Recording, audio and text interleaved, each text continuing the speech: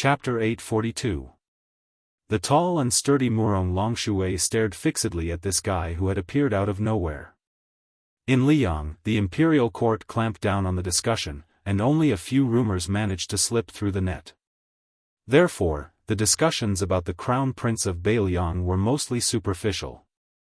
They talked about how domineering he was in Great Peace City and how he made enemies with the students of the Imperial College. However, Beimang was completely different. It was precisely because of this guy's trip to Beimang that the world was turned upside down. Murong Longshui and the old enemy with the surname of Yelu were both interested in Liang because of him, so they personally went down south.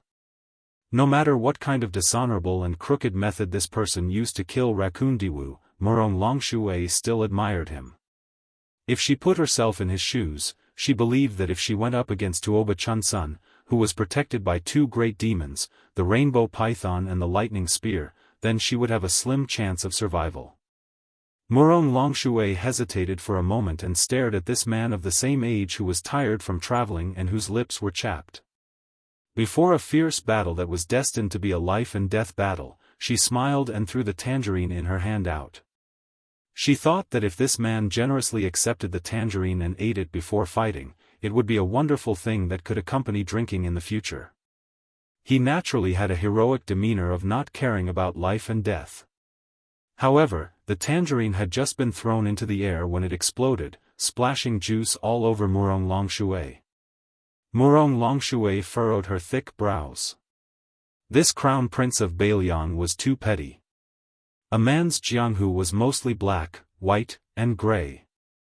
A woman's Jianghu was filled with many different thoughts. Murong Longshui was no exception. Yulu saw Murong Longshui suffer and was secretly delighted.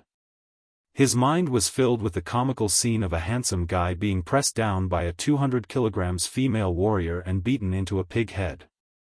Old Moth was not as carefree as Old Moth. His footsteps were steady and he was not in a hurry. The current situation was no different from a heaven-sent opportunity for the three of them. That crown prince was being dragged down by the heavily injured young lady. It would be easier for him to fight the three of them alone. A willow leapt onto the branch of an orange tree beside him and looked into the distance, ensuring that there were no large groups of cavalry participating in the encirclement. It was better to be safe than sorry in other people's territory. After Su Fengnian landed on the ground, she took a deep breath and ran towards Murong Longshui, who was the closest to her. Along the way, she bypassed several orange trees that were bleak and desolate. Unlike Su Fengnian, she was so agile that she crashed into Su Fengnian. The two of them instantly collided. Su Fengnian pushed Murong Longshui's knee down with one hand and her 5 fingers were like hooks, slashing at Murong Longshui's thigh fiercely. The moment before the flying swords pierced into Murong Longshui's body, a willow that had been leisurely gathering branches from a distant orange tree finally made its move. It threw branches at Murong Longshui and Murong Longshui, who were in the middle of a fierce battle, accurately blocking the attacks of the flying swords. Murong Longshui crossed her arms to protect her cheeks. The orange tree was shattered inch by inch, and the sky was filled with broken branches. Murong Longshui ignored the bone-piercing pain and rushed over to Murong Longshui's chest. In the blink of an eye, Su Fengnian made a decision that would cause both of them to lose. Not only did she not pull back her fists, she planted her feet into the ground, and her fists moved smoothly. Just as all the flying swords were about to pierce into Murong Longshui's body, a willow that had been leisurely gathering branches from a distant orange tree finally made its move. It continuously threw branches at Murong Longshui and Murong Longshui, who were in the middle of a fierce battle, accurately blocking the attacks of the flying swords. Murong Longshui crossed her arms to protect her cheeks. The orange tree was shattered inch by inch, and branches and leaves filled the air. Murong Longshui ignored the bone-piercing pain and rushed over to Murong Longshui's chest. In the blink of an eye, Su Fengnian made a decision that would cause both of them to lose. Not only did she not pull back her fists, she planted her feet into the ground, and her fists moved smoothly. Just as all the flying swords were about to pierce into Murong Longshui's body, a willow that had been leisurely gathering branches from a distant orange tree finally made its move. It continuously threw branches at Murong Longshui and Murong Longshui, who were in the middle of a fierce battle, accurately blocking the attacks of the flying swords. Murong Longshui crossed her arms to protect her cheeks. The orange tree was shattered inch by inch, and the sky was filled with broken branches. Murong Longshui ignored the bone-piercing pain and rushed over to Murong Longshui's chest. Su Fengnian's fists collided with Murong Longshui's chest. She instantly made a decision that would cause both of them to suffer. Loss. Not only did she not withdraw her fists, but she also realized that the flying swords within 10 feet were like locusts. Su Fengnian pointed his forehead downwards and knocked on Su Fengnian's head. Murong Longshui's majestic body swung backwards, but his arms were held back by Su Fengnian, not giving him a chance to escape. Murong Longshui roared angrily and shook his arms, causing ripples to spread out and shake off the restraints. Su Fengnian's 10 fingers drew 10 bloody grooves on her arms so deep that her bones could be seen. Murong Longshui lowered her head, and her thigh-thick arms quickly wrapped around Su Fengnian's shoulders.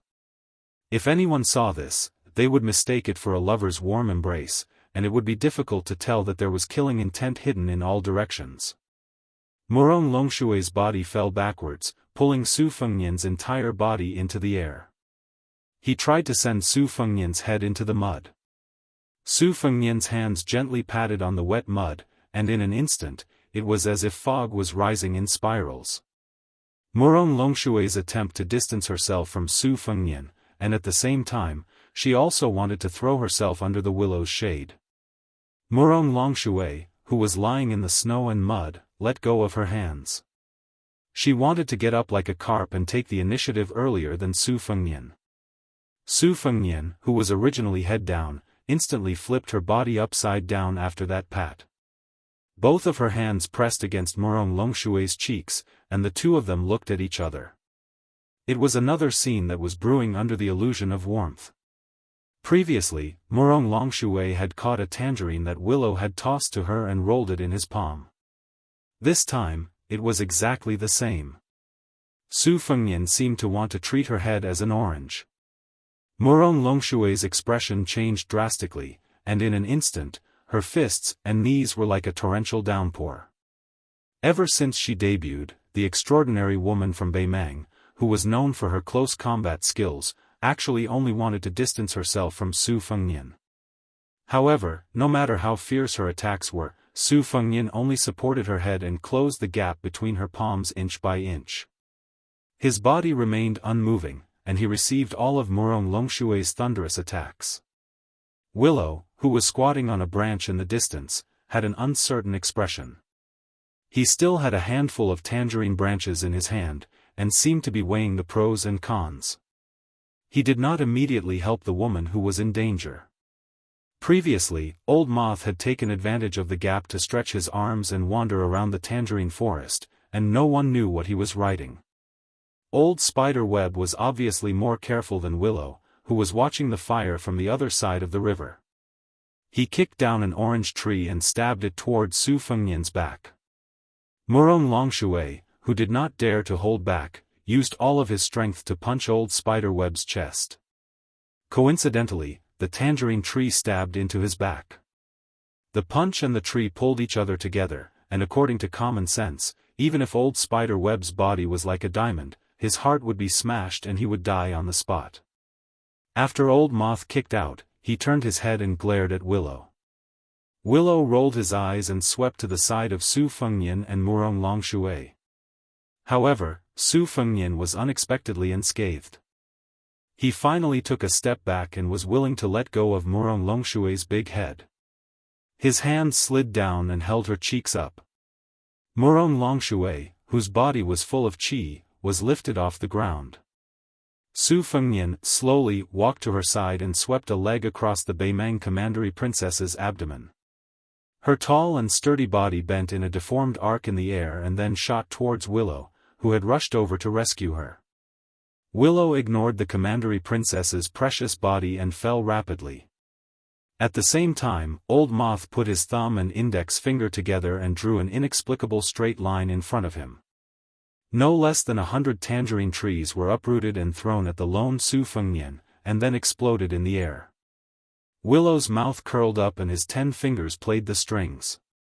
He was full of sword qi. The chaotic sword qi overflowed between heaven and earth like the Milky Way flowing in reverse, forming a cage with nowhere to hide. Su Fengnian stepped out and bent his knees slightly. It was as if he was carrying a cauldron on his shoulders. His hands lifted up into the air. With him as the center, the ground of hundreds of feet was lifted up. A rising curtain of mud faced the torrential sword qi that poured down in torrents. It was like an umbrella blocking the rain. Willow held a branch with both hands and coincidentally stabbed down at the center of the umbrella above Su Fengnian's head. Making use of the opportunity, Willow's shade.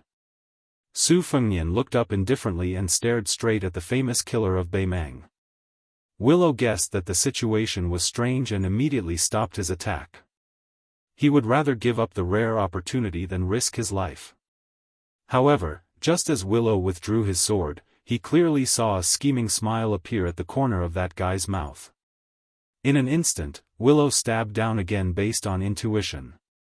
When the branch in his hand touched the space between Su Fengnian's eyebrows, Willow's heart calmed down. The branch had already pierced half a fingernail into the space between his eyebrows. Willow's eyes were sinister and wild with joy. The two of them were only a few feet apart, but the branch suddenly could not move forward at all. Willow did not lose his composure and wanted to withdraw his branch. However, a person in a red robe stepped on his back fiercely. Su Fengnian's fingers touched each other and pierced Willow's chest.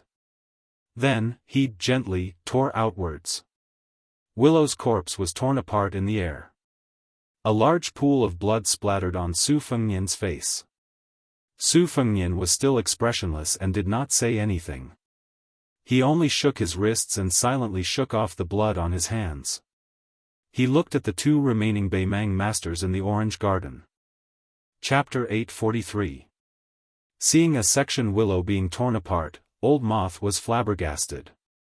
The great leader of the spider web, Li Mibi, had personally given the order for the three of them to work together.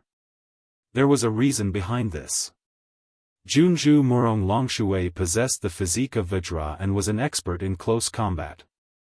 Together with a section willow, who was proficient in assassination, they were almost flawless. With the help of Old Moth, who was one of the two cocoons, he was an experienced man. He could add some icing on the cake or do some shady business to fill in the gaps. Even if they were up against two masters of the Liyang Finger Mystery Realm, they could still fight. Even if a section willow was hit by two swords and a saber, which severely damaged his combat power, Old Moth did not believe that he could break the stalemate within the time it took for a stick of incense to burn. A battle to the death between experts was not only a battle of strength but also a battle of wits. In fact, Old Moth could see some clues. At that time, a section willow partnered with him and created a torrential rain of sword qi that poured down from the sky. Su Fengnian lifted up the ground to act as an umbrella and purposely revealed a fatal flaw at the handle of the umbrella. A section willow also suspected that it was a trap and made a gesture of withdrawing his sword midway. However, for some unknown reason, a section willow, who was famous for being good at capturing murderous intents, changed his mind and decisively stabbed his sword between his eyebrows. In fact, he almost succeeded. If a section willow successfully retreated, not to mention the great merit of the spider web, it would not be difficult for the Empress to bestow a few princesses and princesses. Moreover, the tripartite balance of power between the Beimang, Liyang, and Beiliang would be weakened. Old Moth never expected that he would still be fine, while the one willow that Li Mibi valued greatly could only die in a foreign land. It wasn't that Old Moth had never crossed a quagmire situation where his hands and feet were bound.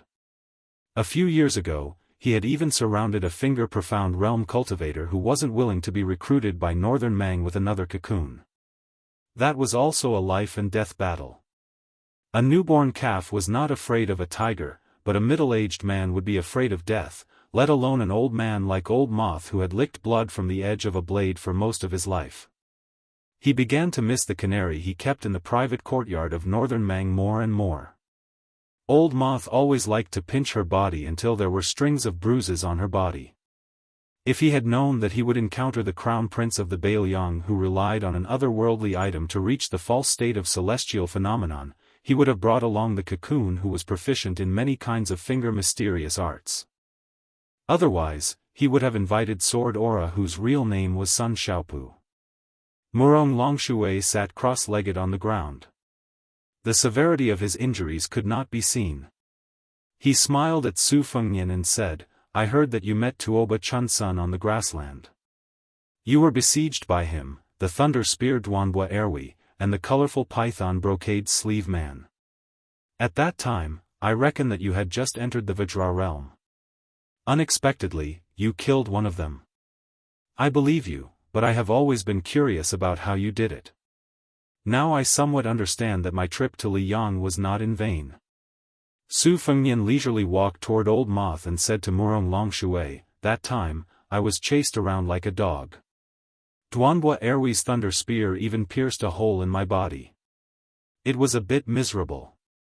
But to be honest, after killing the devil Xia Ling at the Duck Head Green Inn, I am not too afraid of the so-called first-grade masters. After all, I have fought with Luo Yang and the fifth raccoon. So, it doesn't matter whether I am a fox borrowing the tiger's might or not. I don't expect to kill all of you in one breath. But if we have to talk about who will pay a bigger price, it will definitely be you who are unfamiliar with this place after a long time. Murong Longshui stood up and said playfully, regarding the matter of cultivation backfeeding, there seems to be a saying that the well water does not interfere with the river water. Regarding the death of the fifth raccoon, I once asked the Qilin spiritual master about it. The imperial preceptor said that the well water in your body has dried up and there is not a drop left. Naturally, the water from the princess tomb's otherworldly item will flow backward. If it were someone else, their meridians would have exploded. However, I don't know if I misunderstood or if His Royal Highness is scheming against us again. He deliberately used a trick to make it seem like your well is not dry anymore. If you continue to let the Zhu robe otherworldly item instill cultivation into your well, I am afraid that it will leave irreversible sequelae. If we take risks again and again, we will eventually lose the right path of the art of war. Today, a willow horse has lost its front hooves. Tomorrow, it might be His Royal Highness who has a great king of Baoyang in his pocket. Su Fengnian stopped and said with a smile, you can see that? Murong Longshui was slightly stunned and seemed to be a bit annoyed. He pointed at Su Fengnian's hair and said, Your Highness, aren't you asking the obvious? Your white hair is showing signs of turning black. Even a blind person can see it. Su Fengnian nodded and then shook his head. Using his familiar Northern Mang accent, he said, You didn't guess wrongly. After I lost the Great Yellow Court, I finally started to recover my vitality. Logically speaking, I shouldn't create unnecessary trouble at this time. However, you, Murong Longshui, the Northern Mang princess, the precious daughter of Murong Baoding, came to Liyang to assassinate me.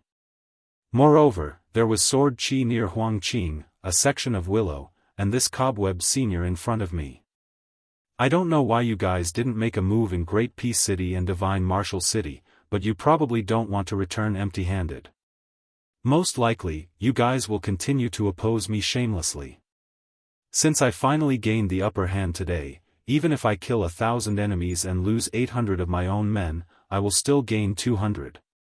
After I return to Northern Liang, it doesn't matter whether I am a second-grade martial artist or a first-grade martial artist. Murong Longshui's eyes were sincere as he smiled and said, To be honest, Spider Web sent out 2 cocoons and several poles to the south this time. Their original intention was to assassinate your highness, but they were stopped in Great Peace City, so they didn't dare to act rashly.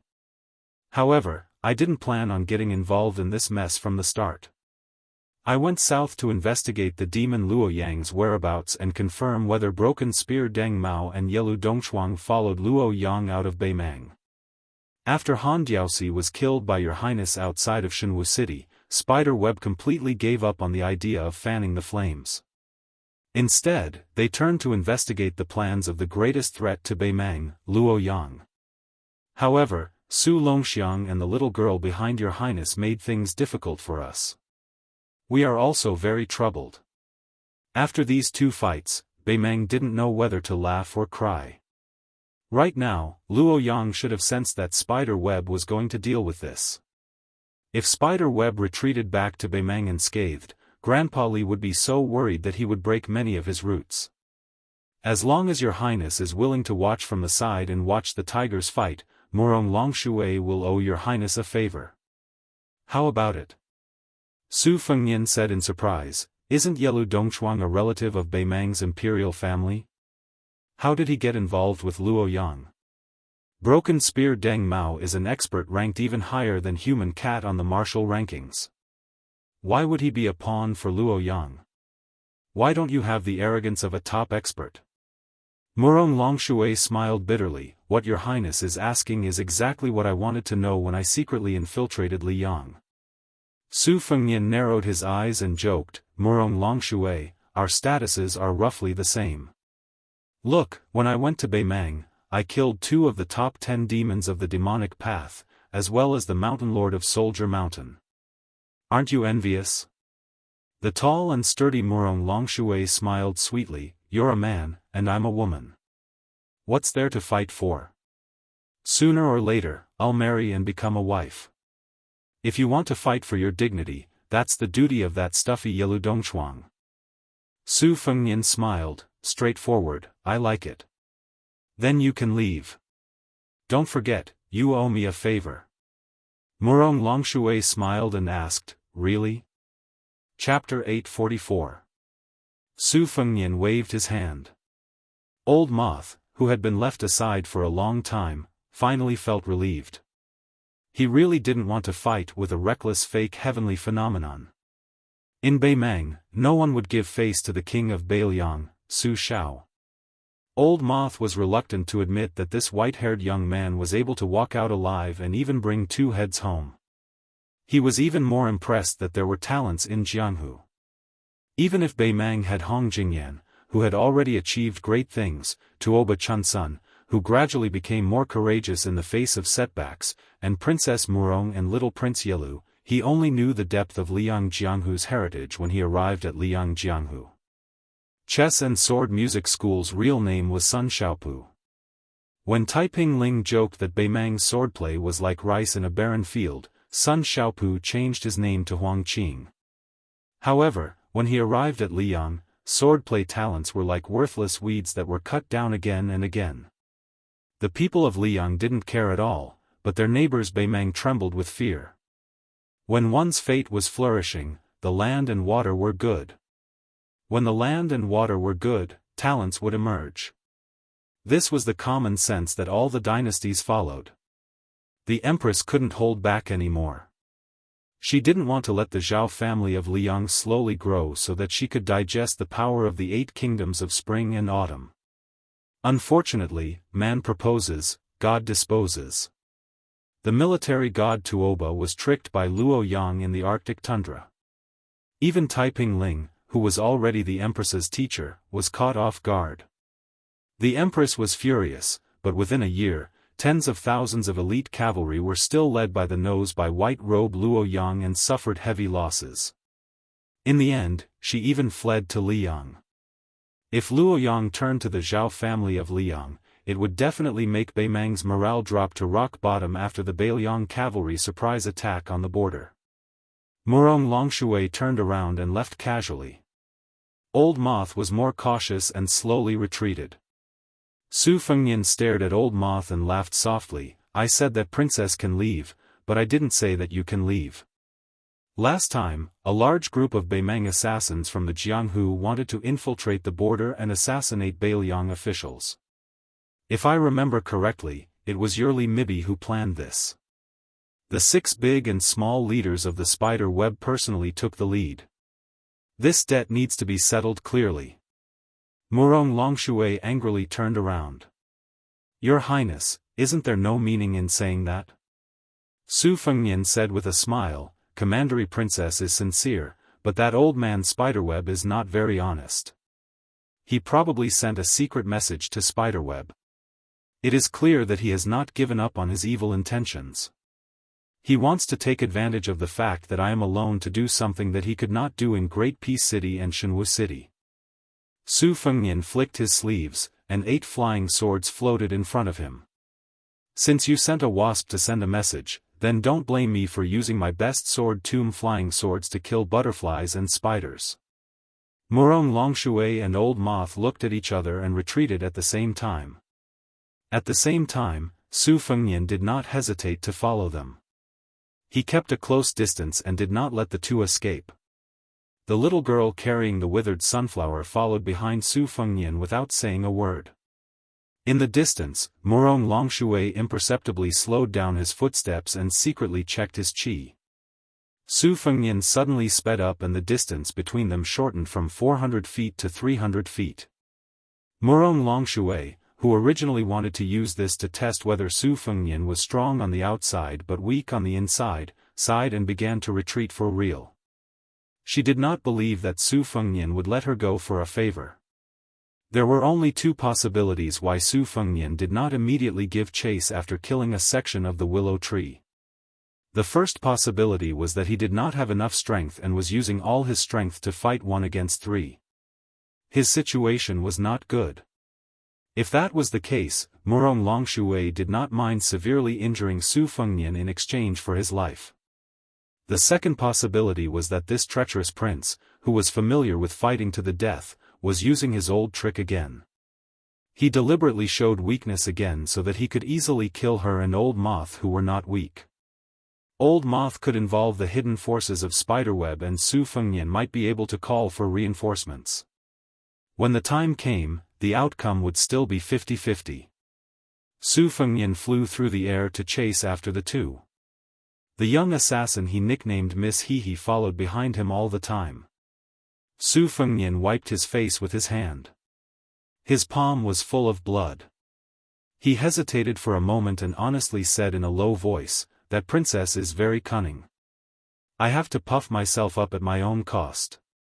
If it were not for her undying desire to kill me, I would have taken you and run away.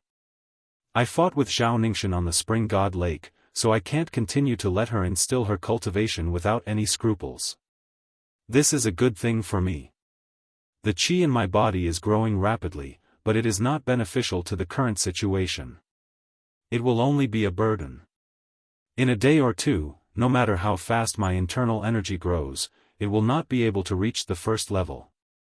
Moreover, she was heavily injured in the battle with the human cat in Jianghu City. This time, killing a section of willow was more or less a bluff. If it were not for that section of willow foolishly running into us, we would have been exposed. But don't worry, they can't kill you. If they want to kill me, even if I stand still and let them kill me, it will still not be easy. It can be said that we are in an invincible position. The only difference is how much we earn from this transaction." The young girl snorted. Su Fengnian looked into the distance. "It would be best if we can capture that princess and the old man alive. Then I will make a big profit.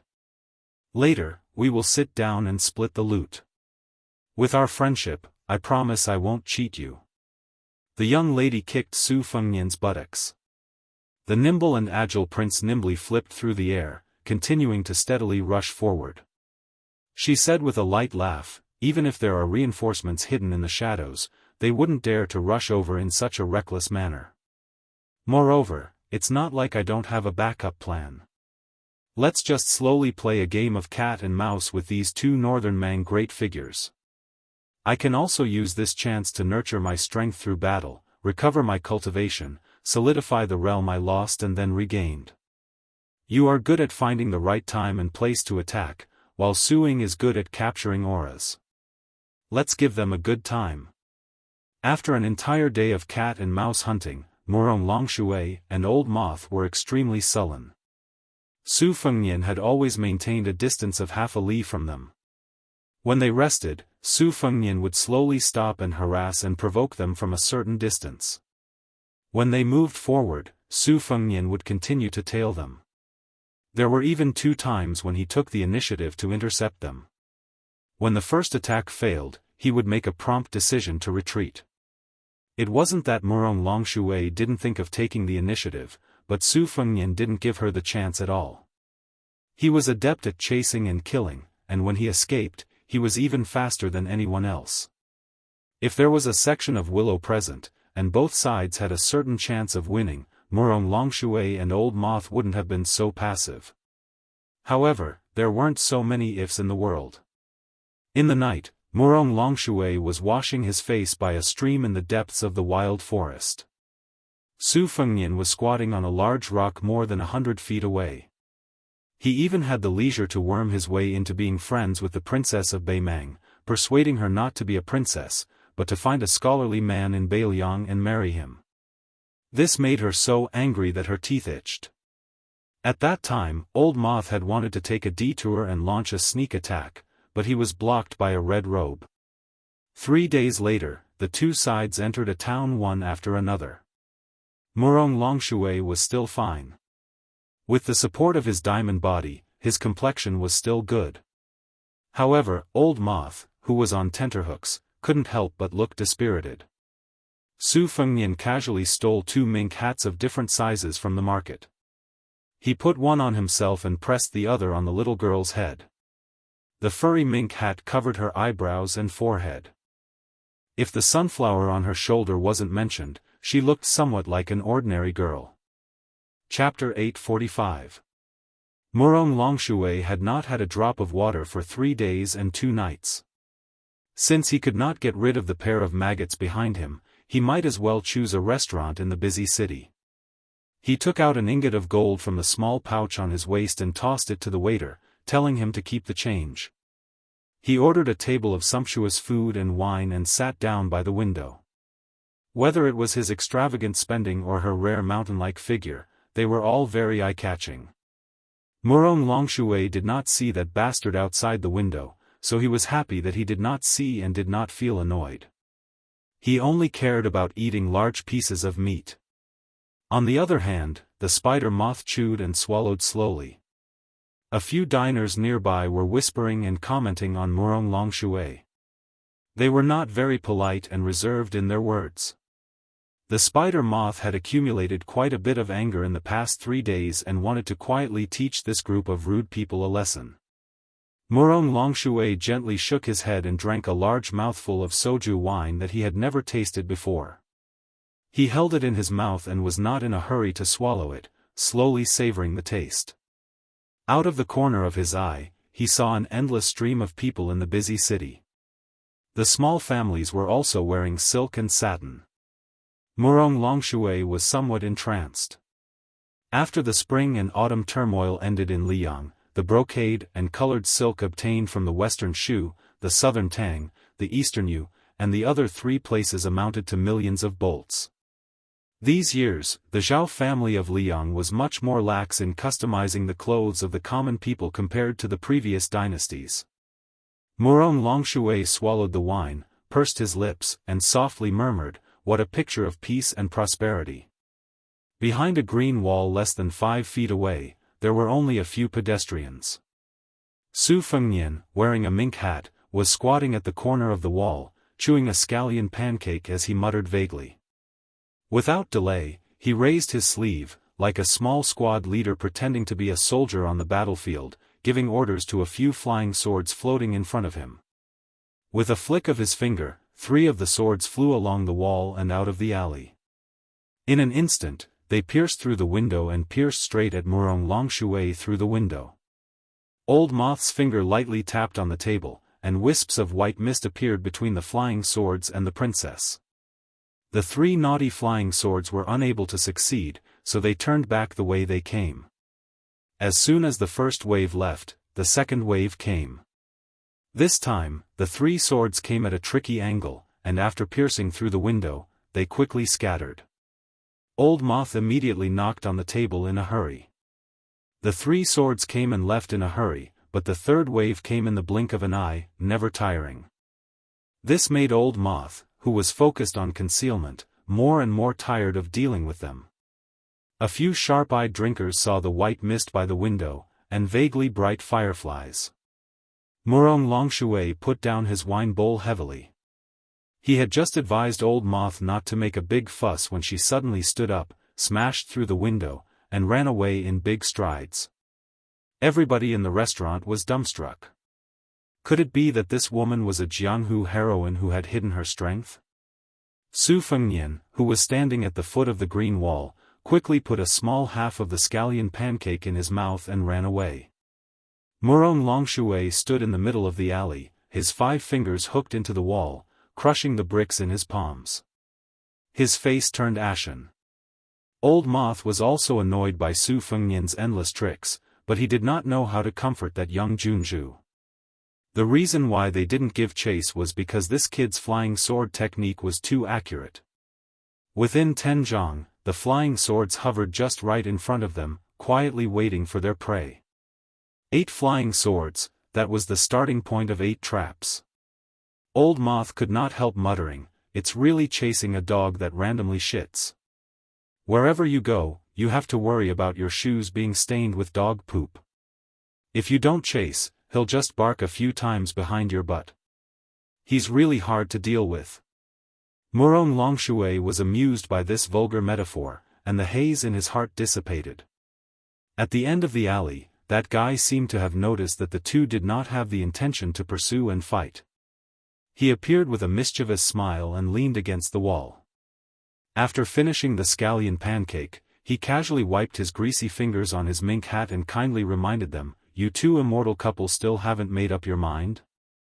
When I call over thousands of Bailiang cavalry, each of them spit a mouthful of saliva to drown you.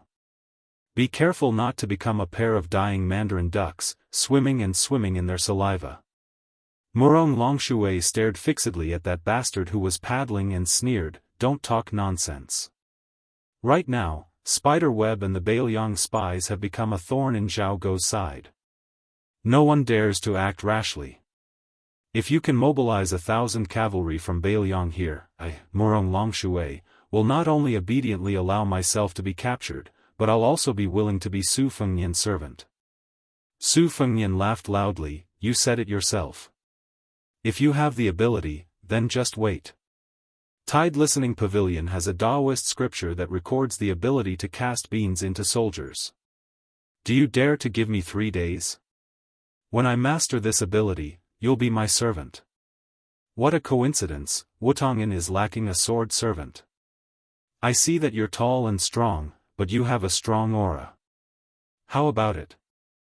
Murong Longshui gritted his teeth and squeezed out a smile, "That's negotiable. Not to mention a sword, I'll even carry a spirit tablet for you in the future." Su Fengnian pretended to be angry and said, "Are you cursing me? Hey, silkworm-rearing old man, why don't you discipline your wife? How are you managing the household? Have you lived for so many years in vain? You said that I'm a dog sh*t, but when you're having sex with the princess, do you think it's romantic? I heard that you have a bad reputation in Spider Web. The number of women you've defiled and killed can't be counted with 2 hands. This time, you're going to roam the Jianghu with the princess at the prime of her youth. Don't have any evil intentions. Living a good life is more important than anything else." Chapter 846. The still virgin Beimang Junju laughed it off, but Old Moth was somewhat anxious. Although Spiderweb had always been loyal to Her Majesty the Empress, or to be precise, to the shadow Prime Minister behind Her Majesty, Li Mixi, Murong Longshui's status was particularly illustrious. If his master was humiliated, his servant would die.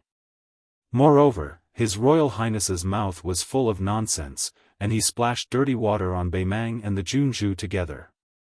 If the Junju returned to Beimang someday and remembered this, how could Old Moth not be alarmed?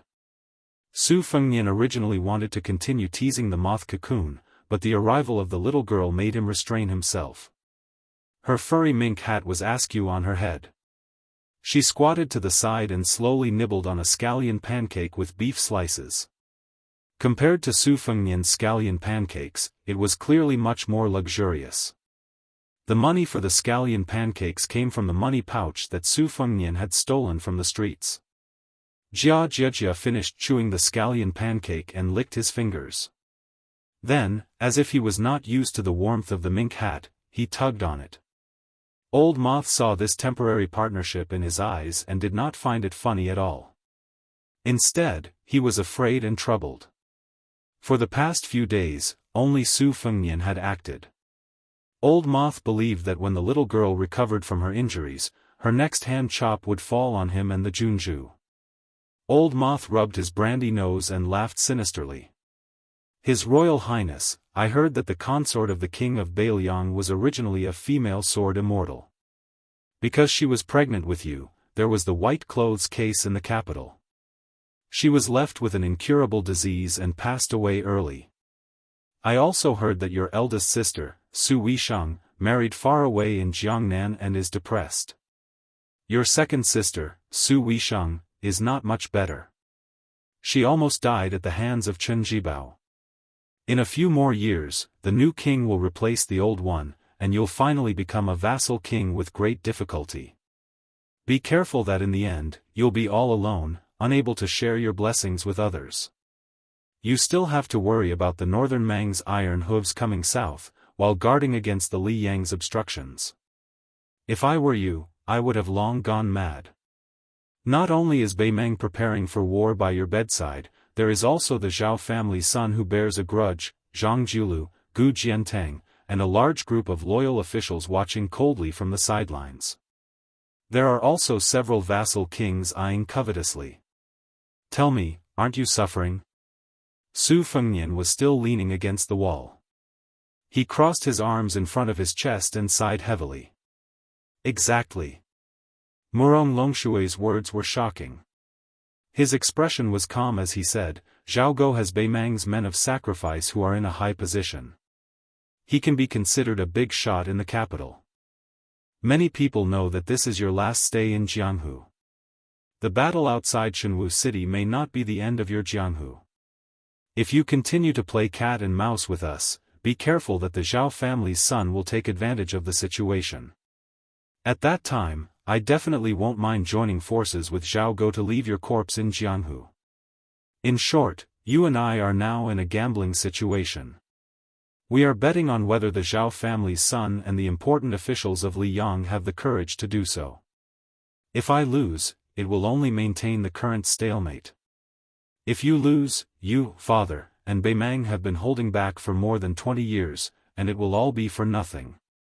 The reason why I am being so frank with you is because I have never treated you as an irreconcilable enemy. On the contrary, Su Fengnian, I admire you from the bottom of my heart. In Bei Meng, only Tuoba and Dong Zhuo can make me, Murong Longshui, accept wholeheartedly.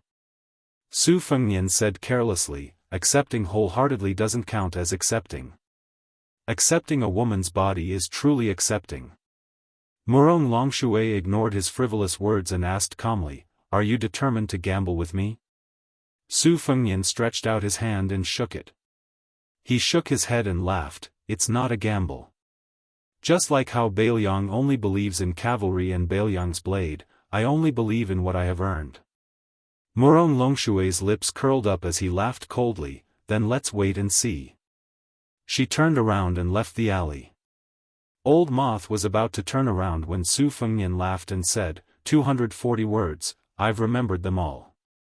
Old Moth's throat moved slightly as he spat out a mouthful of thick phlegm on the ground. He smiled mockingly at Su Fengnian and walked away.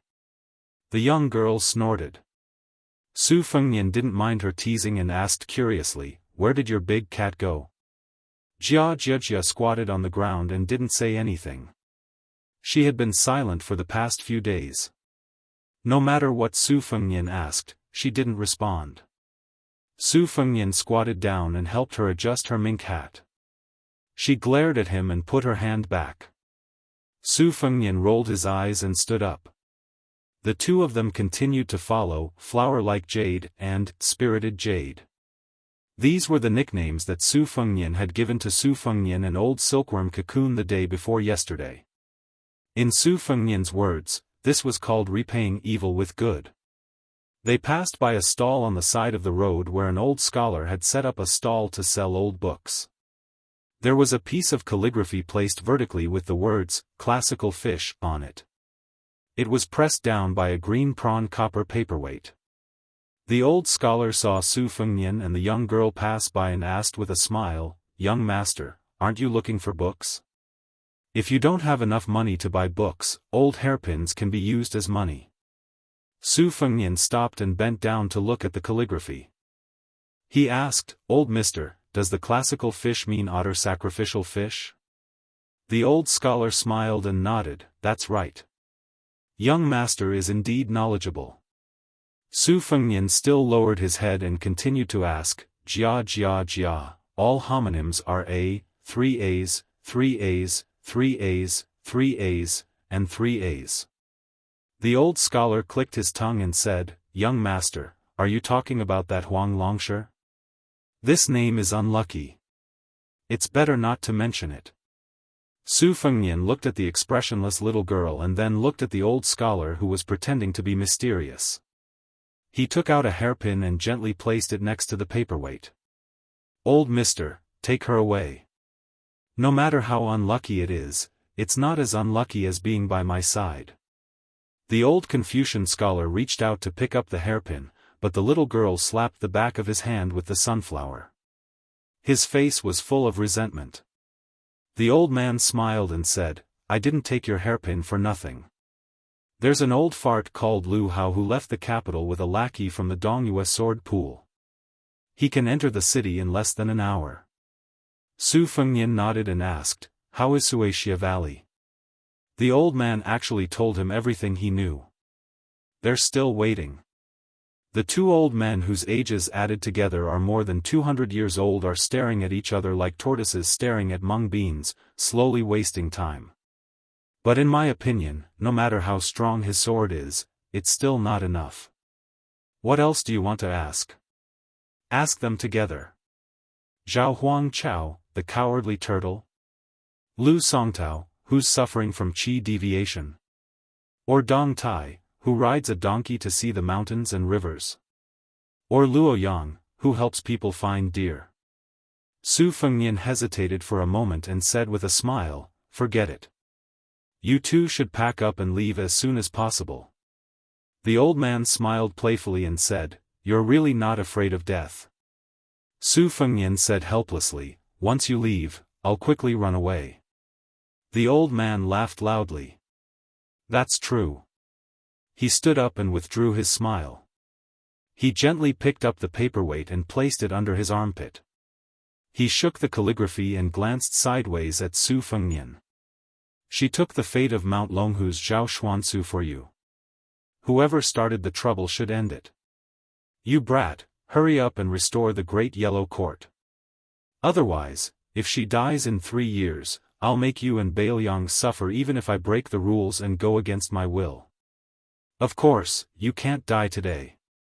Even if you do, you can only die in 3 years. That's why I called for a helper." The little girl didn't drag her feet at all and didn't even look back. The old man walking side by side, how heartless. "Don't ask for the hairpin back." The little girl sniffled. The old man suddenly laughed, "The mink hat is not bad. It looks festive." The little girl pulled down the furry mink hat that covered her forehead and covered her entire face. Su Fengnian stood where he was and quietly watched the two leave. Before long, he turned his head and saw the white-clothed Luo Yang slowly walking over from the opposite end of the street. Chapter 847. Chapter 2 is after 11 o'clock. P.S. Every day, a hero will be selected on WeChat's public platform and a physical book with a signature in the snow will be given out. It's easy to add a friend. There's a QR code on the page of the book in the snow, or you can search for Fenghua 1985. Su Fengnian pointed at the green-robed swordsman who was leading a horse on the street and smiled. "If I'm not wrong, that should be Song Nianqing from the Dongyue sword pool." Luo Yang said calmly, "So what?" Su Fengnian was afraid that she would not take it seriously and look down on the heroes of Jianghu, so he patiently explained with a smile, "This guy is not a fame-seeking swordsman.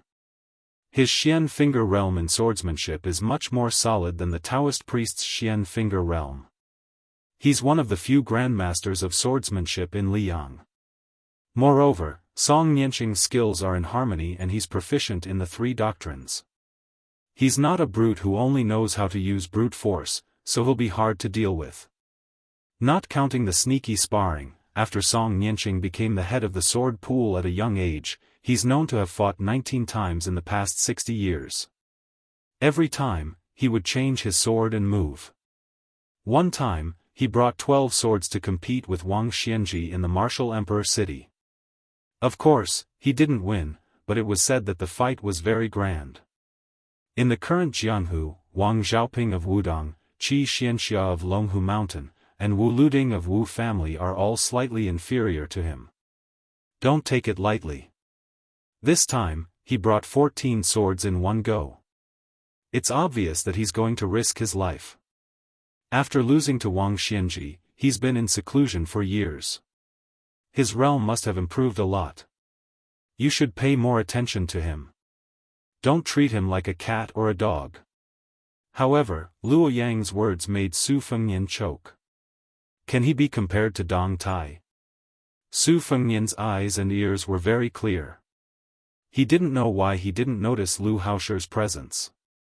Could it be that this old dog from the Zhao family thought that Song Nianqing alone was enough to kill him? The sword mound of the Wu family and the Dongyue sword pool had never been regarded as factions of the martial arts world.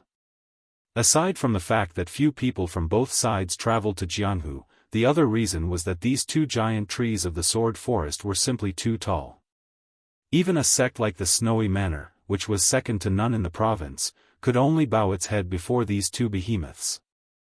After the sword mound of the Wu family defeated 10,000 riders with 9 swords, it declined from its peak.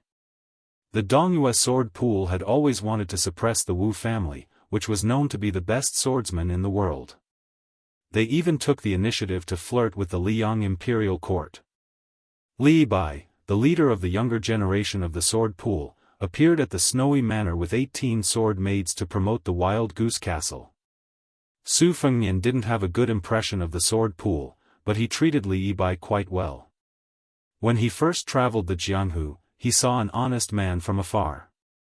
His moves were simple and not flashy. At that time, Su Fengnian didn't think that it was a high-level swordsmanship. He only thought that this man was good and didn't put on airs. Later, he found out that he was a talented swordsman who had the potential to become the leader of the sword pool. Therefore, when he attacked the Snowy Manor, he only found trouble with the Spring Invitation Cottage and the Wild Goose Castle. Li Bai's master, the current leader of the Dongyue sword pool, Song Nianqing, left the sword pool for the first time in nearly 30 years. He took 14 famous swords with him. It seemed that he wouldn't stop until he took Su Fengnian's head. Su Fengnian asked softly, "Why don't you wait for a while and let me test his strength?" Luoyang sneered and said, "Are you afraid that I will easily kill Song Nianqing and alert the enemy, and Lu Haosher will become a coward and ruin your plan of being the Oriole behind? I find it strange. With your current skills, fighting Master Lu Hao is like hitting a rock with an egg." "What? Do you want me to help you when you are beaten half to death? Let me say this first. Even if I help you, it will be after Master Lu Hao kills you and then I will help you collect your corpse." Su Fengnian grinned and smiled brightly, "I'm not that particular. I just feel that since there is going to be a fight, there is no reason for me to hide in the back." Luo Yang clicked her tongue and said, "I remember now." Outside Dunhuang, someone defended the city gate with a sword and blocked hundreds of cavalry. Then he swaggered into the city. "How impressive."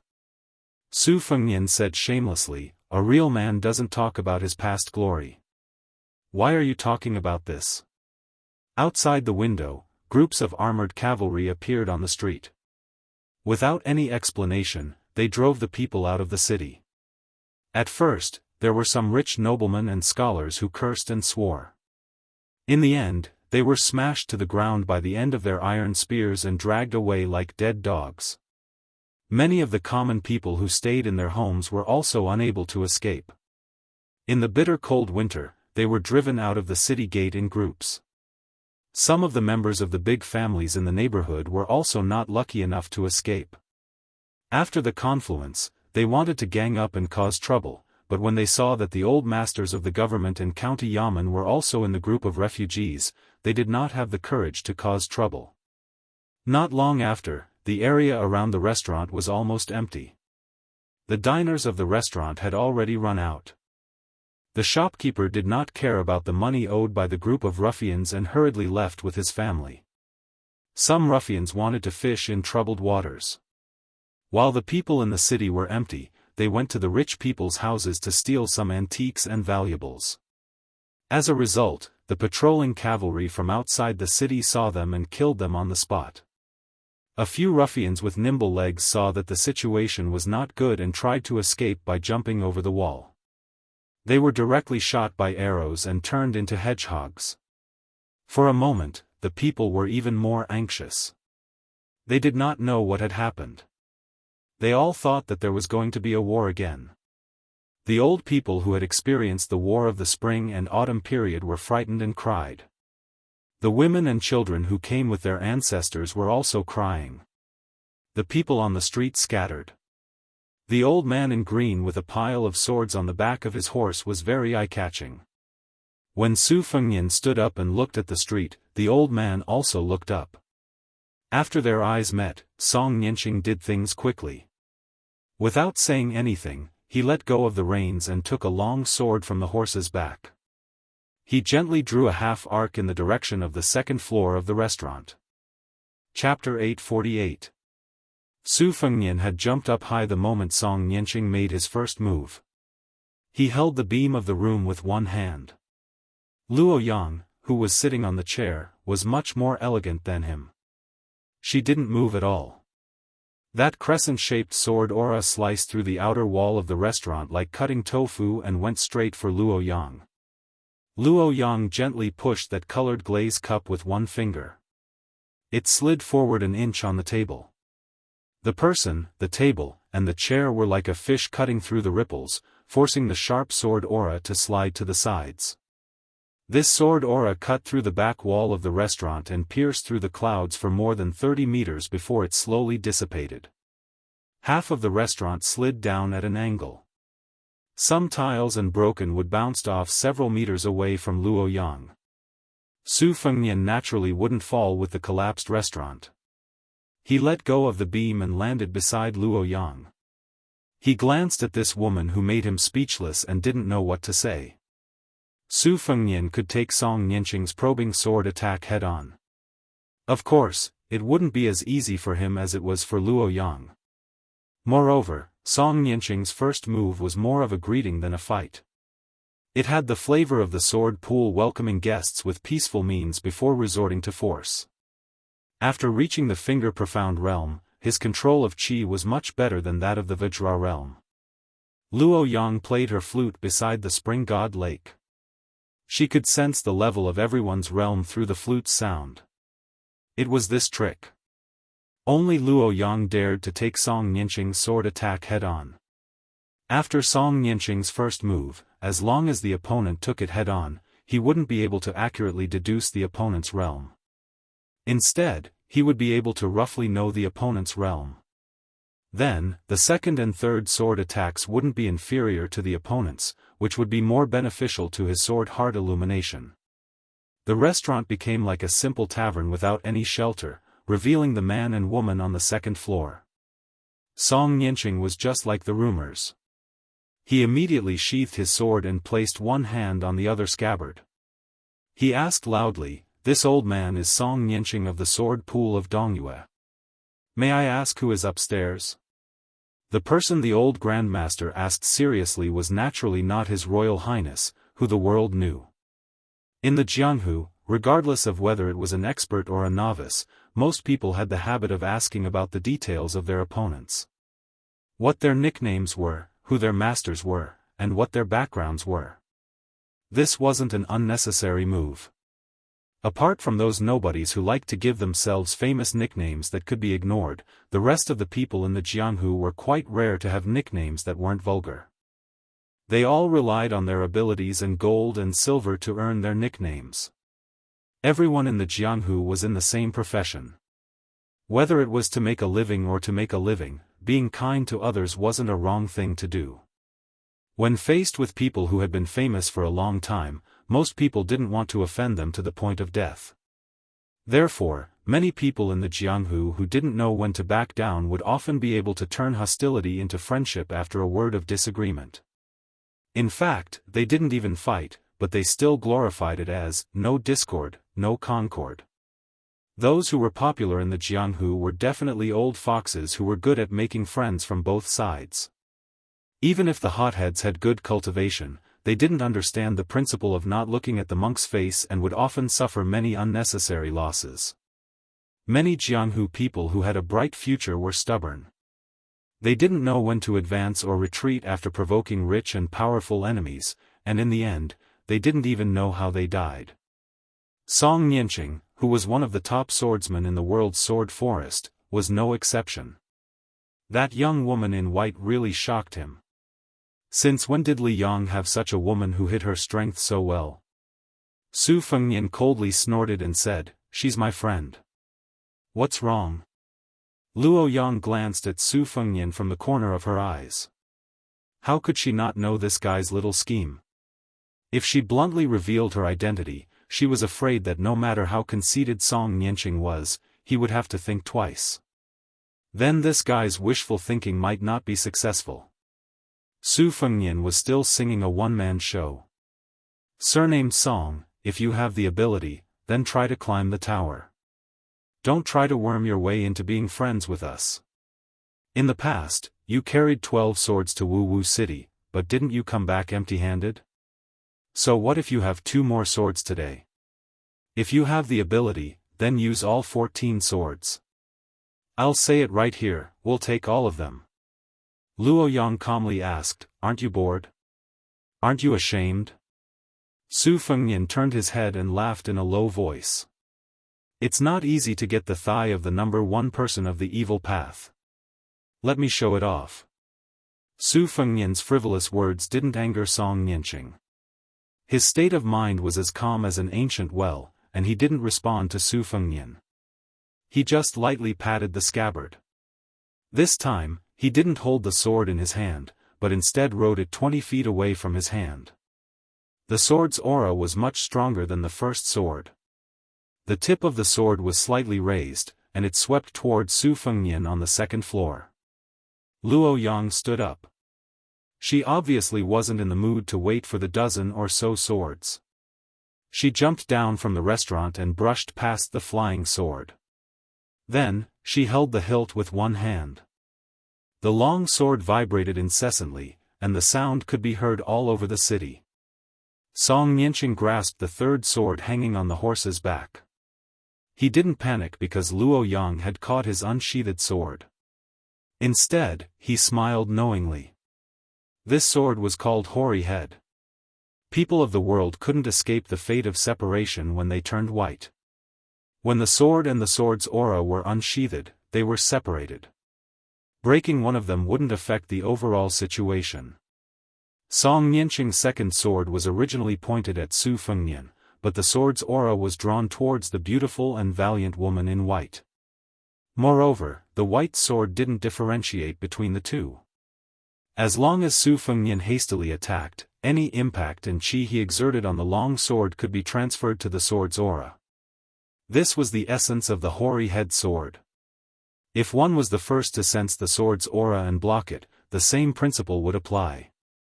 Luo Yang suddenly clenched her 5 fingers, and the long sword in her hand suddenly stopped wailing. The perfect sword embryo was broken, but her means were swift and fierce. It was tantamount to adding fuel to the fire for the sword's aura lurking in the dark. Su Fengnian didn't realize the mystery until the sword's aura suddenly approached. He cursed. It wasn't clear whether he was cursing Song Nianqing for being treacherous or blaming Luo Yang for deliberately tricking him. 8 flying swords came out of her sleeve like a thunder pool. The woman who tricked Su Fengnian secretly raised the corner of her mouth. She held the long sword that had completely lost its spirit upside down, landed lightly on the ground, and ran toward Song Nianqing. The sword's aura in her hand soared to more than 10 feet. It was as thick as the mouth of a bowl and like the tail of a comet. It was domineering. Song Nianqing was shocked. He was only holding the sword in his right hand, but he immediately added a sword to his hand. Luo Yang, who was holding the long sword upside down, released the hilt and threw the long sword and the sword's aura at Song Nianqing. In fact, it was more like a smash. Chapter 849. The sword and sword chi were like a painter splashing ink onto the ground.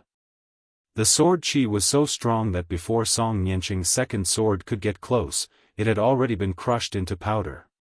Song Nianqing did not retreat but advanced instead. His feet were only a few inches off the ground, and he advanced more than 10 feet. When he stopped, he twisted his toes, and the new pair of plain green cloth shoes slid on the ground, kicking up a cloud of dirt. His left hand held the sword behind his back, and his right hand held the sword in front of his chest. He then pointed downwards, and the tip of the sword went from downwards to upwards, pressing against the bottom of the sword chi. The sword in Song Nianqing's hand gradually bent, and bit by bit, he changed into the collapsing sword style. The tip of the sword was not higher than his head, and with a light shout, he actually flicked the condensed sword force over his head, landing on the street and creating a bottomless pit. The sword pool sect master's sword did not straighten, and maintained a slightly bent collapsing sword style. He let go of the sword, and before the sword fell, the tip of his left hand collided with the middle of the sword that was hovering in the air. There was a clang, like the sudden sound of a temple's morning bell, melodious and loud. Luo Yang moved forward at a moderate pace, and with a casual wave of her arm, she blocked the sword chi that came from the collision of the swords. Song Nianqing quickly changed from a straight collision to a horizontal one, and the second sound was like the evening drum, extremely dull. Striking the morning bell, striking the night drum, the sound of the drum kills, the bell absorbs the soul. Song Nianqing had secretly entered the Jianghu 20 years ago, and when he was traveling, he stayed in a nameless ancient temple and learned it after hearing the morning bell and evening drum. Song Nianqing repeated the boring collision without stopping, and in an instant, he had struck it 108 times. Luo Yang continued to move forward, and in the end, she was even stingy with raising her hand. There were continuous explosions in front of her, and everywhere she passed, the sound of the bell, drum, and sword would destroy everything. The original meaning was to sound the drum and listen to the sound, and to return quickly, and not violate the rules. But since Luo Yang could kill her way through Beimeng alone twice, what was a small noise of the bell, drum, and sword chi? Song Nianqing's two swords finally couldn't withstand the force of the collision. The two swords broke and fell to the ground. Song Nianqing didn't turn back to retrieve the swords from the horse's back. Instead, he formed a sword seal that resembled both Buddha and Tao. Riding the swords out of their sheaths, the three swords left their sheaths one after the other, leaped up from the horseback, like a long rainbow falling on top of Luo Yang's head.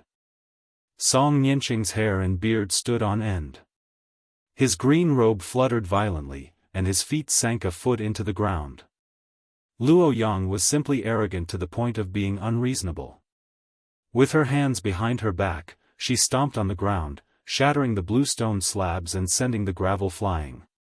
It was exactly the same as the first battle with Dong Tai in Dunhuang City. However, at that time, she stomped on the ground, shaking up thousands of raindrops to form 1,000 white swords. Every time a sword pierced towards her, it would be deflected by a stone a few feet away. In the 30 steps that Luo Yang had taken, the three swords had already returned without any results more than 60 times. The tips of the swords had long been broken, and the distance between her and Song Nianqing had shortened to less than 10 feet. Song Nianqing pressed his hands down, and the three swords that were half of their original length pierced towards Luo Yang at the same time, making a final struggle. Luo Yang brushed her hand and casually grasped the three flying swords that were like arrows at the end of their flight. She continued to move forward slowly. However, unlike the first sword that was crushed by her on the spot, the three swords didn't lose their vitality in her hand.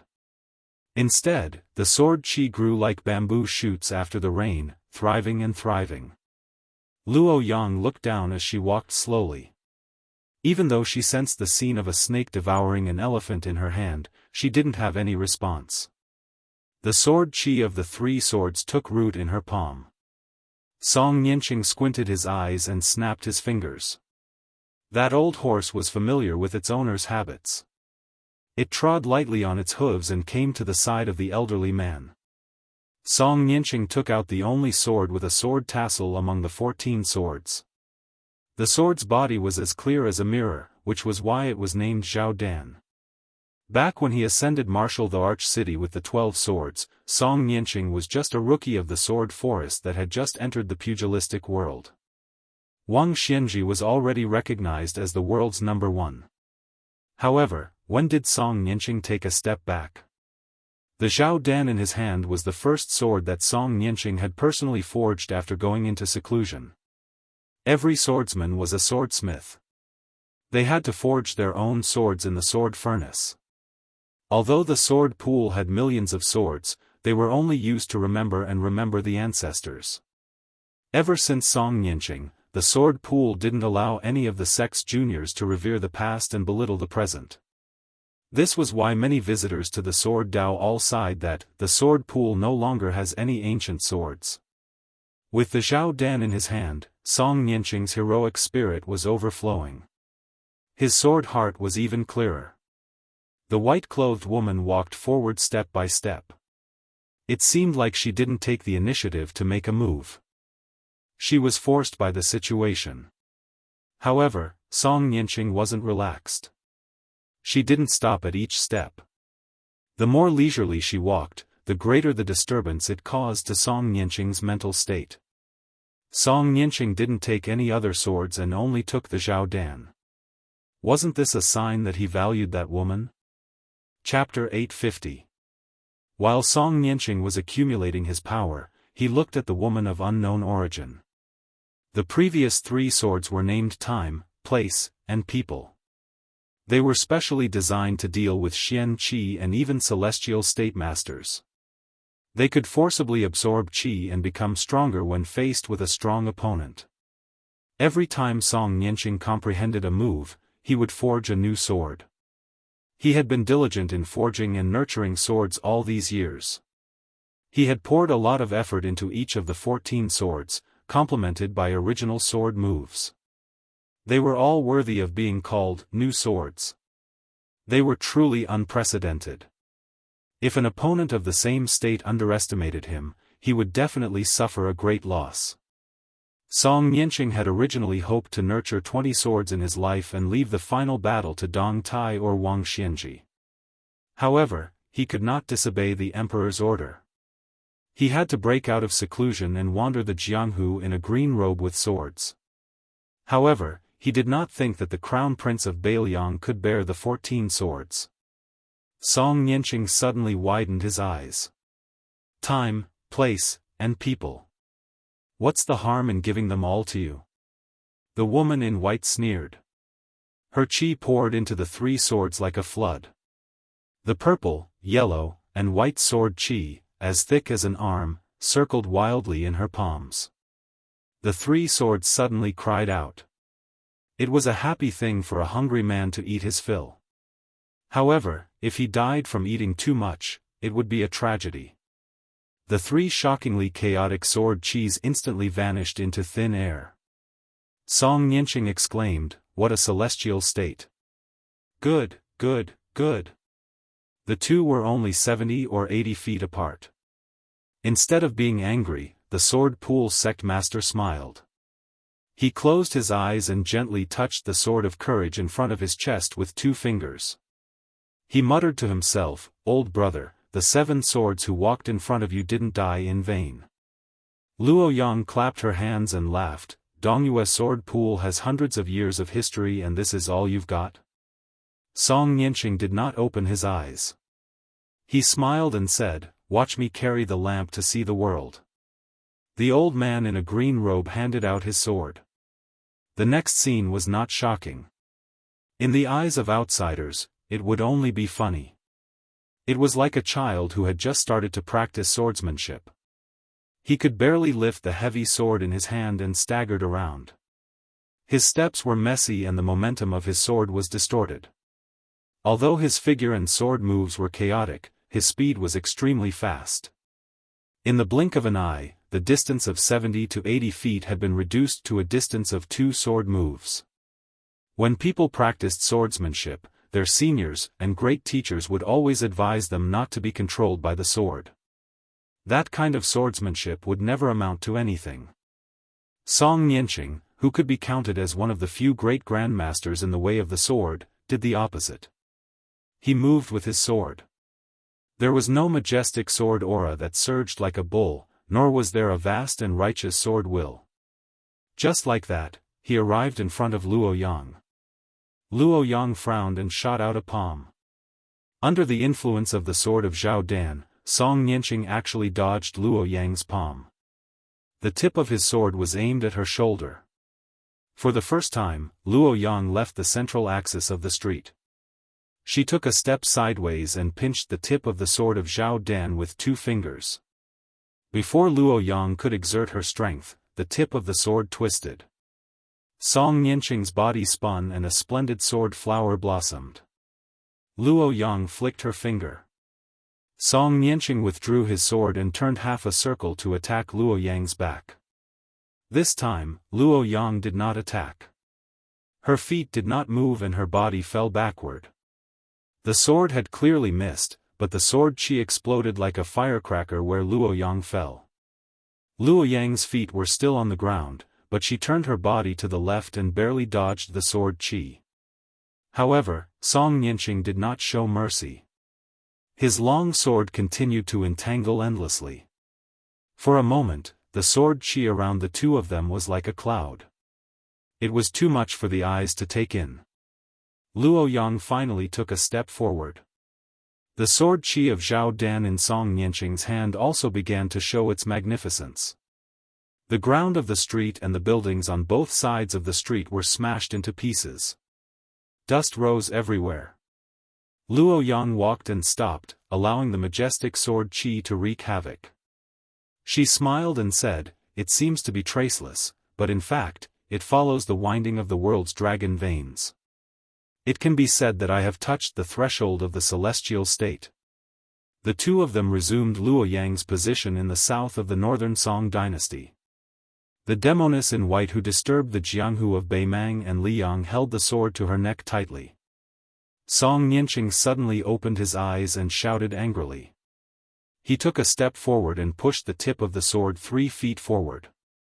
Luo Yang calmly took a small step back.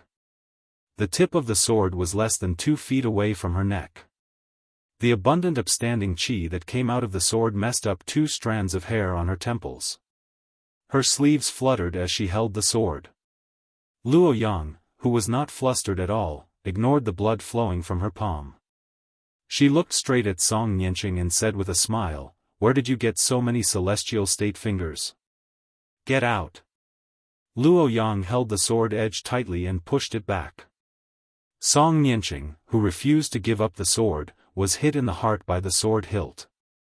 Luo Yang seemed to be angry at his indiscretion and kicked the old man in green in the chest.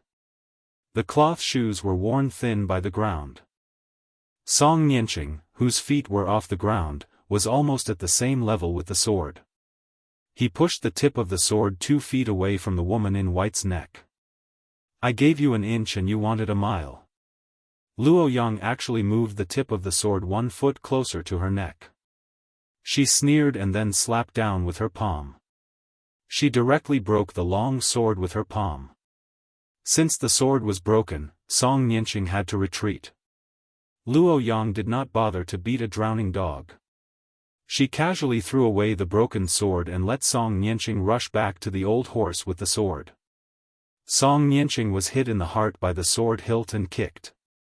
Blood oozed from the corner of his mouth. He tried to calm down. The old man's face was full of disbelief. If he was fighting against Wang Xianji, the #1 in the world, he would be in such a sorry state. But how could an unknown young woman in Jianghu be so domineering? Or was it because he was too ignorant? What the woman in white said next really made Song Nianqing flustered and exasperated. As an old man who occupied a place in the sword world, no matter how good he was at maintaining his composure, he could not stay calm. "I'll teach you how to use the sword." Chapter 851. On the second floor of the restaurant, Luo Yang added fuel to the fire of the sword qi that was connected to the sword. The sword qi instantly surged, startling Su Fengnian. He hurriedly manipulated the 8 swords to form a lightning pool to defend himself. The sword qi and the sword qi seemed to be fighting against each other. The sword qi struck the flying swords, producing incessant tinkling sounds. Su Fengnian's actions were also unexpected. He was not in a hurry to destroy the sword qi. Instead, he fought and retreated. He moved around on the second floor, chipping away at the sword qi bit by bit until the sword qi was completely eliminated. After that, Luo Yang went downstairs and pressed on. Song Nianqing could not care less about the person upstairs. The 2 swords of Morning Bell and Evening Drum, followed by the 3 swords of Favorable Timing, Favorable Location, and Favorable Person, followed by the sword Illuminating Courage, totaling 8 swords. They were all worthy of being called new swords. Especially the 3 swords that stole the celestial phenomenon realm and the sword Illuminating Courage that followed. They were all eye-opening to Su Fengnian. Putting aside the unconventional flying swordsmanship, Su Fengnian's swordsmanship could barely be considered to have reached a higher level. However, he had a good eye. Song Nianqing of the sword pool handed over sword after sword according to the prescribed order. Even though Su Fengnian had been carefully guarding against Master Lu Hao who was hiding in the shadows, he did not dare to take his eyes off of it. Looking at swords was like admiring calligraphy. A layman might only think that the calligraphy was written with dragon and snake strokes, but if it was him holding the brush, he would not be able to grasp the essence of calligraphy. This was why most people in Jianghu wanted to be guided by a master. Su Fengnian was like a spectator who often watched calligraphy. Some of the calligraphy that entered his eyes were graceful and charming, some were clear and vigorous, some had a solemn atmosphere. However, they all happened to be pleasing to him. Su Fengnian had an arrogant thought that no one knew about. He hoped that one day he could forge a furnace and form a sword altar and a large peak. There were not many trees on the peak, but they must all reach the sky. Su Fengnian glanced at old Ma who was carrying a sword on his back on the street. He wondered if Song Nianqing's remaining 6 moves could cross Xianji and reach celestial phenomenon. If he stayed at Xianji, it would be impossible for him to hurt Luo Yang. Luo Yang was not a member of the 3 sections. She was a real martial artist. Like Wang Xianji, she was extremely domineering. She had fought Tuoba Bodhisattva, Deng Tea, and Hong Jingyan, who were the top 5 experts in the new martial arts ranking. She had even pulled Hong Jingyan down from the 4th position and replaced him. Against such a flawless demoness, even Celestial Phenomenon Sword would not have a 50% chance of winning, let alone Xianji. After a short moment of anger, Song Nianqing sighed and said, "This old man has poor eyesight and has been in seclusion all year round. I didn't expect to become a frog at the bottom of the well. Only now did I remember that there was a woman in white blocking useless monk by the green crossing river. I finally guessed your identity. I don't know if it's too late." Luo Yang said she wanted to teach Song Nianqing a sword, but she did not take out a sword from anywhere. She also did not use any external object to make a sword. She just put her left hand across her chest with her palm facing up and her right hand slowly pressed down. Song Nianqing, who was standing beside the horse, looked up at the gray sky. He wiped the 6 swords hanging on the horse's back. The swords were not out of their sheaths. 3 swords pointed to the ground while the other 3 hung in the air. They fell randomly in all directions, looking messy. Song Nianqing muttered to himself, "This old man has been holding a sword all his life. He only saw it as a troublesome matter to pass on the incense. He was afraid that it would delay the progress of his swordsmanship. 40 years ago, he had a hint of enlightenment and almost achieved the sword of celestial sword. 20 years ago, by chance, I was watching the sea of clouds rise and fall in a blessed place. A red sun rose from the east, as if it had suddenly jumped into the world. I was touched again, but I still gave up on that sword. Since then, he went into seclusion. He only wanted to progress step by step. He wanted to enter celestial phenomenon before becoming a celestial immortal. Gradually, he learned that this old man was born in the sword pool. The first sword he chose was a peerless sword. The first sword manual he received was a top-notch secret manual. The first time he cultivated his inner strength was also a peerless heart mantra. The master who taught me swordsmanship was a grandmaster of swordsmanship. Everything went smoothly for him, but his swordsmanship cultivation was left far behind by some people who came from the countryside. Only then did he know that everything would cry out when there was injustice. This old man did not have any injustice in his heart, so how could he resonate with heaven and earth?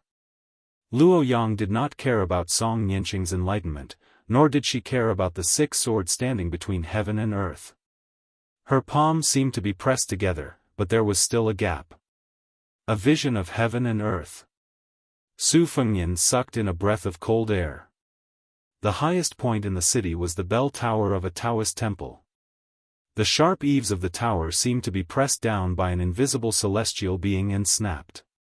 Immediately after, the bell tower collapsed in an unusually smooth manner. The 1,000-year-old tower in the city, second only to the bell tower of the Taoist temple, also began to collapse. All the taller buildings in the city began to collapse together, showing a scene of being cut down by a knife. The huge city was like a piece of tofu on a chopping board, easily cut by a knife. The more it was cut, the thinner it became. In the blink of an eye, Su Fengnian did not dare to stay on the second floor. He floated to the ground, only to hear the ear-piercing noise of thousands of kilograms of gravity crushing wood and stone. Su Fengnian gently stamped his foot and then laughed bitterly. Not only was the heavens moving down, but the ground was also restless. It was like a great Buddha overlooking heaven and earth with its palms pressed together. There was nowhere to hide. Heaven and earth were in harmony, leaving only a line. This line was Luo Yang's sword. Song Nianqing's expression was grave. The 3 swords in the air pierced upwards, while the 3 swords on the ground penetrated downwards. Clearly, he was doing his best to assume a mighty posture of indomitable spirit. This line between heaven and earth was still 3 zhang high. Needless to say, the high walls of the city had long been completely destroyed. The elite cavalry that had been transferred from outside the city to clear out the city had really hit the mark by a stroke of luck. If not for their foresight, under the might of Luo Yang's mighty sword, the nearly 10,000 corpses would have been nailed to the ground. The more the situation was settled, the more Su Fengnian did not forget that Lu Haoshi, Murong Longshui, and Spider Web Moth were still hidden in the city. Murong Longshui and the old man were indeed in the city, and they were not far from here. They were 3 streets away. Murong Longshui was sitting on the wall of a low alley. He had gotten a pot of wine from somewhere and was sitting cross-legged on it. He used his robe to wrap it up and eat. Old Moth stood in the middle of the alley and did the same action as Su Fengnian. He stomped hard and the entire alley's bluestone slabs cracked. The old man sighed and said, "Who would have thought that after the battle between Woyang and Bodhisattva Tuoba in the icy plains of the extreme north, his methods had become even more vicious. Princess, with her here, do we still have to interfere? I'm just afraid of pulling chestnuts out of the fire. Before we can eat the roasted chestnuts, we'll get into trouble instead." Murong Longshui bent his finger and flicked a few peanuts, one near and one far. He watched them explode and said, "This immortal's method of controlling heaven and earth is the same as borrowing a sword from the Great Snow Plateau. After all, it's not invulnerable. Sword, immortal swords are invincible. You and I are destined to be discovered, but it's not impossible to fight for a chance of survival. Right now, I'm just afraid that the guard dog of the Zhao family in Great Peace City will act shamelessly and insist on waiting for Luo Yang to deal with us before making a move. But then it'll be even harder for him to kill Su Fengnian. It'll depend on Lu Haoshi's decision. Presumably, Su Fengnian's head should be worth more than the two of us combined. Besides, I heard that this old man has a personal grudge with the Bailiang. In short, let's watch from afar. Luo Yang's temperament is unpredictable. If we annoy her, I don't want to die in Liang. Murong Longshui landed softly in the alley. Old Moth had already left quickly. The tall and strong Junju glanced at Old Moth's hurried back and smiled. On the street, Song Nianqing's 3 swords in the air started to fall, the 3 swords in the ground started to rise. All 6 swords trembled and wavered. Song Nianqing closed his eyes and focused. A person had 7 orifices. Every time a sword broke, the sword master, Song Nianqing, would bleed from one orifice. When all 6 swords were broken, Song Nianqing's eyes, ears, and arms were bleeding profusely. The miserable state of this great swordsman was truly frightening. But Song Nianqing's expression was still calm. Since only 6 of his 7 orifices were bleeding, it meant that other than the 14 swords on horseback on the surface, the number 1 of the sword pool, Song Nianqing, most likely had another sword hidden. When Song Nianqing finally spoke and attacked, Su Fengnian, who was most likely leaving behind his last words, had only guessed half right. The Junju and Old Moth were in the city, but Lu Haoshi was not hiding in the city. 10 li away from the city. An old man with an old-fashioned face stood where he was. When Luo Yang's hands began to close the sky and the earth, he began to move his feet extremely slowly. The first step was not even half of an ordinary person's step. The second step was slightly faster, no different from an ordinary person's. The third step was the distance of an ordinary person's 2 steps. And so on and so forth. The sky and the earth were like thunder, rushing towards the city. Chapter 852. Shenjiafang was one of the best villas in Tianyuan. It had many people, deep mountains and remote rivers, and cultivated diligently while avoiding war. Its feng shui was extraordinary. An old man and a young girl walked through the fields. It was cold and frosty, but the fields were not soft. There were some shriveled eggplants on the fields. The old man bent down to pick a few and put them in his pocket. The young girl behind him wore a cheap mink hat and looked back from time to time. The old man was still talking to himself, "Don't look at the eggplants now. After being frosted, they are sweet when they enter the mouth. The taste is no worse than the crucian carp in winter and can compete with the winter bamboo shoots. Later, find a family and I will personally cook a pot for you. Shen Jiafang owed me a big favor. Back then, I was the one who picked this treasured land for them. Not to mention a few worthless eggplants, even if it was a few lives, would have taken them away just like that. You, don't look at me. Since I found Luo Yang as a helper for that boy, his life and death are 50-50. Don't stare at me. Yes, I let him fall into this trap, but he made my daughter suffer such a big loss. If I don't scheme against him, who will I scheme against? As for me, generally speaking, I don't help anyone. Even though the emperor of Dongyue indulged in sensual pleasures, I still managed to protect most of the Dongyue imperial family. The last emperor of southern Tang worked hard to govern the country and had great talent and vision. He could be considered a wise ruler. But now, everyone in southern Tang has the surname Hong. According to the logic that people of the present age like to talk about, the shady business that I did was completely unreasonable.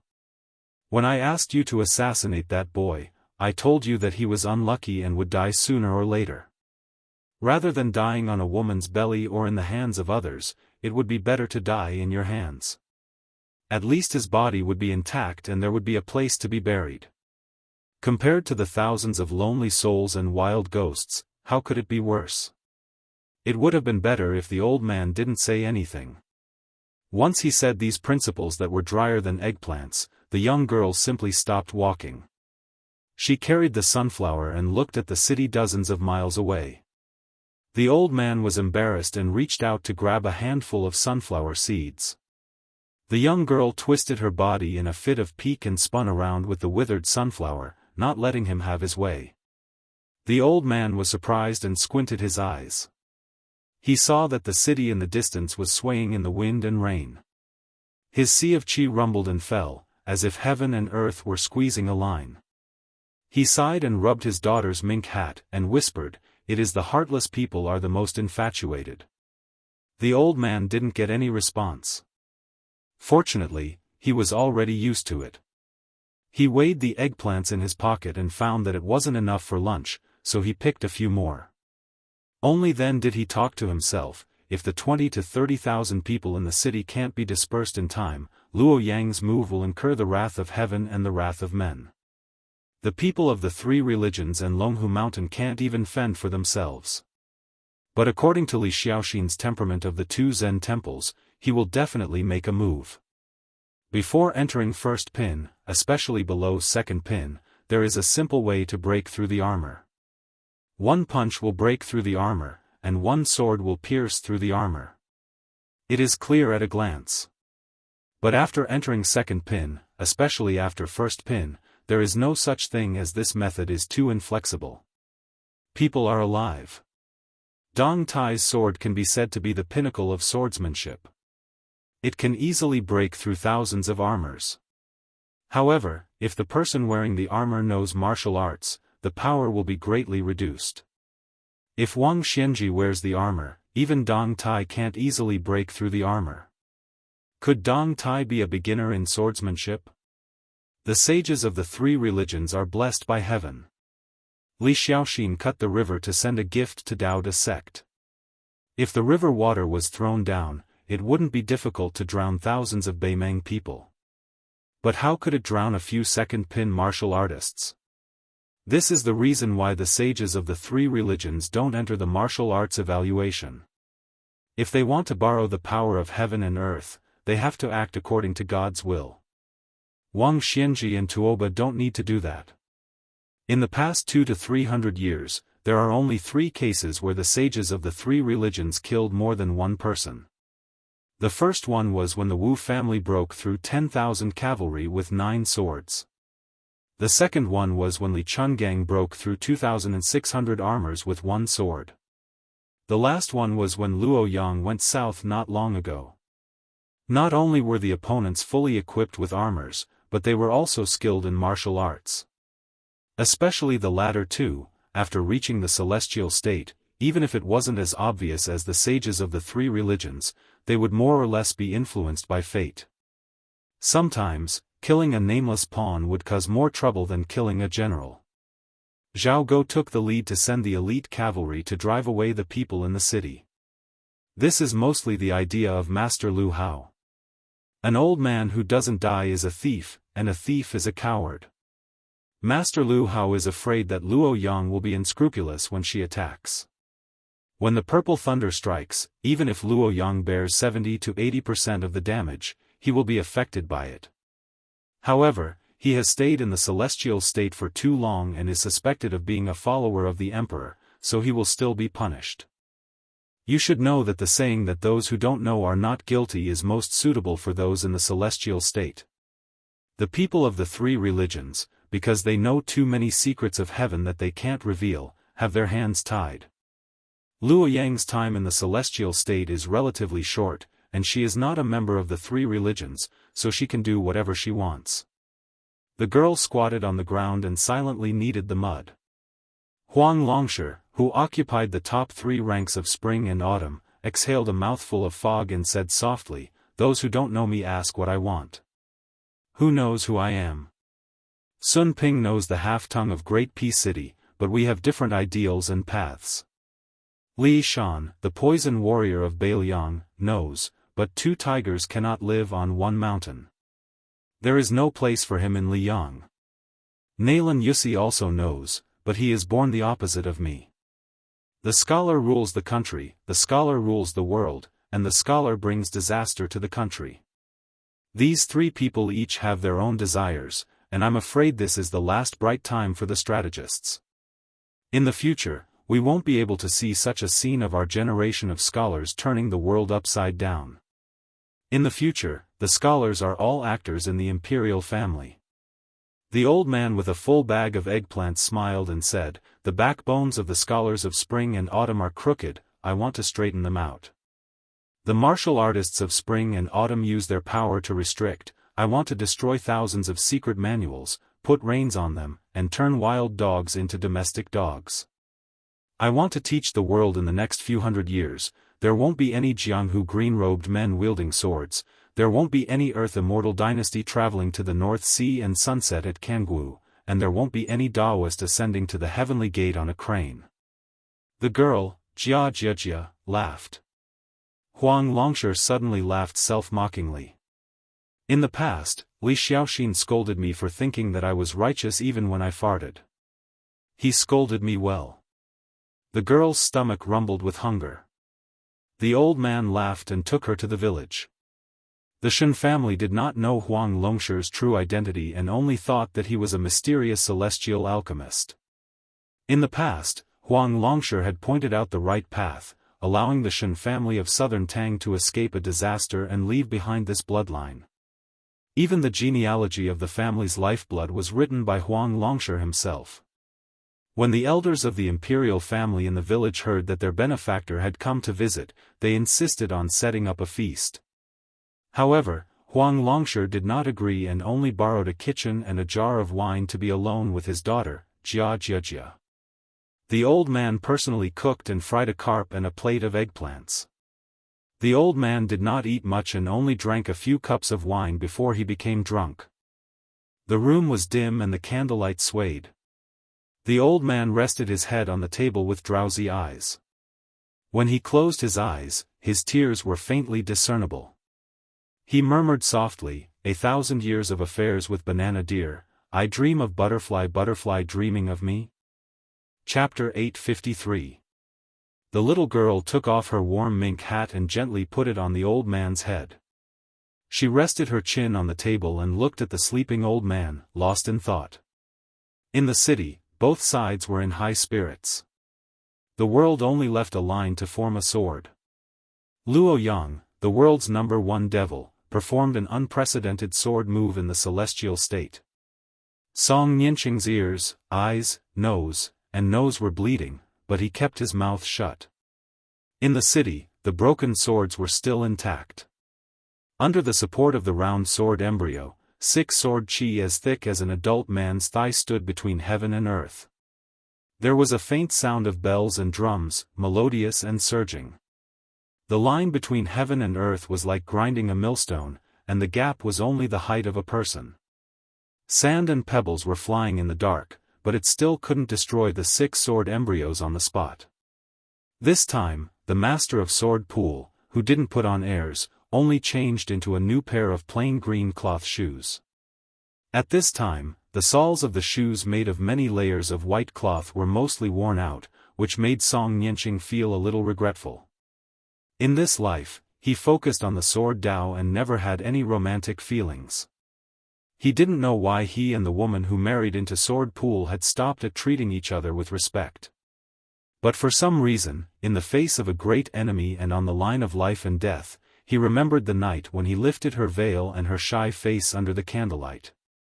After so many years, he didn't know when she slowly became a frost-haired old woman, nor did he know when she made this pair of shoes herself. When they parted and took over the luggage that he regarded as a burden, he only thought it was natural for a woman to take care of the family. Now, he realized how good it would have been if he took over the luggage, called her nickname, and thanked her. Song Nianqing remembered many things in the past. When he was in the prime of his life, he carried 12 swords and went to the martial emperor city in high spirits to challenge the world's #1. When he left home, she didn't say much. She just smiled and helped him tidy his clothes carefully. She walked him to the door and stood there alone, not waiting for him to turn back. Later, when Song Nianqing returned home, he passed by her with a cold face. She wanted to say something but stopped. She just squeezed out a clean smile without any grievance. In the past, Song Nianqing had always been indifferent, so it was inevitable that he would feel a little gloomy. Why had he found such a dull and boring woman? How was she worthy of his sword?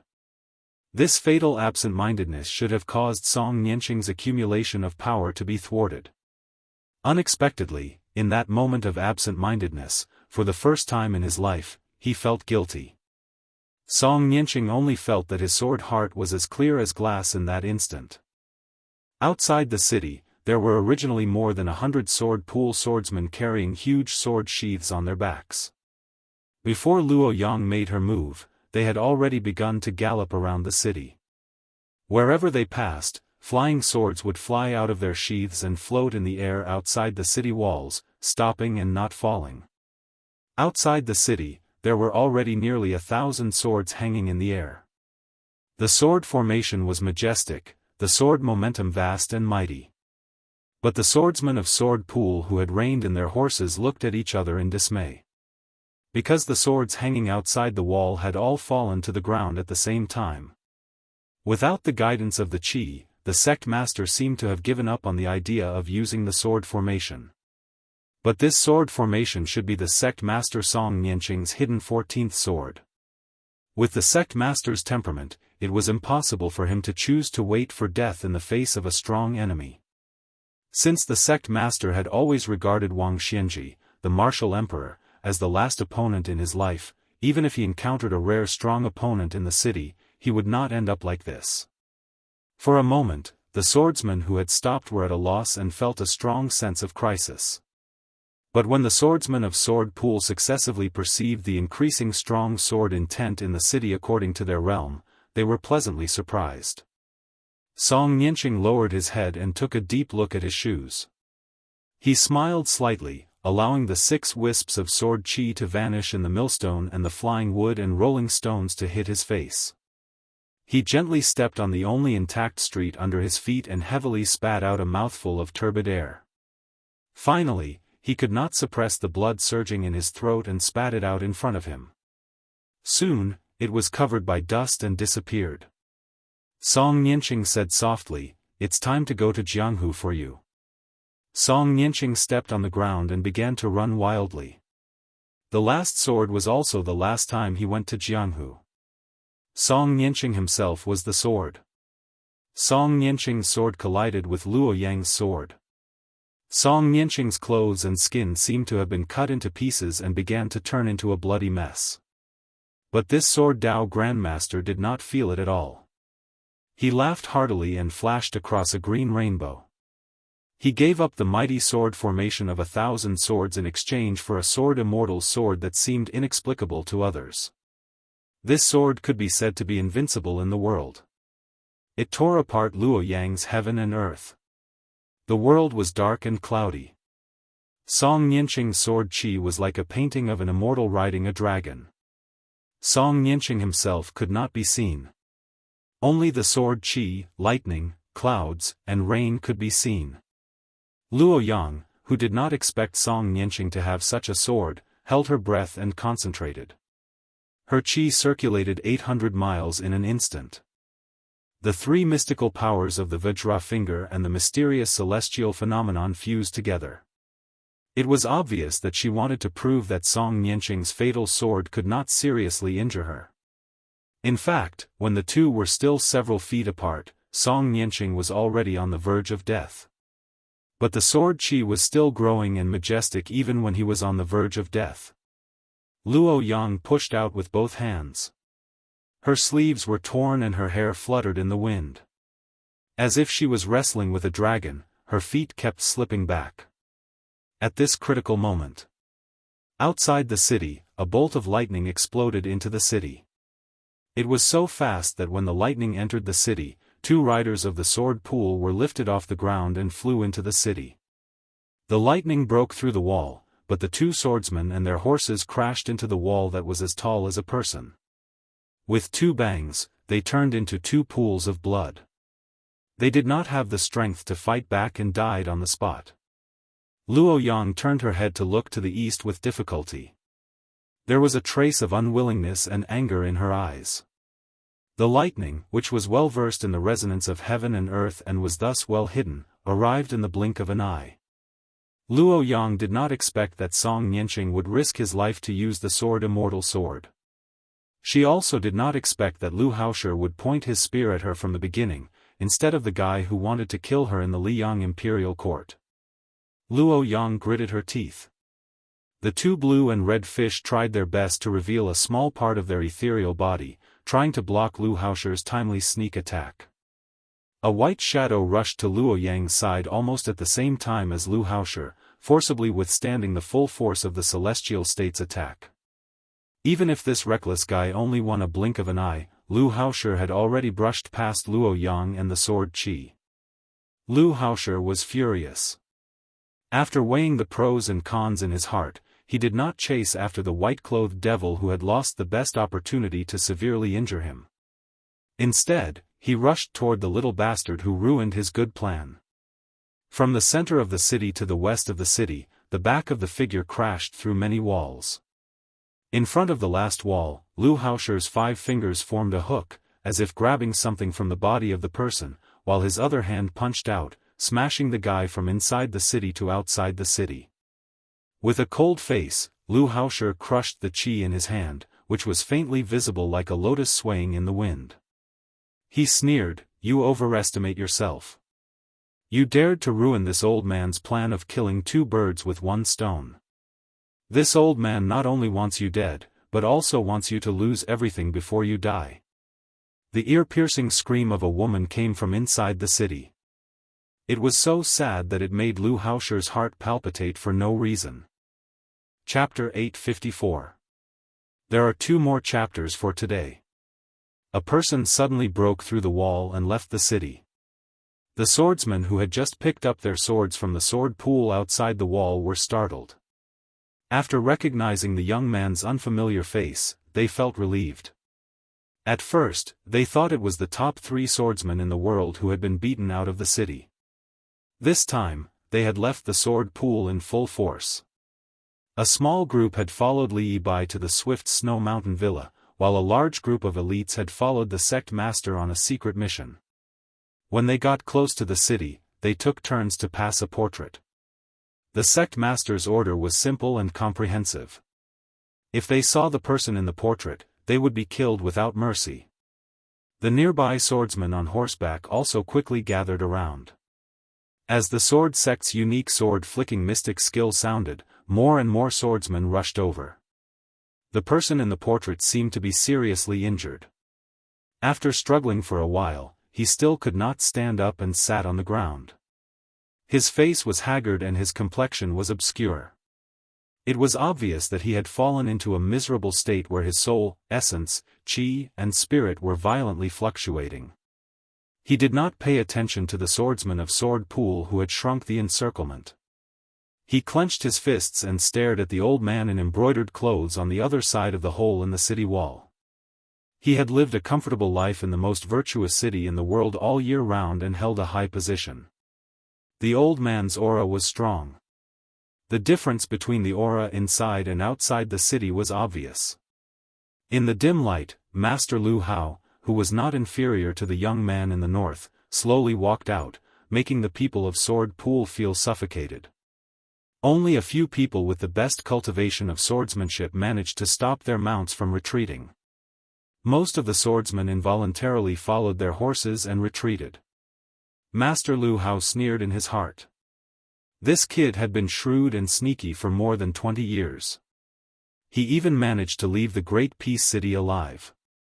He did not expect that he would get carried away and in the end, he could only seek his own death. If he had not blocked the side of the female devil, Master Lu Hao could have cooperated with Song Nianqing's Earth Immortal sword and seriously injured the new leader of Zhulu Mountain.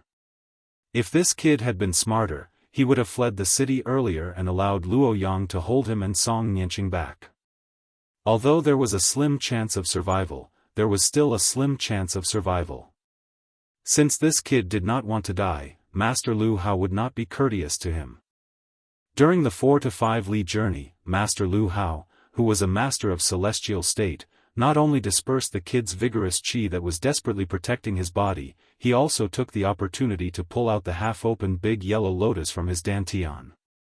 This was an unexpected surprise. Even Master Lu Hao, who was used to seeing storms, could not help but laugh to the sky. He had worn out his iron shoes to search for something, but found it without any effort. Back then, he had failed to kill that female sword immortal in the capital. All these years, he had been unable to eat or sleep in peace. Now, not only was Lame Su's lifespan almost up, if he could kill this young man who should have died in the womb back then he would have no more worries. The Lu family of Nanyang, who worshipped him as their ancestor, might not necessarily be unable to surpass him and become a new noble family that rose after the smoke of war. Lu Haoshi walked from the inside of the city to the outside of the city. From the moment he took away the golden lotus that was the foundation of the great yellow court, he did not stop for even a moment. His hands that came out of his sleeves were constantly and secretly tapping his fingers, completely tearing apart the chi around the young man so that he could no longer create a new climate. The two great masters of Great Peace City, Han Diaosi was in the open while Lu Haoshi was in the dark. Their identities were completely different and their methods were completely different. However, there was one thing that they were very similar, and that was that they were too lazy to care about the righteousness of Jianghu. They were very practical, just like the political skills of the blue-eyed Zhang Jiulu. Lu Haoshi was not indecisive because of his identity as a senior, and did not let his guard down because victory was in his grasp. He watched as the white-haired young man's chi gradually faded under his fingers. Lu Haoshi's eyes burned with passion, as if he had opened a jar of wine that had been in the cellar for more than 20 years. Su Fengnian struggled to stand up, but Lu Haoshi, who was watching coldly from the side, kicked him in the air. It was as if he had been kicked in the face, and he fell back a few feet.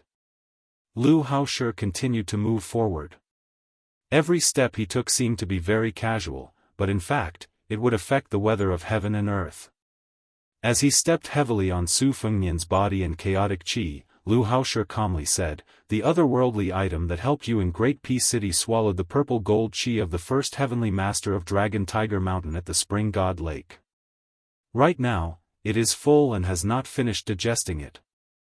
It is at the moment when its yin and yang are alternating. Since you want to use it as a trump card to deal with this old man, then you should obediently avoid it and obediently act like a grandson. Why did you help the woman of Zhulu Mountain take that blow from this old man? Even if it could endure for a few more hours, it would still be better than this situation. It could only watch helplessly on the side as it suffered together with you.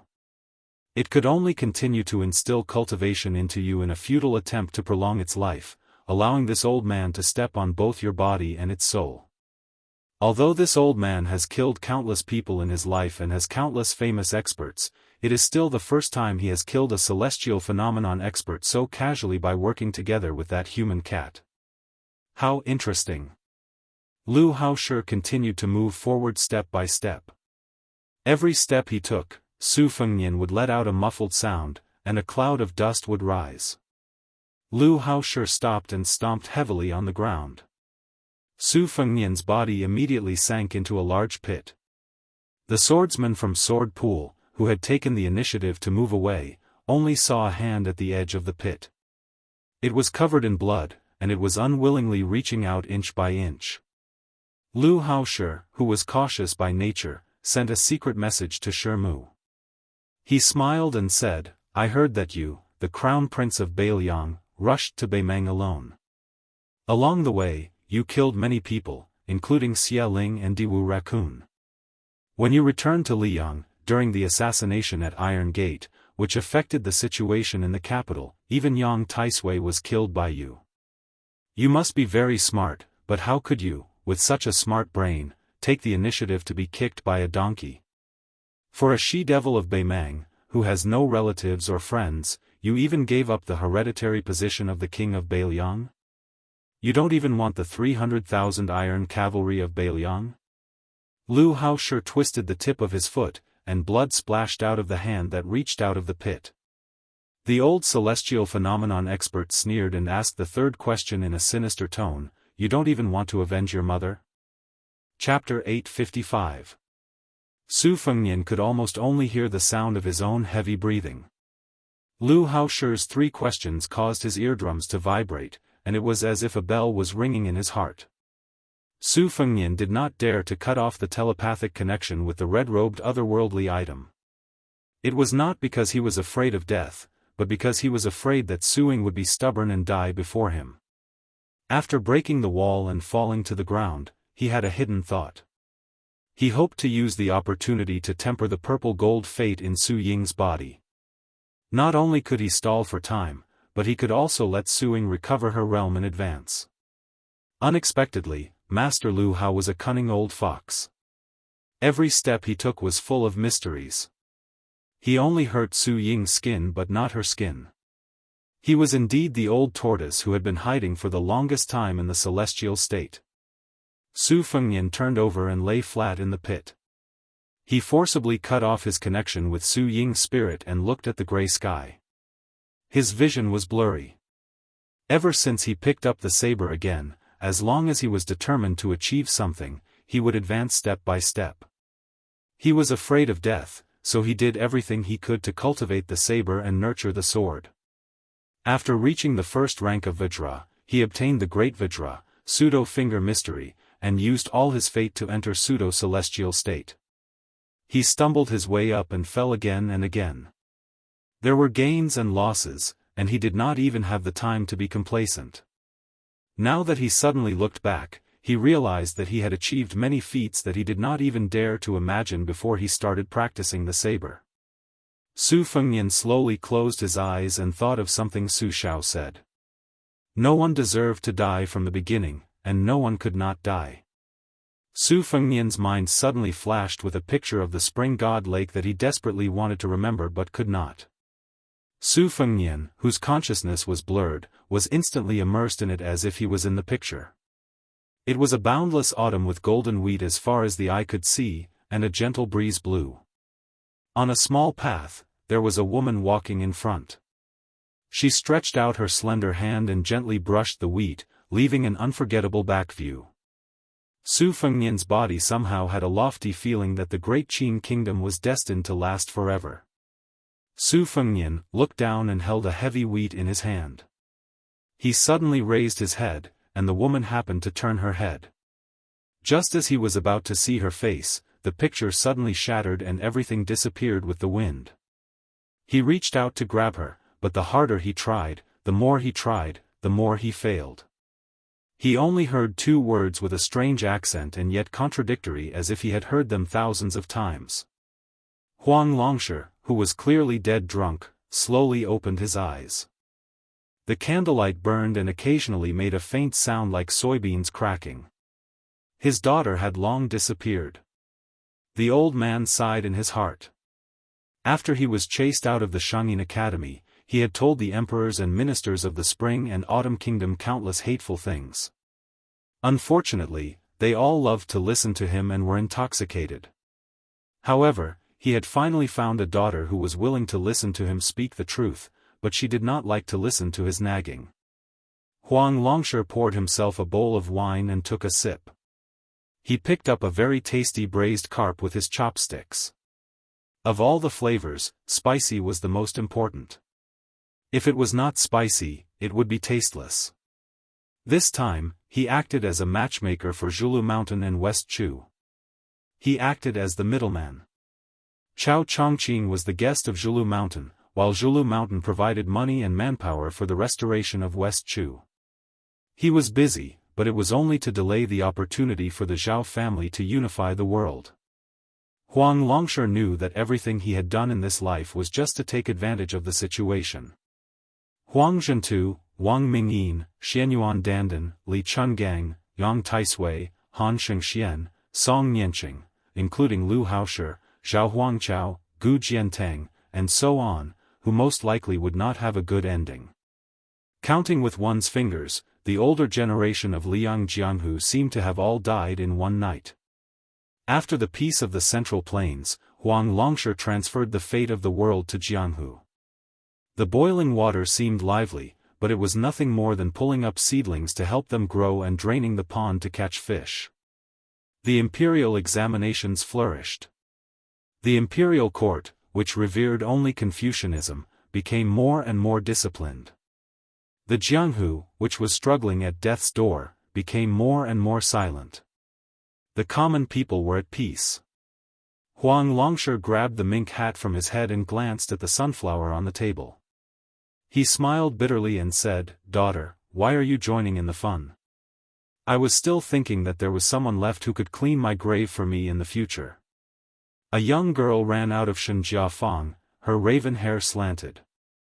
Outside the small city of Liang that was not even worth mentioning, Luo Yang got rid of Song Nianqing a little faster than Lu Haoshi expected. This was usually negligible, but here it was enough to turn the world upside down. In the history of the world, there were only a few sword immortals who had become land immortals.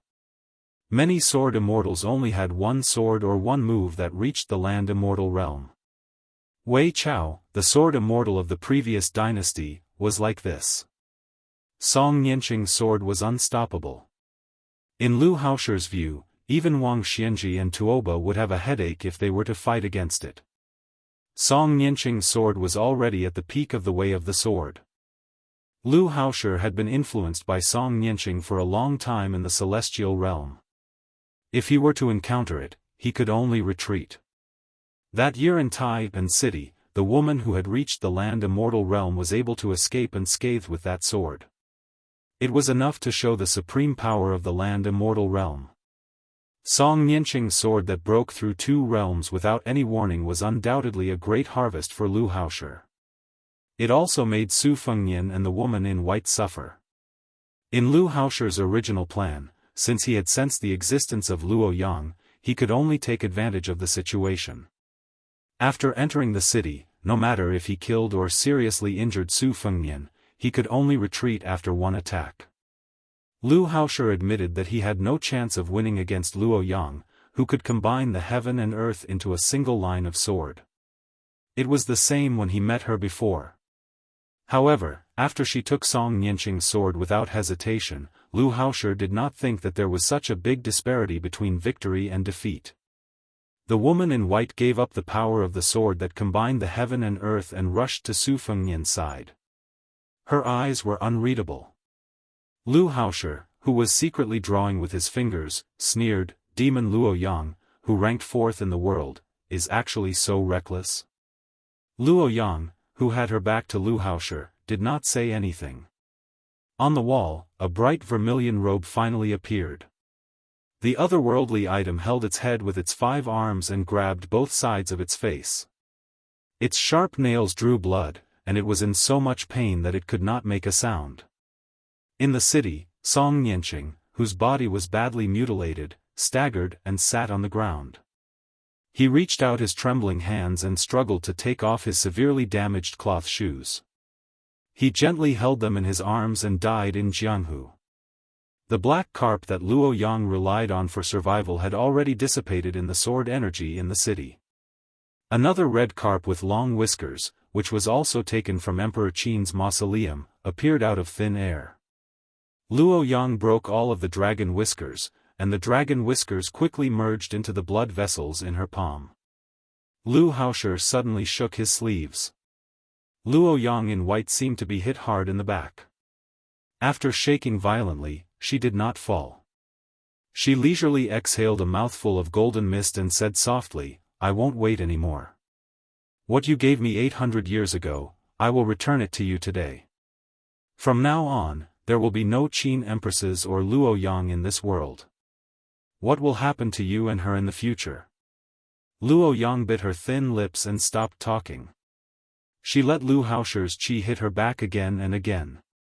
She exhaled the rich cultivation that she had accumulated for hundreds of years, which turned into a cloud of golden mist and filled Su Fengnian's body. Lu Haoshi's face changed dramatically. Without hesitation, he began to retreat. Su Fengnian slowly stood up. His eyes were golden, and he stretched his body as if he was showing off to the world. Then, he quietly looked at the woman in white in front of him and said in a mellow voice, Luoyang? The woman's figure gradually swayed and began to dissipate in the wind. Tears streamed down her face, but she bent down with a smile and pulled back her sleeves. It was just like the first time they met 800 years ago, when he had yet to proclaim himself emperor, when she was in the fields and had yet to enter the palace. Using a delicate voice that the devil Luoyang would never utter, she softly called out, "Your Majesty." Chapter 856. In Xiangfan City, there was a graceful woman wrapped in silver like a fur coat. It was hard to imagine that 20 years ago it was a ghost city filled with a gloomy aura. She looked like a widow from a poor family who married into a rich family and suddenly changed her appearance. There was no trace of poverty, only the splendor of jewelry. A carriage slowly moved through a quiet and deep narrow alley. The horses' hooves clattered against the limestone floor, creating a series of crisp sounds. The coachman was a beautiful woman. She was called Apricot Flower in the Prince of Jing'an's estate. Everyone knew that she was young Master Lu's personal maidservant.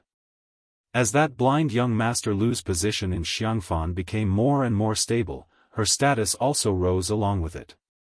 Even the head steward of the Prince of Jing'an's estate had to squeeze out a smile when he saw her. He was afraid that she might blow a pillow wind at young Master Lu's side. As for whether she really had intimate relations with young Master Lu, only the heavens knew. Who in the Prince of Jing'an's estate didn't know that young Master Lu was the #1 favorite of the young vassal king? Xinghua, a man of sacrifice whose real name was Lu Lingbao, carefully pulled up the curtain. Lu Su walked out of the carriage and pushed the door to the private courtyard. Xinghua could only wait outside the courtyard and did not dare to look at the courtyard door. There were 2 small courtyards. Originally, there were 2 begonia plants in the courtyard. However, begonia plants could not withstand the sunlight. The courtyard was dark and did not absorb the sunlight. One of them had already died. Lu Su went straight to the main room. Before he went up the stairs, he stopped. A woman who was guarding the door was frowning. When she saw Lu Su, she was first surprised and then happy. She quickly walked down the stairs and kept a good distance from him. She said respectfully and softly, "Greetings, young Master Su." Lu Xuan smiled lightly and bowed his head slightly. He did not lack etiquette. Although he disliked this woman of unknown origin and never hid it in front of the young lord, he would not make an enemy out of her if he had to deal with her. There was a sound of porcelain smashing on the ground. Lu Su looked up at the main room and frowned. Since Jianghu the Great stepped on the boat at the spring lake, the king of Jing'an returned to Xiangfan City in a daze. He had not shown up for many days. Many important political affairs that needed to be annotated by the lord were delayed. Although he was worthy of the title of the most intelligent person in the Jing'an palace, it had always been taboo for counselors to overstep their boundaries. The woman sighed and said, "Young Master Lu, please come in and persuade him. His Highness has only been drinking ever since he came back. He has eaten nothing." Lu Xuan nodded and walked up the stairs. The woman followed him closely. She was dignified but charming.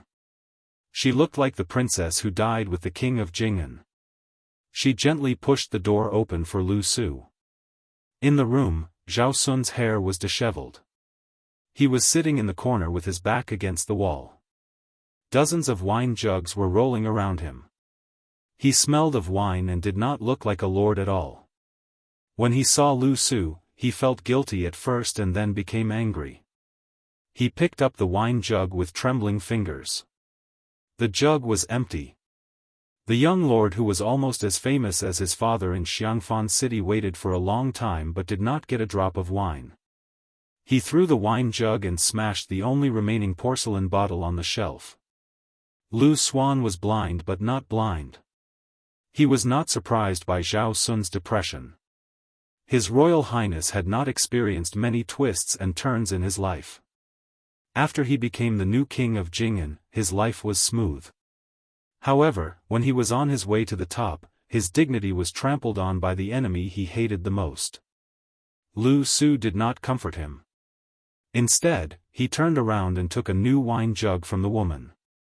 He sat opposite Zhao Sun and handed it to the young lord who only dared to hide and drown his sorrows in wine.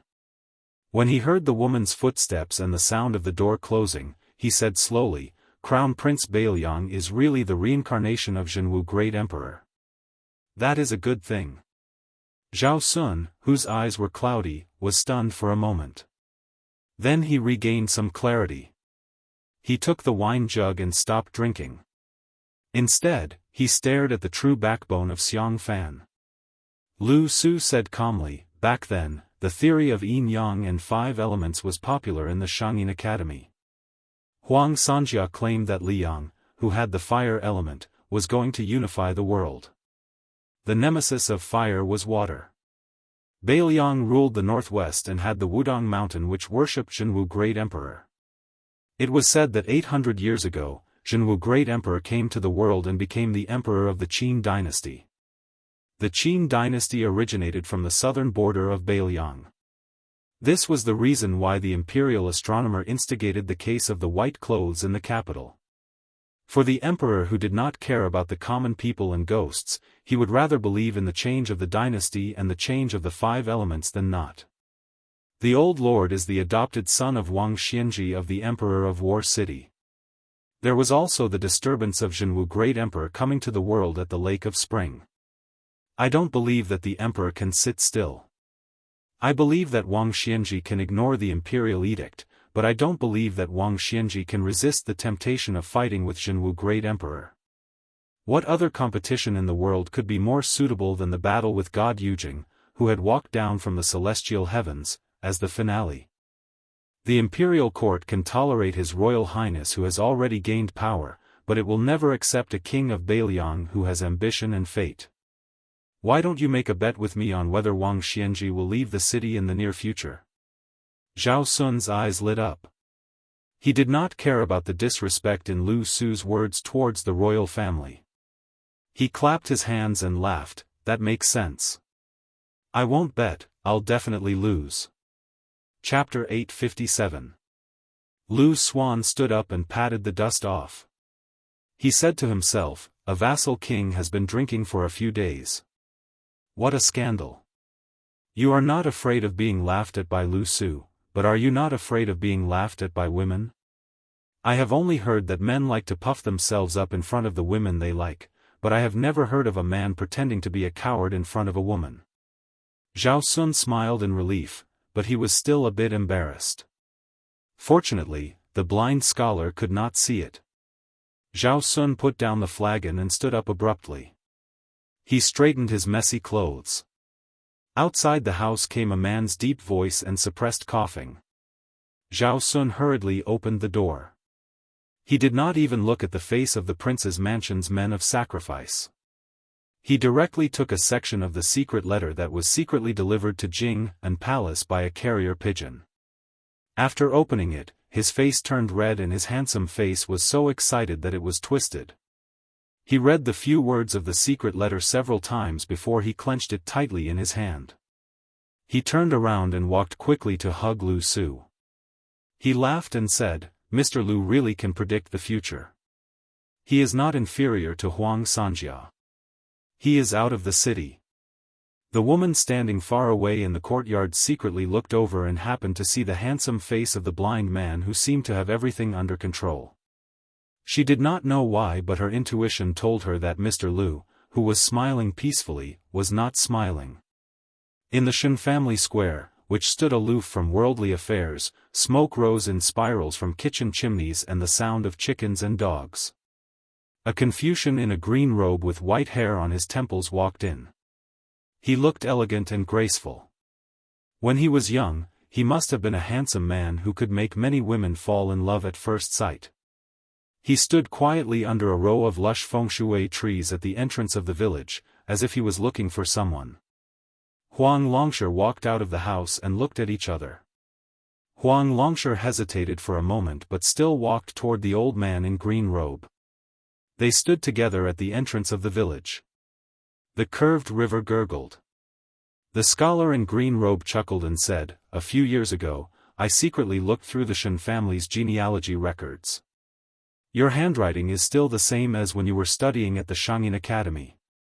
This time, I guessed that you would most likely appear here, so I came to try my luck. The corners of Huang Longshi's mouth twitched. How could I have disturbed you? The West Chu Empire is on the verge of being reinstated. There are so many things that you, Chao Chongqing, have to personally attend to. Oh, I know. So it's old monster Wang who has left Martial Emperor City and returned to the Jianghu.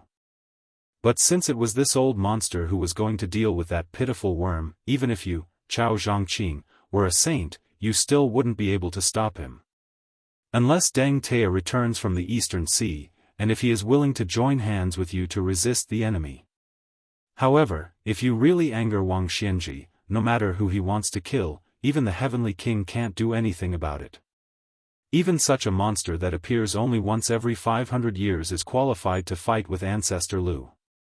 Chao Chongqing smiled and asked, if I join Luo Yang, we can't protect Su Fengnian? Huang Longshi shook his head and said, something happened over there. Song Nianqing used the Earth Fairy Sword. I thought his last 14th sword was at most a celestial phenomenon. I didn't expect him to have cramps. Master Lu Hao seized the opportunity and was very clever. Luo Yang was careless this time. If you want that kid to be safe, you can only hope that he won't have cramps like Song Nianqing and invite the Jianghu Great Emperor's Dharmakaya after the Spring God Lake. Otherwise, even if Wang Xianji's original intention was to give face to the Zhao family's son and go out of the city to put on a show, he might be itching for a good fight. But it's easy to invite a god but hard to send one away. Not to mention that this kind of fake immortal can't withstand Wang Xianji's full attack. Even if Wang Xianji let him go, he would still make that kid lose a layer of skin. From my point of view, it's possible that someone around him will die. Luo Yang? Su Longxiang? Or Su Shao? Chao Chongqing sighed and said, why does it sound like Shenwu's reincarnation doesn't have any benefits? Huang Longshi sneered and said, it's a broken business that's destined to lose money. Look at that kid in the past 20 years. Who around him has it easy? If there's really such a thing as the reincarnation of a celestial being, then Jinwu's incarnation of the Great Qin dynasty 800 years ago was born. Now, not to mention Jinwu Great Emperor, even if the three old masters sitting in the Three Pristines Hall came down to the mortal world, they wouldn't be of any use. Because it's against the law of heaven, they would still be suppressed by the Zhao family. Only after 300 years and 14 years later, will. Chao Chongqing smiled and asked, will what? Huang Longshi sneered and said, you'll know when you live for another 300 or 400 years. Chao Chongqing smiled and said, no matter what happens in the next few hundred years, living in the world, there are many things in the present that we should do our best without going into a dead end. Then, in the end, we'll still have a clear conscience. For the first time, Huang Longshi asked someone else a question, what about the girl that Li Chungang likes? Chao Chongqing joked, even you can't predict. Huang Longshi said indifferently, there are many people that I can't predict. Chao Chongqing sighed and said, the Shenwu city's killer cat, the princess, and I were watching the battle. If it wasn't for the sword that went to the Shenwu city, there would be another sword that fell from the sky. Huang Longshi said, we're just a wild old man's words. As for the Jianghu, it's just a dying flash. Chao Chongqing laughed it off. A tall and sturdy old man with a head full of white hair did not take the flat road. Instead, he chose to go deep into the mountains and forests where there were few people. He only slowed down slightly when he was near the city, but he was still far faster than a horse. The old man in hemp shoes and hemp clothes stopped for the first time since he left the city in the Eastern Sea. A beautiful young woman pressed her hands on the hilt of an ancient sword that was inserted into the ground. She blocked the path of Wang Xianji from the Shenwu city. She only had the great Liang dragon sparrow. But she was facing the most powerful person in the world who had dominated the Jianghu for 60 years. Chapter 858. This chapter is a little late. The second chapter is before 12 o'clock. The third chapter is before dawn. The old man who had been in charge of the martial emperor city for 80 years looked at the great Liang dragon sparrow from the sword tomb of the Wu family and nodded. Needless to say, with just this sword, he was qualified to challenge Wang Xianji's sword. Jianghu bit her lips. She would be lying to herself if she said that she was not nervous at all. She could not be nice to old man Li, who was wearing a sheepskin coat, because the senior who taught her calligraphy but did not practice swordsmanship did not have the slightest arrogance. Instead, he looked like an old man who liked to boast. She was not afraid of Chao Zhangqing, because in her heart, Chao Guanzi had always been that uncle she had seen in the West Chu imperial palace waiting for the imperial order when she was young. He was kind and amiable. She did not think much of Chao Guanzi's so-called outstanding martial cultivation of the Eight Dipper celestial phenomenon. But Wang Xianji was different. Even in the beautiful cage in the bitter cold Beiliang, she had heard of how the old man with the surname Wang suppressed all the heroes in the world. He claimed to be the second in the world and no one dared to claim to be the first in the world to mock the whole Jianghu. He broke the wooden horse and ox, defeated Dong Tai, defeated Chao Chongqing, defeated Gu Jiantang. All the masters of Liang who were on the Wushu list had lost to this old man who never left the city. Old man Wang became a whetstone for the whole martial arts. How sharp the others were, they had to go to East Sea and Martial Emperor City to be sharpened to convince the masses. Countless Jianghu talents dreamed of fighting with old man Wang. Even if they lost in one move, they would be proud of it. The scariest part was that in the 100 years that Wang Xianji was in, the pugilistic world was filled with layers upon layers of mountains and giant peaks confronting each other. Various pugilistic world geniuses were born in large numbers and could be said to be endless. It was far from what the previous 100 years of pugilistic world could compare to. However, Wang Xianji was still unshakable and left the world behind. It was widely acknowledged that only the demon-slaying platform from 60 years ago, Qi Xuanzhen, could be compared to him. Unfortunately, after Qi Xuanzhen, another immortal from Taoism, Hong Shixiang, had just entered the pugilistic world and left. Therefore, Wang Xianji was still worthy of being called invincible in the world. Even Li Chungang, who had extremely high standards, admitted that even if he re-entered the realm of sword immortal, he would still be no match for the old monster Wang. Jianghu hesitated and said, "Castellan Wang, Uncle Chao said that you are going to kill Su Fengnian."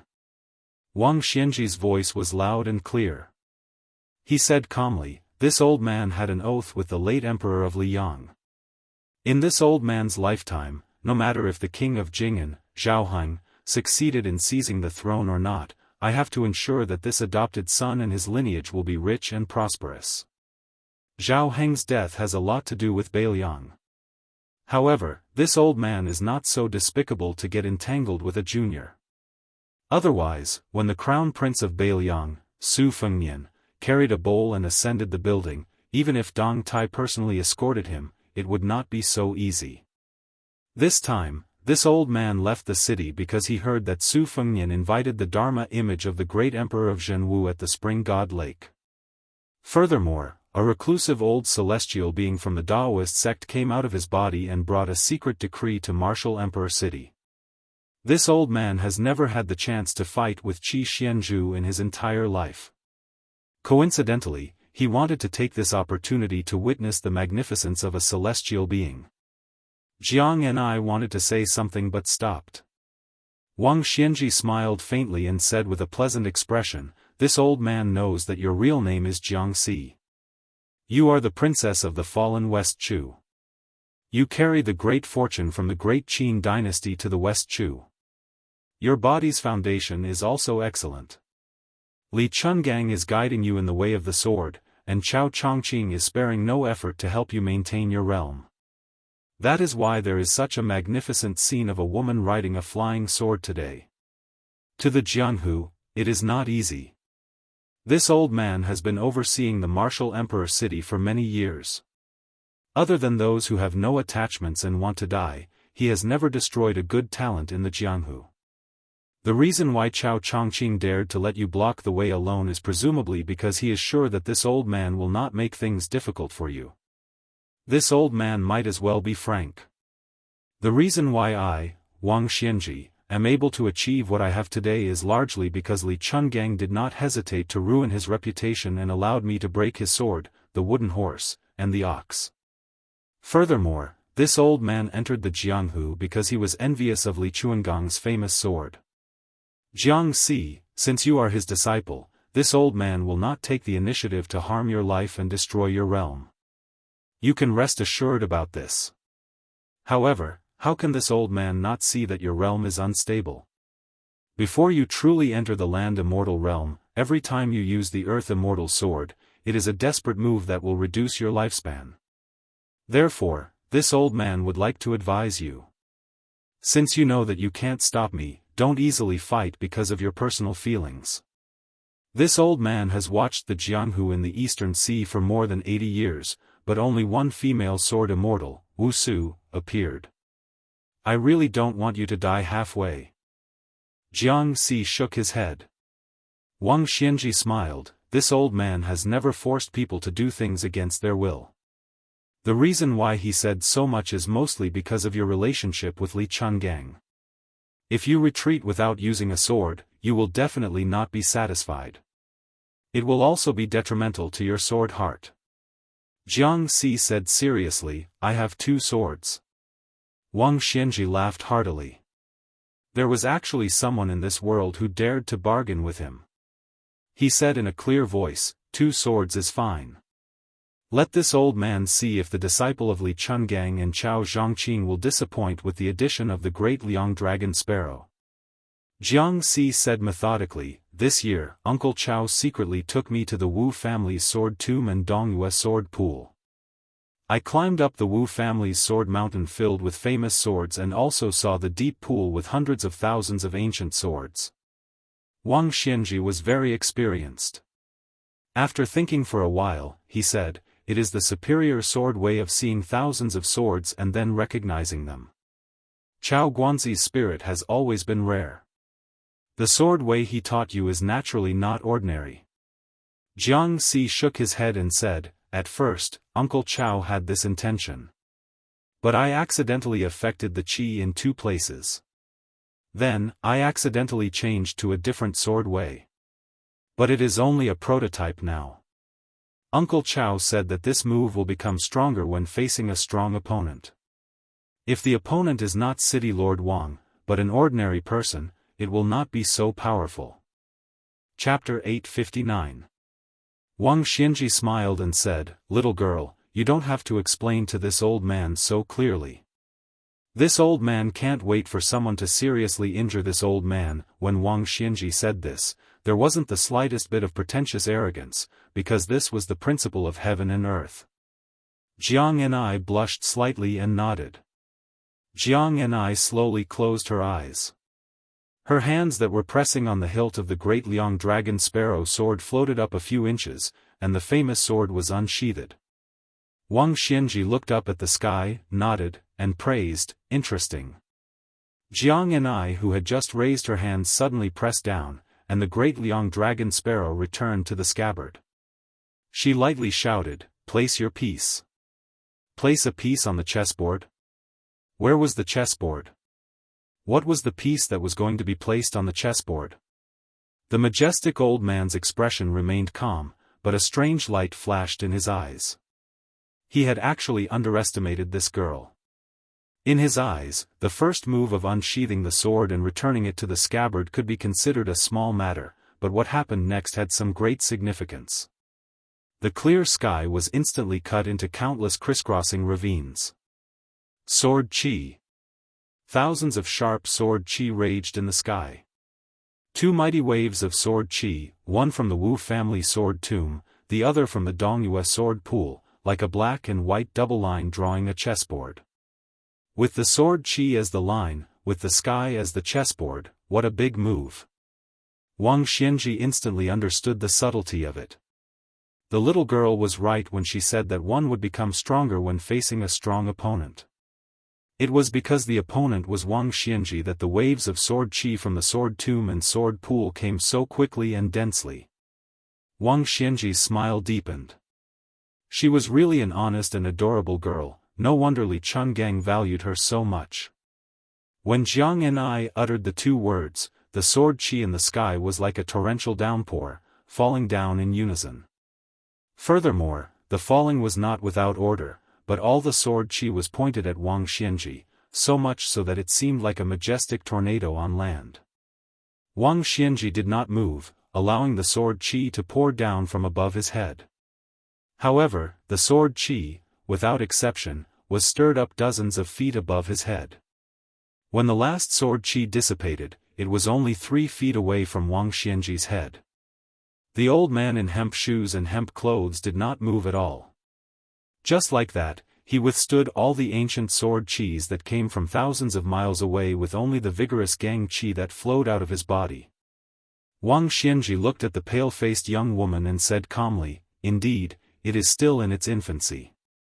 This old man is looking forward to the scene of you attracting 2 real sword mountains like a swarm of locusts." Wang Xianji sighed in her heart. This woman actually had the aura of becoming the master of all the famous swords in the world.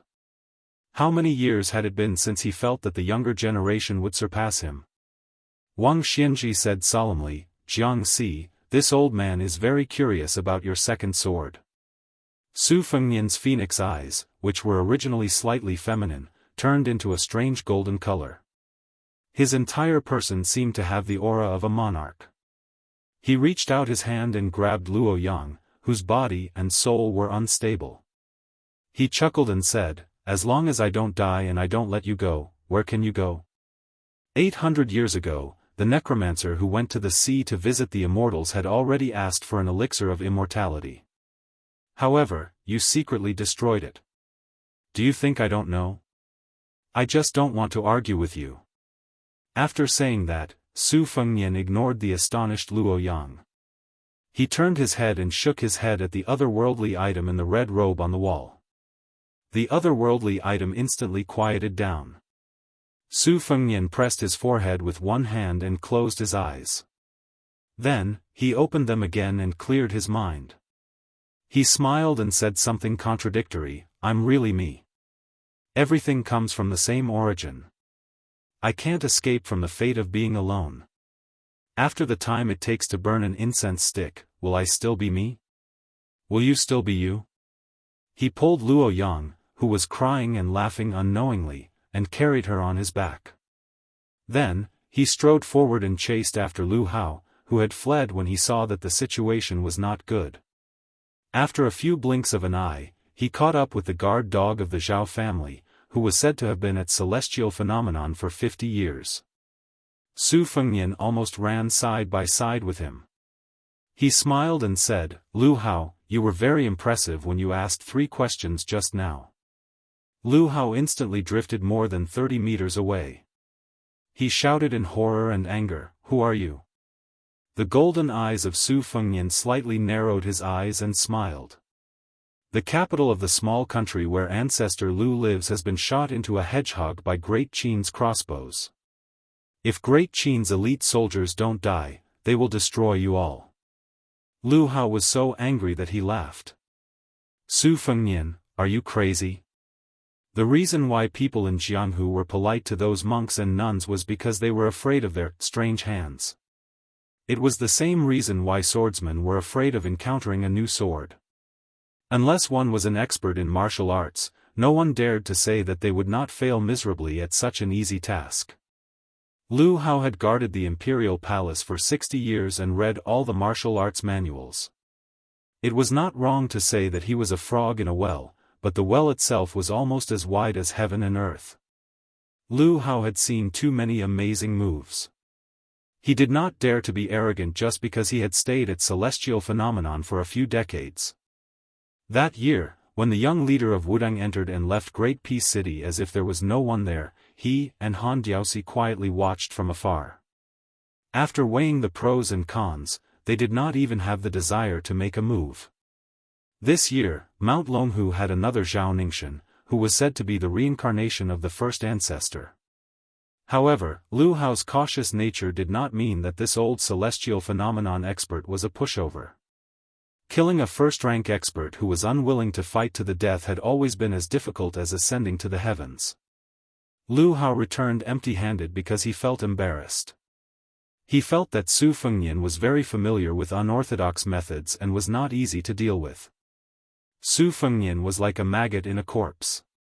He did not let Lu Hao pull away and asked with a smile, "It is said that the strong are bold. Why are you, a celestial phenomenon expert, so cowardly?" The sky above them was originally blue and cloudless. First, there were clouds, then dark clouds. Lu Hao did not say anything as he flew. Su Fengnian glanced at the sky and stopped. Lu Hao, who was like a stray dog, also stopped. His face was gloomy. "I heard that there is a sword formation called the Thunder Pool, but how can it compare to a real thunder pool? To deal with an otherworldly item like you, it is very effective." Chapter 860. There is one more chapter before dawn. There is no need to wait for more. I have a pot of wine made in Jianghu. I have a palm that can support the 5 mountains. I have a mouthful that can eat the spring and autumn. Hundreds of years ago, a Jianghu elder set the rule of the first-rank 4 realms. He used these 3 sentences to praise the celestial phenomenon realm. He said that once a celestial phenomenon realm expert could resonate with the heavens and earth, they would be able to look down on the world with disdain. Lu Haoshi looked at the sky and his smile deepened. In order to become famous in Jianghu, as long as one was a Jianghu disciple, they would have a few hidden skills. For example, Song Nianqing had brought 14 swords and 14 moves on this trip. Lu Haoshi was no exception. This lightning pool was originally intended to be a big gift, waiting for the next time Cao Zhangqing, who had transcended mortality and entered holiness, came to the capital. Chao Guanzi's 3 visits to the imperial palace were like passing through corridors, slapping him in the face each time. How could Lu Hao swallow this resentment? He never thought that he would use it on that kid first. The black clouds were like ink. Lu Haoshi quietly waited for the thunder to roll. Lu Haoshi had seen many smart people who relied on shortcuts to the south to win the favor of the emperor. They were very skilled at fishing for fame. Prime Minister Zhao Danping of Qingxi was one of them. But in Great Peace City, Lu Haoshi had served 3 generations of emperors of Liang. He had always been the mainstay of that capital. Even Zhao Danping could not share the incense and friendship that Lu Haoshi had accumulated for the Zhao family. Lu Haoshi was used to using his cultivation to crush his opponents. This time, he carried the imperial order to kill Su Fengnian. He and Song Nianqing only had the first move. If they did not succeed and Su Fengnian escaped, they still had a backup plan. Therefore, Lu Haoshi had no interest in fighting for his life. But even a clay Buddha had anger. Moreover, Lu Haoshi and Bailiang were in a situation where they would not rest until one of them was dead. This Su Fengnian exuded an evil aura from head to toe. Lu Haoshi had the idea of finding out what was going on. Su Fengnian, who is still carrying Luoyang on his back, is calm and unruffled, waiting for the heavenly tribulation to land. He only had 30 minutes. If Lu Haoshi insisted on avoiding the battle, Meng Qi did not have much confidence in capturing the old fox's Achilles heel. Celestial phenomenon experts were favored by the heavens and earth, and it was extremely difficult to capture their flow of qi. If Lu Haoshi wanted to escape, he would not be able to escape the heavenly net because he was not an earth immortal who could attract the divine tribulation. He was like the fish that escaped the net. Even if Su Fengnian could catch up with Lu Haoshi, he could not afford to waste time. However, there is no such thing as an invulnerable move in the world. As long as Lu Haoshi is arrogant and has the courage to take root, Su Fengnian does not mind enduring the so-called rolling thunder in the pond, and then wait for an opportunity to make his move. The black clouds in the sky suddenly fell and floated on the ground. It was like a mysterious painting of the world changing, giving people a feeling of the vicissitudes of life. Su Fengnian's upper body is exposed from the clouds. The waist-high black clouds are rolling and turbulent. Lightning flashes and thunder rumbles in the surrounding clouds, and the lightning gradually intertwines into a net.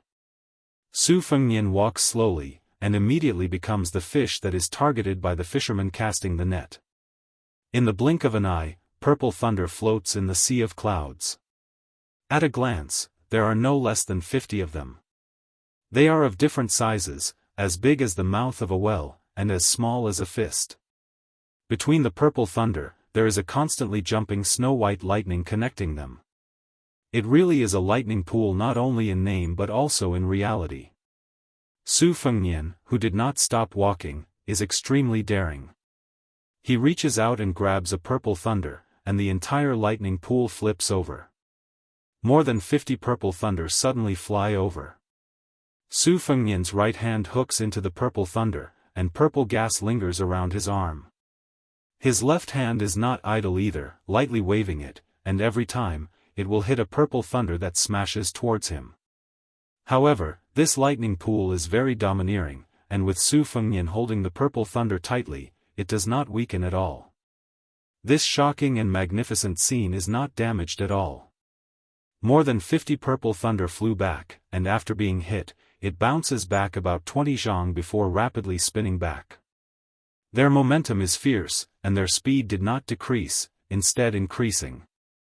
Su Fengnian, who is walking slowly, seems to be trapped in a moving lightning pool. The woman behind him uses her chin to touch his shoulder. Su Fengnian said softly, "I remember that I promised to accompany you to the peak of Mount Kunlun to see the Sea of Clouds, but after a few rounds of hunting, I either forgot or missed it. Later on, when I made up my mind, you were already unwilling. Today, just treat it as making up for it." She said softly, "Compared to the smoke of the whole country that you gave to that vixen, the Sea of Clouds is nothing." Su Fengnian tilted his head and gently stroked her cheek. Taking a deep breath, he placed the purple thunder in his hand that has not been released into his mouth, and swallowed it into his stomach. He laughed and said, "Back then, the whole world was eaten by me, a few small sky thunders are nothing." Su Fengnian held a purple thunder in each hand and placed them into his mouth. When he had swallowed half of the purple thunder, the Sea of Clouds dissipated, and the thunder pool also disappeared. Lu Haosher, who was standing 300 feet away, was dumbfounded. He did not expect that this guy would use such a barbaric method to break the secret art of astronomical phenomena that he painstakingly created. 50 sky thunders that were painstakingly formed with the help of the heavens and earth. The Qi cultivators of Fu Long of the North sect had poured in a lot of effort to create them, and the cultivation base of a few great grandmasters had been directly squeezed dry. How could Lu Haosher not feel distressed when he lost half of his originally strong foundation? What was even more hateful was that evil horned centipede, whose cultivation base had inexplicably skyrocketed, even let out a comfortable burp. He gave Lu Haosher a sarcastic smile and asked lazily, "Why aren't you running?" Lu Haosher quickly and neatly began to retreat. "No wonder you haven't become an earth immortal after 50 years. Su Fengnian narrowed his eyes and sneered, "If you didn't stop just now, I might not be able to do anything to you. But now, it's too late." Su Fengnian stretched out a finger and cut a thin blood groove between his eyebrows. Lu Haosher, who was fleeing in a hurry, suddenly felt as if his head had been split open. A shocking crack appeared from his forehead from top to bottom. His face was covered in blood and he looked battered and exhausted. But this was not the most terrifying thing that made Lu Haosher tremble with fear. As the blood continued to flow from his face, his celestial cultivation base was like a flood that broke through a dam. Lu Haosher could clearly feel the depth of his cultivation base. It was originally like a lake that could only watch helplessly as the lake water dried up, completely unable to stop the lake's level from dropping. While Lu Haosher was feeling bitter and hateful, he also found it inconceivable. The essence of the celestial cultivation base was to live freely with the heavens and earth. It was the precursor to becoming an earth immortal and transcending the mortal world. How could one be trapped by one's own cocoon? Could it be that this guy had achieved the same level as the heavens and earth? Could it be that he could forcibly absorb the fate of others and create his own world? If it was Hong Shixiang who had cut down the fate of the 6 nations, Lu Haoshi would still be somewhat skeptical. But even if the kid behind him had inherited Luo Yang's cultivation base, it was absolutely impossible for him to be so terrifying. Lu Haoshi was almost possessed by the devil. He gritted his teeth and took advantage of the situation to shatter his celestial cultivation base that was already on the verge of collapse. The moment before he fell into the Xian finger realm, he cut off his tail like a gecko and allowed the remaining half of the purple lightning to roll down. Like an earth immortal, he flew hundreds of feet away from the lunatic who had defeated him. Su Fengnian stopped and sighed in his heart. If only Lu Haoshi had hesitated a little, and a little bit later, he was confident that he could have killed this old dog. He looked up at the sky and sneered. Li Yang's Zhao Shi was indeed the current orthodox ruler. Even a lackey who guarded the Zhao Shi's courtyard had a considerable amount of fate. Su Fengnian turned around and looked at the dense sword energy 10 miles away. It was a grand formation. Su Fengnian silently put the purple lightning into his sleeve and melted it into his qi. Luo Yang struggled to land on the ground and said calmly, "You go." Su Fengnian held her hand and turned to look at her. She said sadly and resolutely, "You want the world, I only want you. I can't monopolize it, I'd rather not. It's been like this for 800 years, and it's still the same after 800 years. Su Fengnian suddenly laughed. Is Qin empresses that great? Luo Yang looked shocked and took a step back. Su Fengnian smiled and said, "I'm him, he's not me." Luo Yang's expression was complicated. Su Fengnian squatted down and gestured for her to get on his back. He said softly, "Luo Yang, before returning to Bailiang, let's go to Luo Yang's city and have a look." Luo Yang kicked his butt hard. Su Fengnian, who fell flat on his face, continued squatting and said softly, "Back then, the great Qin iron cavalry couldn't flatten the desert called Beimang. In this life, we'll make up for it. Tuoba dared to bully my woman, I."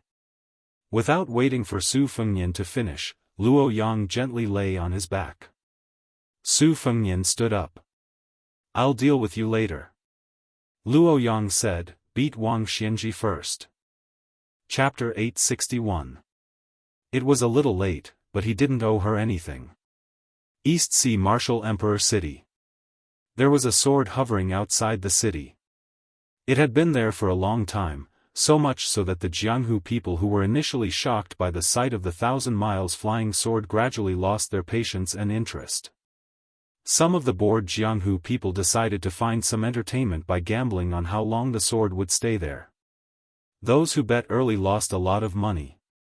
Some people in the city said that the flying sword was a challenge from the peach blossom sword god Dong Tai, and that he would soon ride a donkey into the city. Some people said that it was a sword newly comprehended by Dongyue sword pool Song Nianqing. Some people swore that the old ancestor of the Wu clan's sword tomb was coming out of seclusion and was going to clear the name of the Wu clan's withered sword. Those who came to watch the show were waiting for the word, trouble. But since the sword didn't cause any trouble, they were used to the sword stopping outside the city.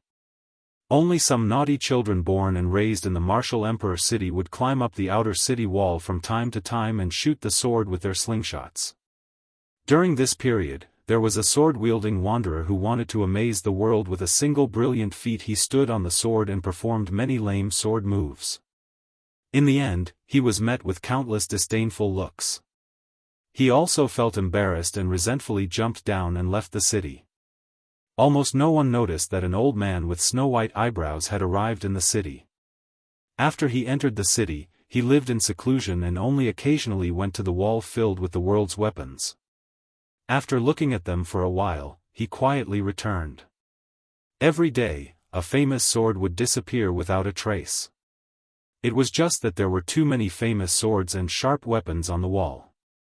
For example, Song Nianqing had brought 12 swords to challenge Wang Xianji.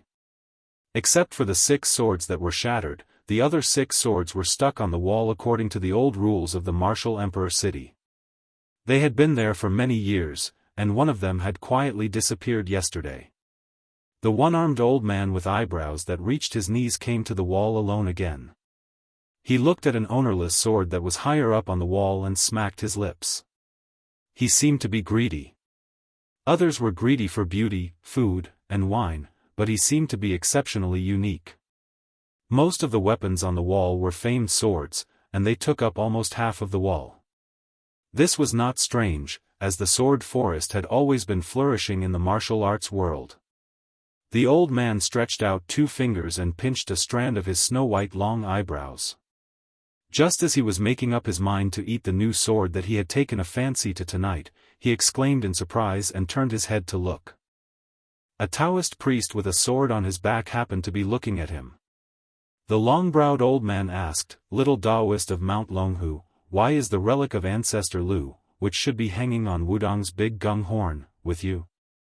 The young Daoist in a plain and ordinary Daoist robe asked, "Senior, why did you enter the city and stop your sword outside?" The old man smiled and said, "This old man's last sword strike in this life is to strive for perfection, so that I can ask the strongest martial artist in the past 100 years. Originally, it was almost time to enter the city, but the one surnamed Wang unexpectedly left the city for the first time, leaving this old man hanging on the side. No matter, we can just wait for him to return to the city." "You are?" The Daoist priest replied calmly, "I am Wuxia Xianxia of Mount Longhu." The old man made an "oh" sound. "I've heard of it, there is a saying in Jianghu about little ancestor Lu." Wuxia Xianxia, who had been traveling Jianghu since leaving Wudong, asked, "Is Lord Wang going to stop a useless monk from the western regions? May I ask who senior is?" The old man smiled and said, "What useless monk, it's Lu Songtao of Mount Zhulu. As for this old man's name, it doesn't matter.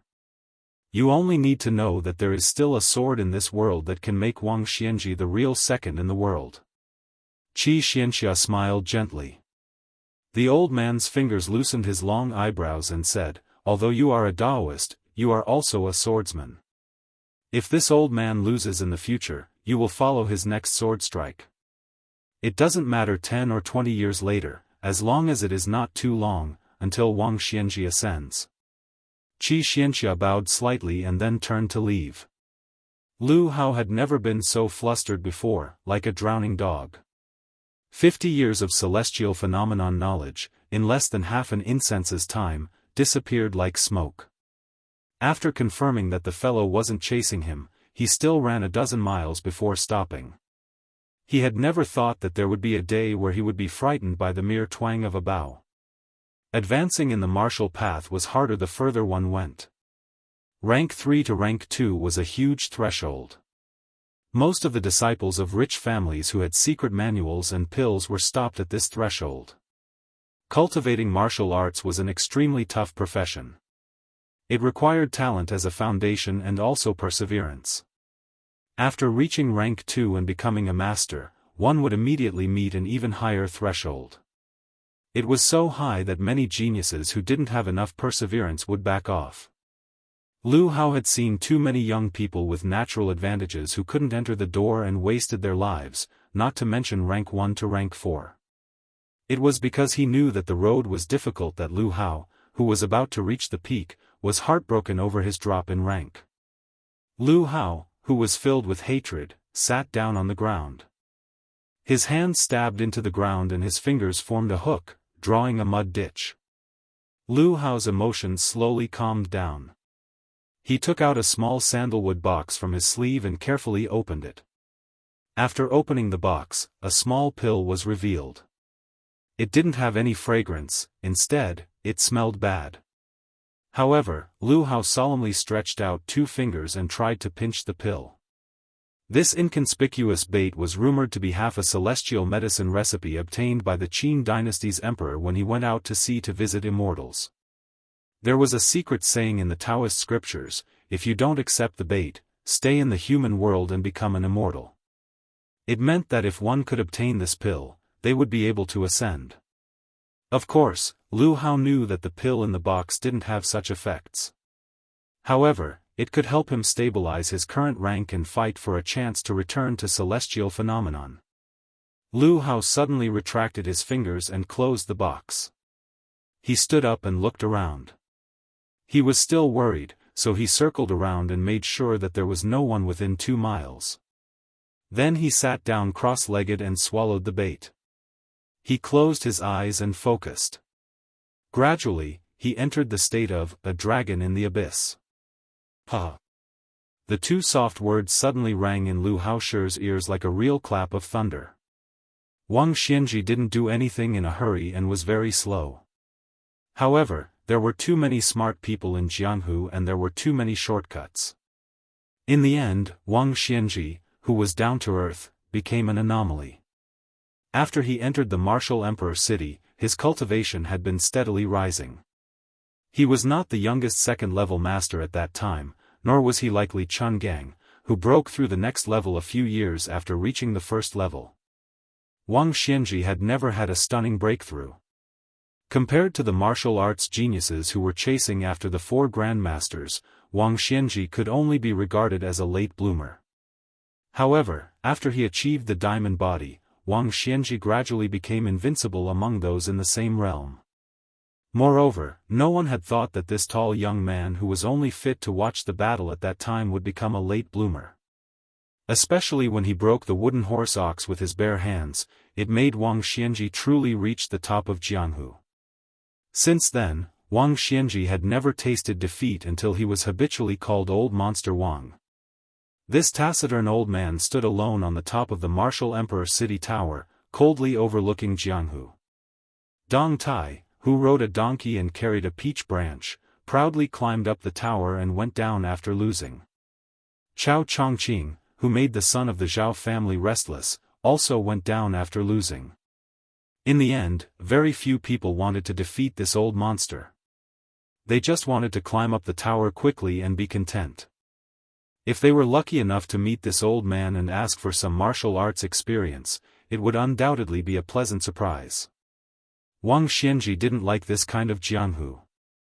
The martial emperor city lord, who was waiting for the little girl's second sword, raised his eyebrows, not knowing whether he was surprised or angry. Her sword strike caused a ripple to appear in Wang Xianji's tranquil state of mind. The sword opened the gate of heaven. The scene of the gate of heaven opening was splendid. A pillar of the gate of heaven fell to the ground. When the other pillar was erected, the gate of heaven was opened. Jiang Ni, who was holding the sword with her hands folded, was pale. She pushed the great Liang dragon sparrow into the ground inch by inch. In order to stop Wang Xianji from moving forward, this woman actually opened the gate of heaven by force. Obviously, the gate of heaven was opened for Wang Xianji. It was obvious that she wanted to take the initiative to send this invincible martial emperor city lord on his way. Blood seeped out of the corner of Jiang Ni's mouth. She continued to push the long sword into the ground, desperately trying to pull the other gate of heaven down. Only a few people in the world knew the truth. She was just a woman who was in so much pain when she moved books up the mountain that she thought she would die. She was just a timid woman who was afraid of hardship and did not dare to practice her sword. She was just a woman who was satisfied with earning some copper coins from reading books. She had never thought about riding a sword, reviving her country, or opening the gate of heaven with a sword. Such an unattainable thing, she never thought that she could do it. She just wanted to secretly stab him to death one day when he was not paying attention. Then, her life would be over. Wang Xianji still did not stop her sword from opening the gate of heaven. I, Wang Xianji, don't want to go through the gate of heaven. So what if the gate of heaven is opened? At this moment, Wang Xianji suddenly slid back and made a defensive posture. A figure broke through the gate of heaven and punched towards Wang Xianji. Wang Xianji slid back a full 300 feet. The second gate of heaven was about to support the gate of heaven and earth when it disappeared. Jiang Ni did not even have time to spit out a mouthful of blood. She looked at the figure in a daze. The figure flashed and pounced towards Wang Xianji. It was another simple punch. Although Wang Xianji did not fall, she was fiercely pushed back 700 feet. No one in the world could make Wang Xianji, who could kill immortals, retreat 10,000 feet. Chapter 862. A gentle breeze blew past. Dust drifted in the straight line where Wuxia Xianxia had retreated. Some of the slightly taller mounds of earth were directly smashed apart by the old man's back. Fortunately, the two parties were fighting in the wilderness, so no outsiders saw this shocking scene. Wuxia Xianxia shook his ankles and simply kicked off the pair of tattered hemp shoes. His sleeves were also torn apart by him, revealing his thick bronze arms. His muscles were as hard as boulders and contained the power to split mountains and split cities. Martial Emperor City was built near the water and looked at the sea. Every year during the summer and autumn, there would be surging white waves. The waves would drag across 1,000 miles and hit the eastern city wall. 30 years ago, Wuxia Xianxia would stand proudly on the eastern city wall every time there was a tornado on the sea. He would use his arms to hit the waves. In the past 30 years, two people had replaced him to hit the waves, but their momentum was not as great as Wuxia Xianxia's. Martial arts had always been despised by the people of the three sects as they viewed it as an inferior technique that did not conform to the way of heaven. It was Wuxia Xianxia who turned the tide with his own strength and changed the views of the people. Especially when Tuoba Bodhisattva and Xianyuan Pan achieved success and fame one after another, it made Wuxia Xianxia, the pioneer of martial arts, like the sun in the sky, never to fall behind. Wuxia Xianxia's expression was calm. He looked at the distance under his feet. His chi flowed and surged. His body was like the sea. In terms of internal energy, among the top 10 in the Wushu ranking, Chao Chongqing was even more outstanding than Deng Tai, who was ranked third in the world. He was right behind Tuoba Bodhisattva, but he claimed that he could not compare to Wuxia Xianxia. In terms of combat power, the green shirt sword god 60 years ago and the old man in the sheepskin fur coat were on par. However, Wuxia Xianxia was much stronger than him 60 years ago. This was also why in the Battle of the Eastern Sea, even when facing Li Chungang who had returned to the peak of swordsmanship, Wuxia Xianxia only used 90% of his strength. In the 500 years of Jianghu, there were only 6 or 7 people who were recognized as the world's number one. In the recent 100 years, Wuxia Xianxia was finally the one who took the throne. This old man who claimed to be the world's number 2 was undoubtedly more ferocious and invincible than the demon of Zhulu Mountain, Lu Songtao 100 years ago. Back then, Qi Xuanzhen, who was 60 years old but had a youthful face, stood on the evil-slaying platform and looked down at the world. He guarded the door for the heavenly Tao, so no demons and monsters could cause trouble in the world.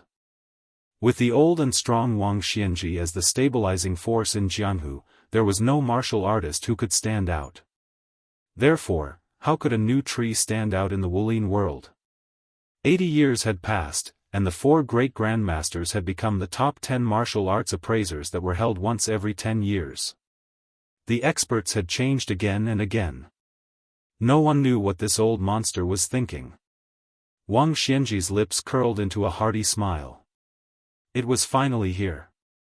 The old man, who was more than 100 years old, bent his knees slightly, spread out his left hand and slowly stretched it forward. His right shoulder was tilted low, and his right hand was clenched into a fist. That uninvited guest had given Wuxia Xianxia a gift with 2 punches, and he had sent Wuxia Xianxia a full 1,000 feet away. There was absolutely no reason for Wuxia Xianxia not to return the favor. The old man in coarse hemp clothes made this simple and unremarkable gesture. There was no concept of wind and clouds in the world that resonated with it, nor was there any majestic scene of flying sand and rolling stones in the surroundings. Wuxia Xianxia withdrew his gaze and gently exhaled. His eardrums vibrated violently. After the 2 punches, the person who had passed through the divine gate did not pursue and attack. He only paused slightly 7,000 feet away, waiting for Wuxia Xianxia to stabilize his body before he began his 3rd attack. Step by step, he left a footprint, but he did not step on the ground. Instead, he walked in the air, like a string of water ripples made by a stone. He was several feet above the ground, forming circles of airflow ripples. Every step he took was like a great bell striking Wang Xianji's heart. Not only did Wang Xianji's eardrums vibrate more and more, even his temples began to sink and protrude. Wang Xianji still did not show any signs of punching. He waited until the person took the last leap, crossing 1,000 feet in one step, and stepped heavily on the ground. He had accumulated his strength to the extreme and punched. Wang Xianji's eardrums and temples suddenly stopped moving at the same time. Only then did he punch out. The two fists collided. There was a loud bang. Between the two fists, a lake surface, spread out by the majestic Qi-ji appeared horizontally. This thin lake surface was ferocious and distorted, and the earth-shaking sound spread through the wilderness. A few winter sparrows circled low in the air and inadvertently hit this wall of Qi. They were immediately torn and shattered beyond recognition. Wang Xianji's face, which did not show any signs of aging, wrinkled like the lake water. Layers of subtle undulations appeared on his face, and then slowly returned to normal. The arms of the two who had punched out swung back at the same time. Then, they changed hands and punched at the same time. It was almost another winter thunder that shook the plains. Wang Xianji smiled slightly and gently withdrew his hand. The person shook his arm and did not pester endlessly. Neither of them moved, but the distance between them was increasing. A trench was torn open in the ground, its width and length gradually rising. Wang Xianji slowly asked, "Should I call you the Prince of Bailiang or the Great Emperor Jianghu?" A young man with a pair of sparkling golden eyes smiled and said, "Su Fengnian is fine." Wang Xianji looked at the strange eyes of the young man that were gradually dimming. His Qi-ji floated behind him like a long rainbow. The old man said with some regret, "So it's only for the time it takes to burn a stick of incense. I don't even know who set the rules. Boring." Su Fengnian mocked, "If you want to be interesting, why don't you go to the heavens and find a deity to fight?" Wang Xianji smiled and said, "Decaying grass becomes fireflies. Even if there really is a deity who ascends to the heavens, he may not be a good person." Su Fengnian asked, "Do you want to lose a fight in the human world so that you can willingly cross the heavenly gate?" Wang Xianji shook his head and said clearly, "Born as a human, dead as a ghost, this is the most realistic truth. As for whether deities are deities or not, in this old man's eyes, they are nothing more than thieves who are greedy for life and afraid of death. Those who steal a hook will be punished, those who steal a country will be marquis, those who steal life will be deities. Therefore, this old man is only willing to believe half of the talk about ghosts and deities." Su Fengnian waved his hand and said, "Let's not talk about this nonsense. It's very easy for you to kill me now. What do you say?" Wang Xianji smiled and asked, "Do you have a chance to recover your previous state?" Su Fengnian said helplessly, "It's difficult."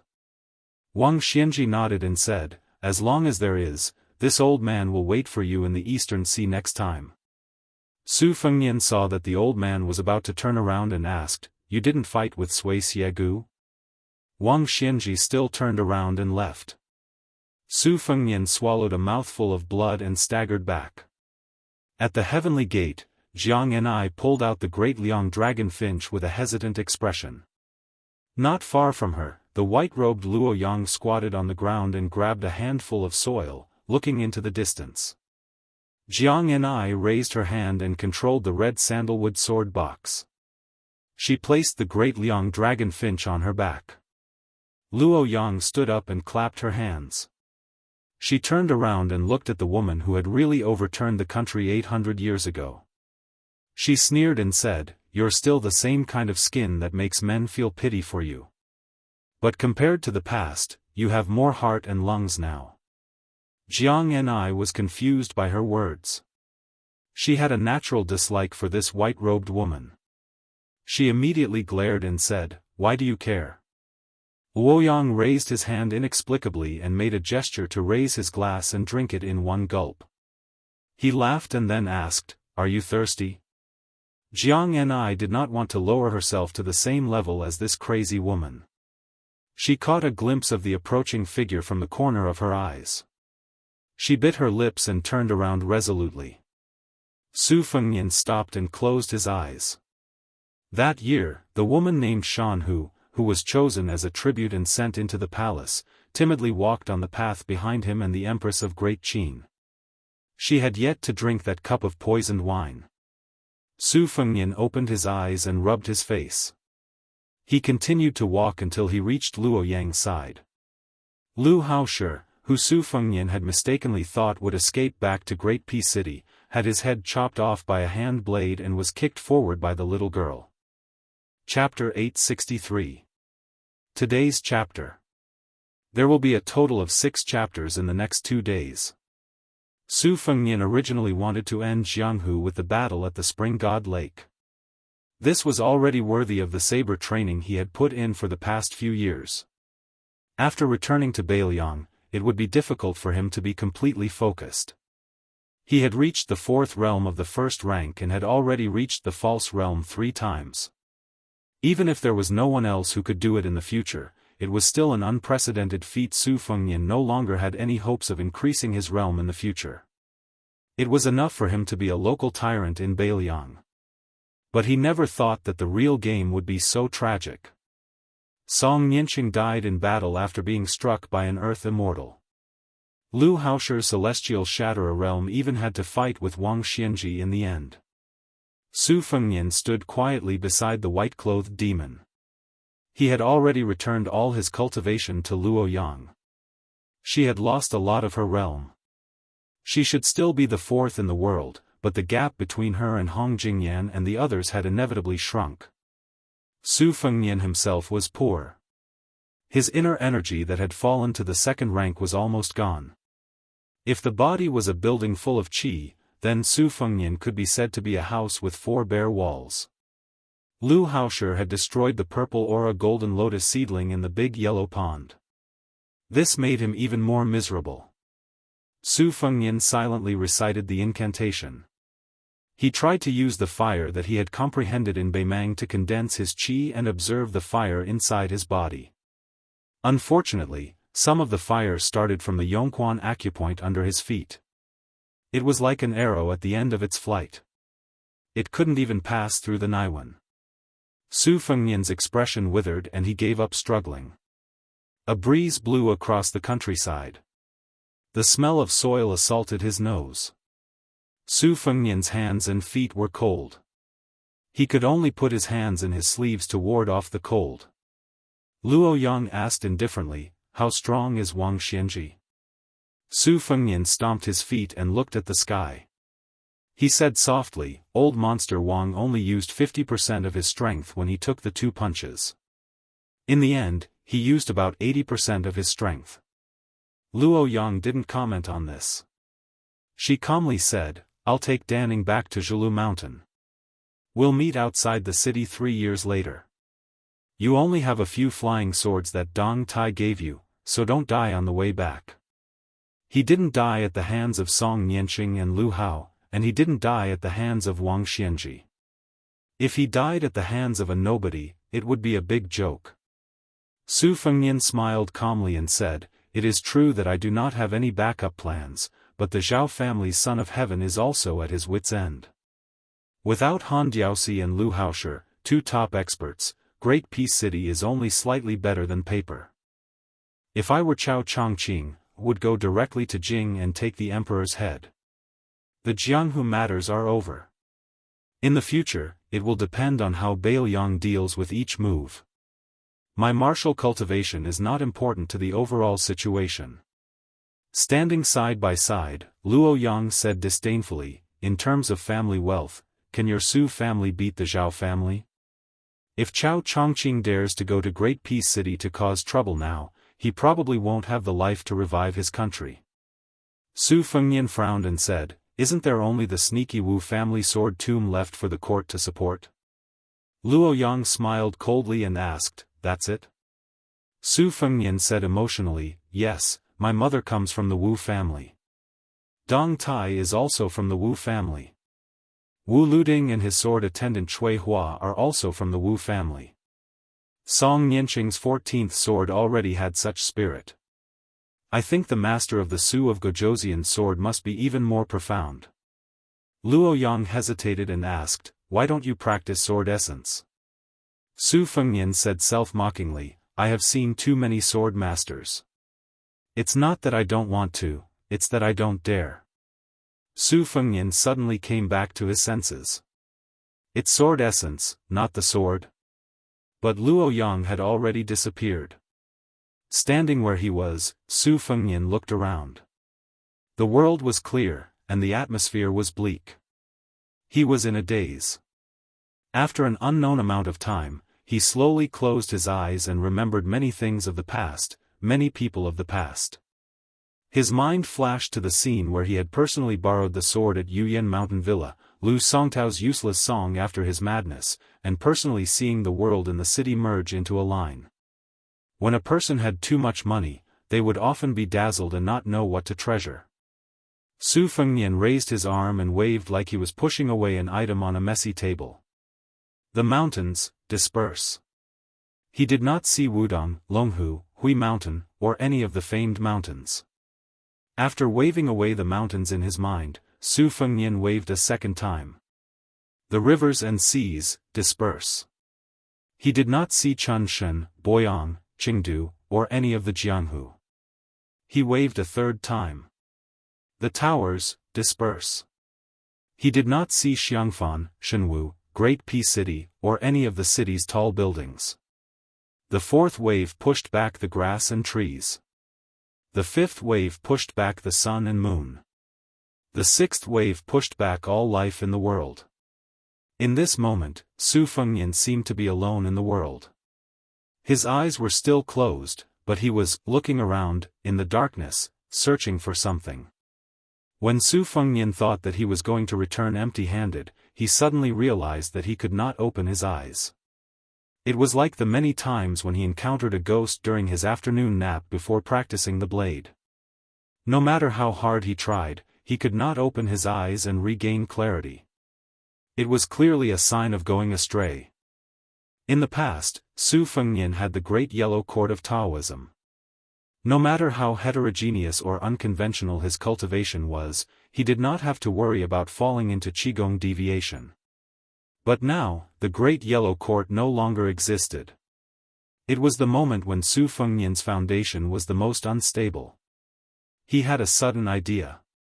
He wanted to take advantage of the lingering effect after the peak battle with Wang Xianji to grab that rare enlightenment.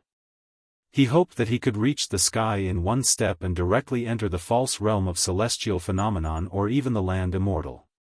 He wanted to learn from the Qi cultivators and obtain that fleeting and rare enlightenment. More haste, less speed.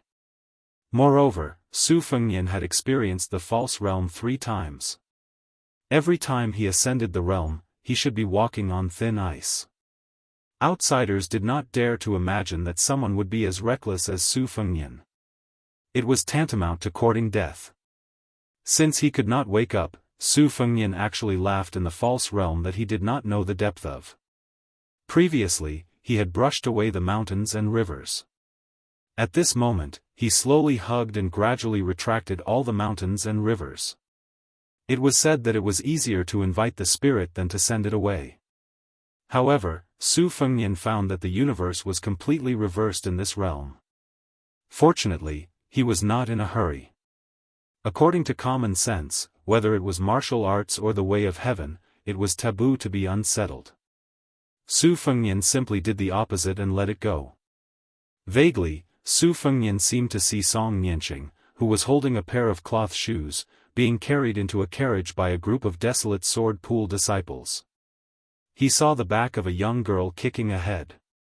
He saw a monk in a cassock flying over. He saw a white-clothed woman in a red robe returning. Then, Su Fengnian's vision was instantly cast thousands of miles away. He saw a young and elegant Taoist priest guarding a grave. He also saw the ebb and flow of the South Sea. A middle-aged swordsman cleaved the waves with his sword. He also saw a horse that was neither a horse nor a deer climbing up the mountain and arriving in front of the Taoist master's mansion. Finally, he saw a young child squatting by the river in a daze outside a small village with beautiful scenery. Suddenly, he was enlightened and his spiritual qi overflowed. When he returned to the village and saw the red paper cut on a window, the child felt an inexplicable joy. Su Fengnian finally opened his eyes and wiped his face. Unknowingly, his face was covered in tears. Chapter 864. I still owe 5 chapters. There was a rider riding towards the Quicksnow Mountain Villa. The horse's hooves were light and agile. The young rider wore a red fox fur hat with 2 strands of black and white hair hanging down from his temples. There was a short knife in a black sheath at his waist. The rider and the horse were not in a hurry to enter the villa. Instead, they dismounted and walked along the bluestone boards beside the spring god lake. It was noon and the sun was warm. The winter snow had melted and the lake water was as clear as a mirror. There was an endless stream of people enjoying the scenery. The changes in the Quicksnow Mountain Villa were too much for the eyes to take in. There was a series of rumors. When the Jianghu Great Emperor's Dharma form arrived at the lake, it was first the young master of the Yanbao Castle, Li Huili, who led an urgent military order to return to the border with his elite cavalry and squires. Then, Xie Lingzhen of the Spring Invitation Cottage also left the villa. Yuqi Liangfu said that this old senior from the cottage had comprehended something while watching the lake and wanted to return to Shu to cultivate in seclusion. There was a chance for her to reach the celestial state in this lifetime.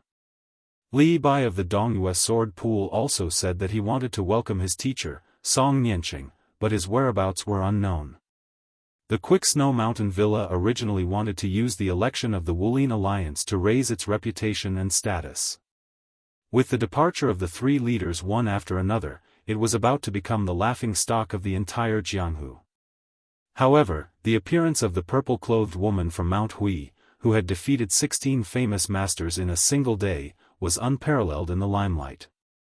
It vaguely seemed like it wanted to take advantage of the situation to become the champion. This made many Jianghu people who were on their way back to the villa turn their horses around and rush into the Quicksnow Mountain Villa. This undoubtedly solved the urgent situation of the villa. If one didn't take a closer look, in this era where people relied on their clothes and Buddha relied on gold, a wandering swordsman with a saber on his horse was not eye-catching in the crowd. Most of the Jianghu people who could come to the Suishua Mountain Villa were heroes. Most of them relied on their sect's background or their own names. Even if they couldn't be the richest in their hometown, they couldn't escape from being rich. Along the lakeside, there were plenty of Jianghu people wearing embroidered fox fur coats. If they didn't wear a mink hat that easily cost dozens of taels of silver, they would be too embarrassed to go out and greet others. Many beautiful women followed the heroes around, their eyes wandering, secretly comparing their wealth. There were also some Jianghu people who came with their wives and children. These people were undoubtedly more confident. Most of them were the direct descendants of the first and second-class sects in Jianghu. Those mischievous children who didn't have the slightest bit of stage fright ignored their parents' warnings and played around, as if they were passing through flowers to attract butterflies. Perhaps these children themselves didn't even know that there was a saying in the imperial court about the children of officials and the children of generals. They were equivalent to the children of aristocratic families in Jianghu. In the future, they would inherit their father's legacy and roam Jianghu. Obviously, they would be more successful than other people. The bustling Bluestone Road was filled with polite greetings from people who had long heard of their names, as well as people who were familiar with each other. A few pairs of children who happened to be good friends with their fathers quickly became familiar with each other. They ran amok together, laughing and chatting happily. Occasionally, they bumped into Jianghu people who were usually violent and ruthless, but today, they didn't mind putting on a rough smile and even reached out to rub the children's heads in a friendly manner. The children cleverly ran past with their heads bowed. Behind them, the helpless faces of their fathers didn't forget to cup their fists and smile at the men. If both sides were indifferent, they would pass by with a smile. If they were more clever, they would stop and exchange names. If it was convenient, they wouldn't have to spend a single copper coin to form a dispensable relationship. The group of children were like a few merrily swimming fish between the gaps of the crowd, becoming more and more intense. They had some foundation in lightness skill, so when they were in the mood, they unconsciously used their family's lightness skill. Coincidentally, someone was leading a horse and standing by the lake, looking at the vast and misty spring god lake. When the leading child was about to hit the horse's belly, he grabbed the horse's back with both hands and deftly flipped over, continuing to run forward. It was quite a stunning sight. Behind him, a young girl with long hair followed suit and flipped over the horse's back. The last child didn't have the same foundation, but he didn't want to take a detour, so he couldn't leap over and hit the horse's belly, falling to the ground. It wasn't clear whether it was because of the pain or because he felt that he had lost face in front of his childhood sweetheart, but he sat on the ground and wailed loudly. The young man with the red fox fur hat on his head heard the noise and let go of the reins. He smiled and reached out to help the child up. The child raised his head and looked at the stranger. Perhaps he thought that the stranger's smile was mocking him, so he cried even more heartbreakingly. The young master probably had a bad horse and fur hat, so he didn't have the air of nobility. That was why he was smiling so warmly and apologetically. He didn't know what to do when faced with the rowdy children who were rolling all over the ground. The two older children who had already leaped over the horse also turned back, eyeing the young man covetously. The boy who had leaped onto the horse first had a face full of anger. At such a young age, he already had a heroic air that couldn't be underestimated. The girl with drooping hair was a beauty, so her temper was also much gentler. Seeing that the culprit didn't look like a bad person, she only glared at him. Naturally, she was naturally charming and went to help her companion who was covered in dust and mud. Although the child who was being helped up was crying loudly, in fact, he had been keeping his eyes and ears open.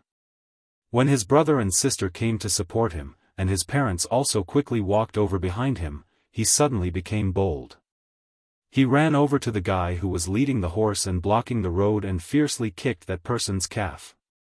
The young master dismissed it with a smile and lowered his head to pat the dust off.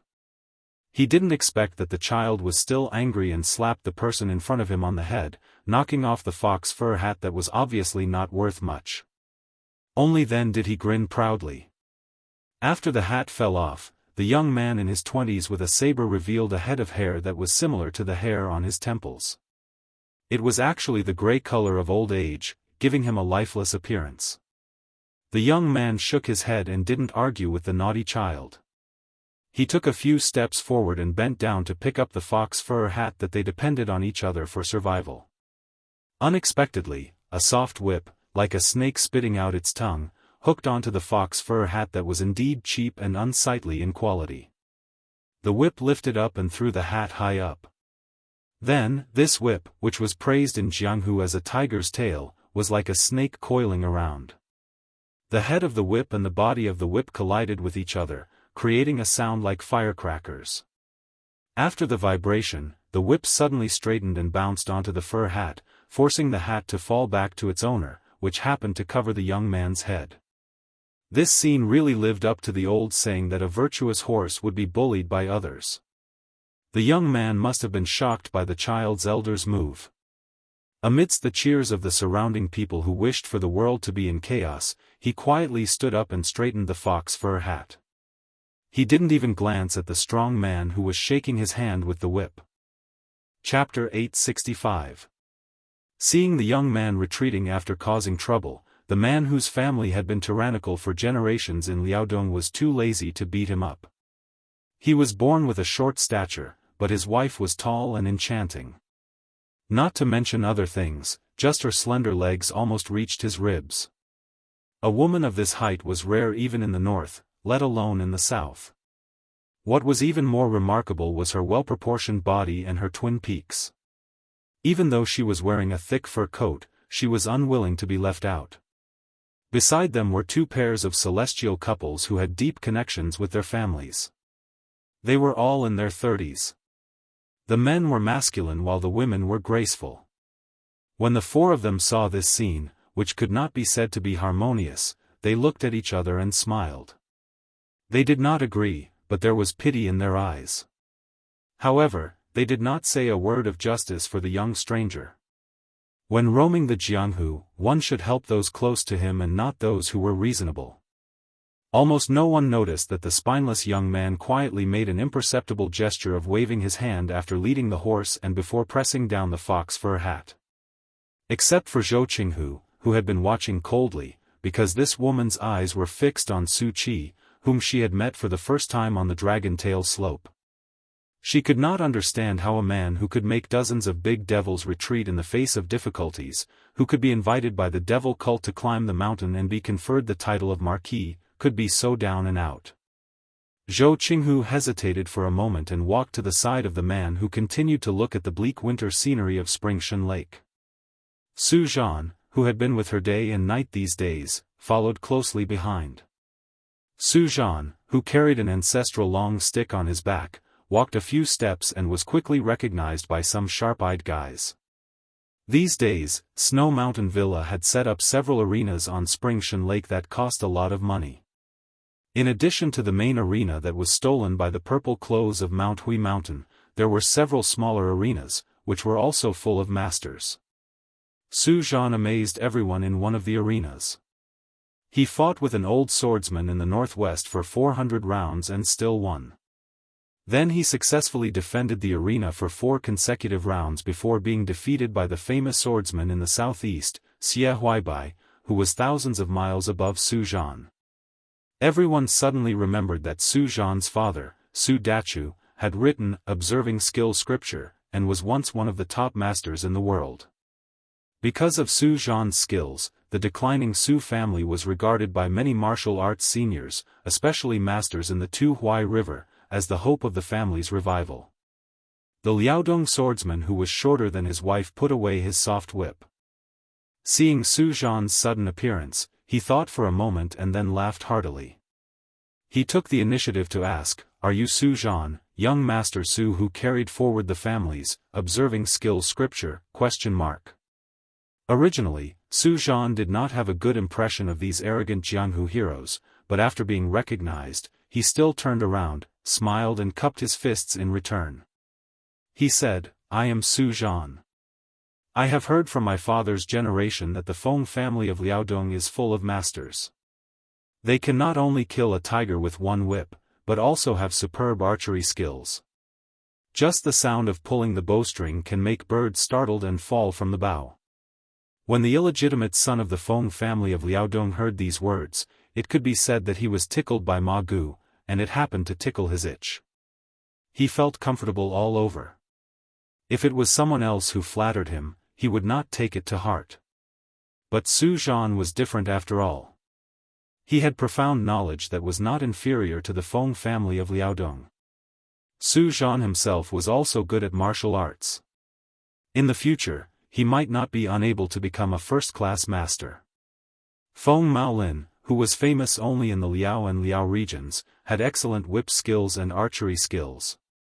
If the Feng family had not been disliked by Zhao Sui, the king of Jiaodong, it would not have been difficult for Feng Maolin to get a real power with his family's ability. This time, in order to avoid trouble, Feng Maolin did not take the ox horn bow with him to find an opportunity to show his talent in the south to the Quicksnow Mountain Villa. Feng Maolin, who had not mastered the essence of the Feng family's whip skills, knew his own weight. It was very difficult for him to win many battles in a row like Su Zhan. It was difficult for him to stand out in Jianghu, but it was difficult for the sons of aristocratic families like Feng Maolin. Just because he was born of a concubine, he was suppressed by the son of the first wife. Practicing martial arts was a bottomless pit. A family with ambition to stand out in Jianghu could not take care of everything. Feng Maolin was like this, let alone the sons of ordinary families who practiced martial arts. The double expenses of medicinal materials to exercise their body, the double expenses of accumulating money or borrowing secret books, and the various expenses of moving famous masters to teach the family would make people speechless. Therefore, it was not bad for the sons of aristocratic families like Feng Maolin to practice martial arts. On the other side, Feng Maolin was trying to get close to Su Zhan. He introduced Su Zhan, who had become famous after one battle, to the husband and wife of the Feng family of Liaodong. They talked happily. Zhou Qinhu came to the young child who was standing still with his horse. He plucked up his courage and asked, "How did you change your personality? Why is your temper so good?" Su Fengnian turned his head to look at this old acquaintance of his in the Quicksnow Mountain villa. He smiled and did not speak. Zhou Qinhu recalled that after surviving that series of dangerous situations, he realized that this young master with an obscure background did not seem to be a domineering person. No matter how Hu Chuanya rolled his eyes or provoked him, he did not see the slightest bit of anger. Zhou Qinhu glanced at the side of his face. For a moment, he was absent-minded. The reason why he was so calm in everything was because he did not care about the ups and downs of his group of people. Looking at the ups and downs of others' honor and disgrace was like watching children playing. Zhou Qinhu felt a little bored when she thought of this. She turned her head and saw Su Zhan talking and laughing with that group of people. They called each other brothers as if they regretted not having met each other earlier. During these days in the Quicksnow Mountain villa, Zhou Qinhu had seen the fickleness of human nature. With Su Zhan's fame, she was lucky enough to live alone in a courtyard in the villa.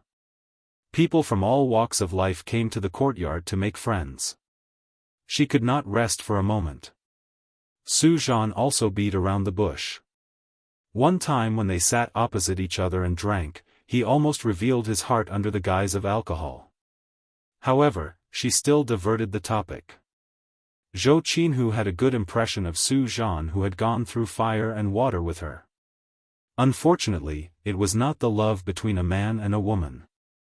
Zhou Qinhu only wanted to take advantage of her youth to travel more in Jianghu and see more strange stories. It did not matter whether she was accompanied or alone. Perhaps one day, there would be a man who could make her fall in love at first sight. That would be the day she left Jianghu. There were 3 reasons why Su Fengnian returned to the Quicksnow Mountain villa under the secret escort of the Men of Sacrifice. The first was to settle things with Lin Hongyuan of the Dragon Palace. She still owed him a Xian finger inscription. The second was to see if she could wait until the young hierarch Li Yufu to offer a toast to the wanderer He Zhu's grave on behalf of Miss Hehe. Then she would inform Li Yufu about the child's first enlightenment by the stream. The last was that according to the secret letter, Xianyuan Qingfeng had slaughtered his opponents in the main arena and seemed to be on the verge of winning the championship. Earlier he had promised to let her sit on the throne of the Wulin Union. If there was a chance, he would help her. Su Fengnian herself didn't have many thoughts about Jianghu. Other than the fact that the old bastard of the Zhao family hiding in Mount Longhu was not dead yet, other than that battle in the Eastern Sea that he didn't know whether or not he could fight, and other than the fact that he still missed her and her at Mount Zhulu, he had nothing else to be interested in. Whether he was willing or not, he had to leave before the matter was over. Fortunately, this time he was going back to Beiliang with Su Shao, who was waiting for him in Xiangfan. Chapter 866. Zhou Qinhu did not want to have too much to do with Su Qi, who was shrouded in clouds and mist. She glanced at the 2 strands of gray hair under his red fox fur hat and thought of an excuse to leave. In her heart, she had the natural sorrow of a woman.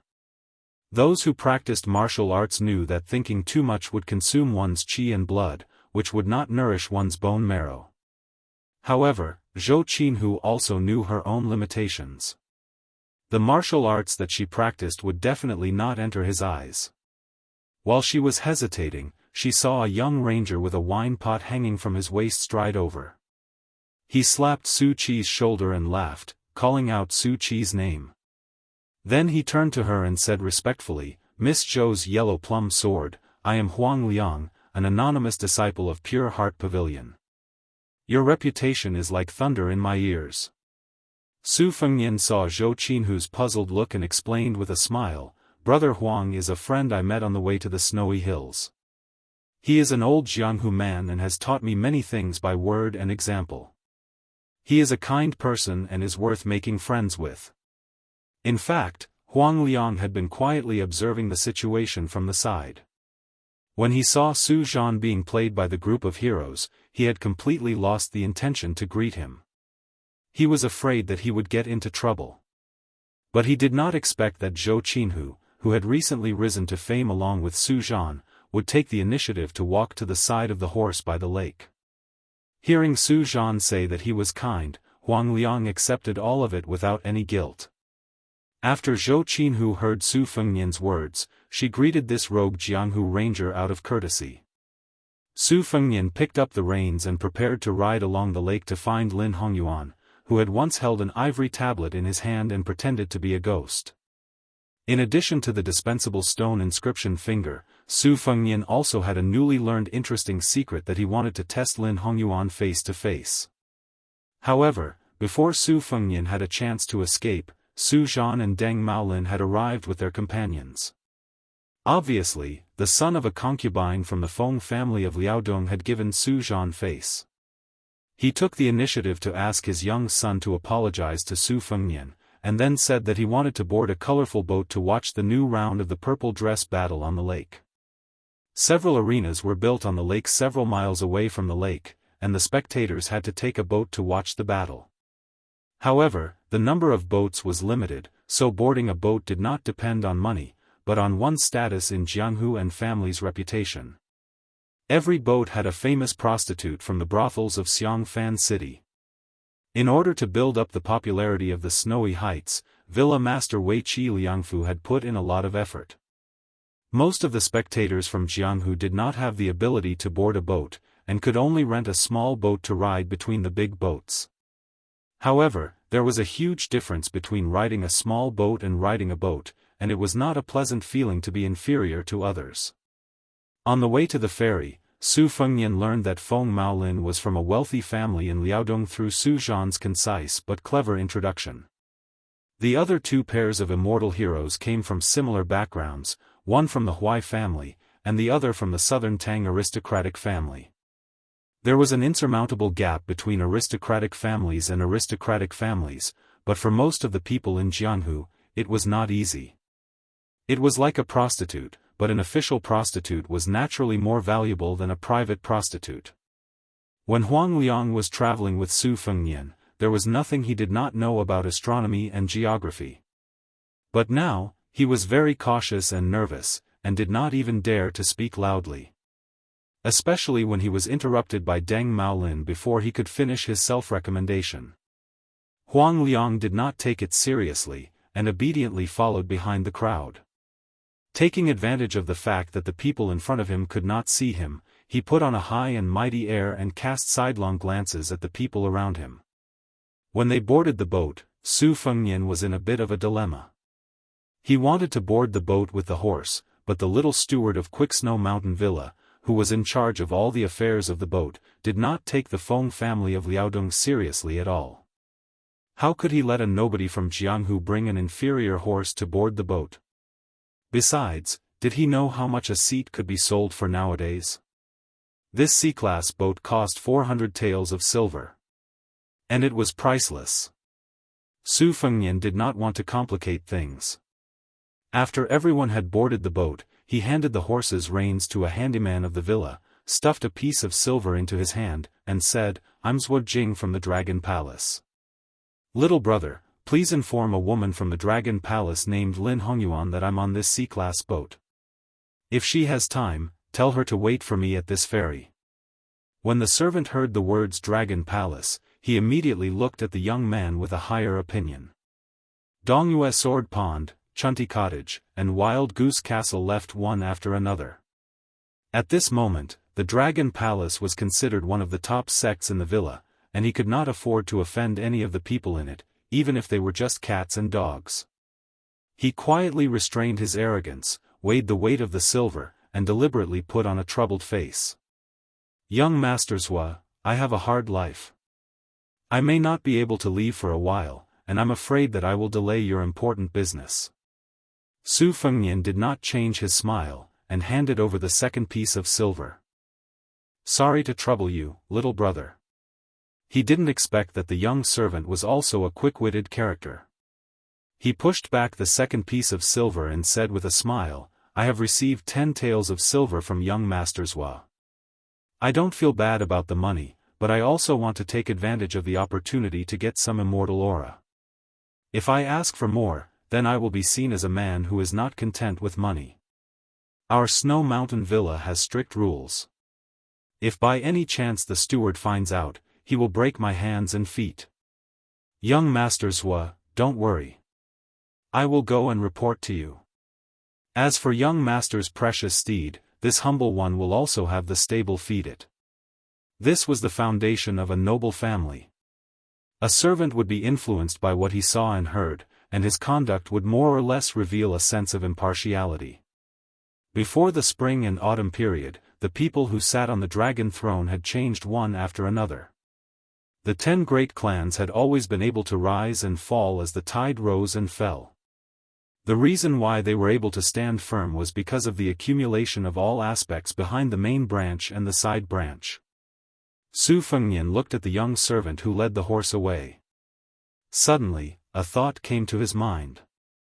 Would such a guy, who was good at currying favor and was born in poverty, one day have a romantic relationship with a lady from a noble family like Yuchi Yuchuan? Su Fengnian shook his head and turned back to board the boat. The double-decker colorful boat retracted its ladder, broke through the green lake, and slowly sailed toward the arena. Among the 7 or 8 colorful boats in the distance, 2 of them were 3-storied boats. Su Fengnian stood at the stern of the boat with his hands in his sleeves, silently resisting the bone-chilling breeze that caressed his face. Huang Liang was thick-skinned. Since he could not please the unapproachable couples, he went to play with the 3 children. The child who kicked Su Fengnian said he wanted to ride a horse. So, Huang Liang got down on all fours and let the child ride on his waist. Huang Liang smiled brightly. He looked like a dog. Su Fengnian used to laugh at Huang Liang's clumsy showing off in his mind, but this time, he could not laugh. Zhou Qinhu could not stand the utilitarian laughter of Su Zhan and the others, so she came out to take a breath of fresh air and stood by the railing near Su Fengnian. Su Fengnian smiled and asked, "Miss Zhou, you have earned the name of Huang Mei Sword?" Chapter 867. At first, Zhou Qinhu thought he was mocking her, but seeing his calm smile and not knowing how to respond, she did not respond. Although she understood the ways of the world, she did not want to do things against her will and speak against her will. This made people feel that she was cold and distant. In fact, to be able to escort Huang Shang to the capital, one could see that she was a warm-hearted and kind-hearted woman. Su Fengnian hid his hands in his sleeves and gently leaned on the railing. He squinted his eyes and smiled. When I was young, I always wanted to be a famous hero.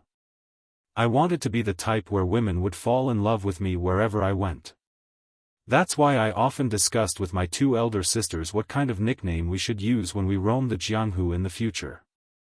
At that time, we wrote down dozens of names on a piece of paper, but we were not satisfied with any of them. They were either not imposing enough or too obscure. I also thought that it would be good to find a beautiful heroine to be my wife. Later, I found out that it was not easy to be a heroine. Practicing martial arts all year round, it was difficult to have tender skin. Not to mention other things, just looking at how awe-inspiring she was when she rode a horse would cause her but to have calluses. What's more, he had to worry about those followers who prostrated themselves under the skirt of a pomegranate. If by any chance he encountered a highly skilled flower thief, or a local hedonistic son of a rich family who was fond of heroines, it would be even more of a headache. I remember the first time I roamed Jianghu, I saw a famous one. Her makeup was so thick that you could smell it from miles away. Her entire body, from the hairpins on her face to the bracelets on her hands, from the clothes on her feet to the boots on her feet, she had a good background. Afterwards, I found out that every shop paid her at least 100 or 200 taels of silver every year. Over time, I did not believe in heroines. I felt that calling a woman a heroine was like scolding her. Zhou Qinhu smiled sweetly. Su Fengnian sighed. Jianghu is actually very similar to the old western Shu. Before the world was in chaos, Shu was in chaos. The duck knows when the spring river is warm. When the central government is in turmoil, it will inevitably affect other places. Even before the central government is settled, Jianghu is already in a state of panic. Those large and small gangs in Jianghu find a husband early and enjoy life early. Those who marry late or not often do not have the family background to support them. Most of them will be bullied. From the small fish and shrimp of the fish dragon gang to the sword-making family of the Yuyan mountain villa, none of them were spared. I heard that the young king of Jing and in Xiangfan city is interested in taking a concubine. I don't know how long the snow mountain villa can last. Zhou Qinhu suddenly went straight to the point and asked, "Young Master Su, may I ask if the Dongyue Sword Pond Cottage and Wild Goose Castle leaving the villa together has anything to do with you?" Su Fengnian asked in return, "Miss Zhou thinks so highly of me. Why don't you just ask me if I invited Great Emperor Zhenwu?" Zhou Qinghu was about to speak when Su Fengnian smiled and said, "By the way, I'm temporarily a minion of the Dragon Palace in the old southern Tang Empire. My name is Zhou Jing. If someone asks about me in the future, Miss Zhou can answer this way." Zhou Qinhu nodded. Su Fengnian turned around and saw Huang Liang, who was crawling on the outside of the ship, with a calm expression on his face. Zhou Qinhu did not see the slightest fluctuation in his beautiful peach blossom eyes. Not to mention the reasonable disdain and ridicule, she did not even feel pity for him. Zhou Qinhu said his goodbyes and walked into the warm-as-spring cabin. Su Fengnian leaned on the railing again, feeling bored. So, he softly hummed a nameless tune that was widely circulated in Beiliang. "Don't you see the fishes in the northern underworld swim for tens of thousands of miles? Don't you see the immortals at the peak of Kunlun pass through the heaven's gate?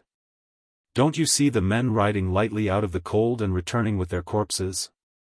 Don't you see the women leaning on the door until their hair turns white?" Since there were men of sacrifice secretly escorting him, Su Fengnian did not deliberately suppress his sleepiness. He rested his chin on his sleeves that were still warm from his hands and closed his eyes. A small boat with a black canopy quickly cut across the calm lake. A woman dressed in green and holding a white hat leaped onto the colorful boat and stood at the other side of the stern. With a complicated look in her eyes, she called out softly, "Young Master Zhou." Su Fengnian opened his eyes and turned his head without turning around. "Young Palace Master Lin, I'm honored by your presence. Forgive me for not welcoming you."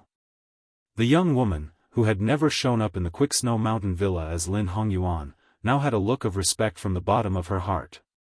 Compared to when they had first met, the look in her eyes was one of hatred.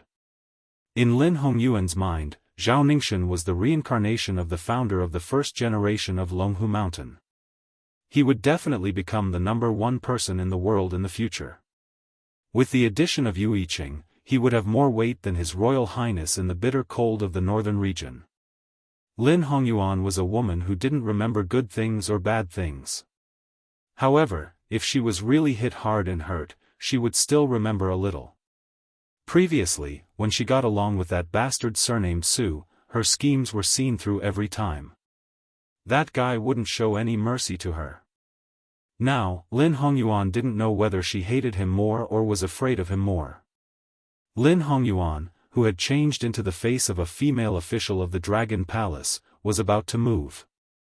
Su Fengnian said, "I received a secret report that the eldest son of Zhao Bing, king of Yanqi, was hiding in the team of the Dragon Palace. He should not be the bearded man. So you are really arrogant to let the crown prince carry the bed for you." Lin Hongyuan's face suddenly turned pale. Su Fengnian looked at the small boat with a black canopy following the colorful boat. Master Hao was an ordinary strong man. Su Fengnian waved to him. The young man hesitated for a moment and jumped onto the stern. After no longer hiding, he suddenly became high-spirited and heroic. He waved to Lin Hongyuan, making the woman who wanted to say something but hesitated to keep quiet. In the vast Nanjiang, Nalin Yusi could come and go as he pleased with Zhao Bing, king of Yanqi. Only His Royal Highness favored him and regarded him as a friend of the same generation. In terms of reputation, this Zhao Zhu His Royal Highness was better than the first Prince Zhao Wu. If it was a few years ago, if anyone compared Zhao Zhu with Su Fengnian of Bailiang, it was tantamount to insulting His Royal Highness of King of Yan Qi. Zhao Zhu grinned and said, Xiaonian, do you remember the little beggar who wanted to learn sword from your mother in Dantong Pass? Su Fengnian said flatly, I don't remember. Zhao Zhu looked resentful. He squatted on the ground and bit his finger, sighing. Lin Hongyuan was flabbergasted. In Nanjiang, there was a secret message circulating in a small circle. It said that the reason why Mr. Naylan was willing to stay in King of Yan Qi was that he liked Zhao Zhu's ambition to go north. Zhao Zhu joined the army at the age of 12. Ever since his father, the king, helped him build his first small tomb with several heads to show off his military exploits, Zhao Zhu had killed people like flies, gathered the corpses of his enemies, and sealed the tall tombs. In the past few years, he had built a total of 21 temples. All the barbarians in Nanjiang surrendered. Zhao Zhu's favorite thing to do was never to pretend to be cultured, but to secretly go south with dozens of retainers. Often, he would go and come back for a month, uprooting the enemy's strongholds hidden deep in the miasma, leaving no survivors.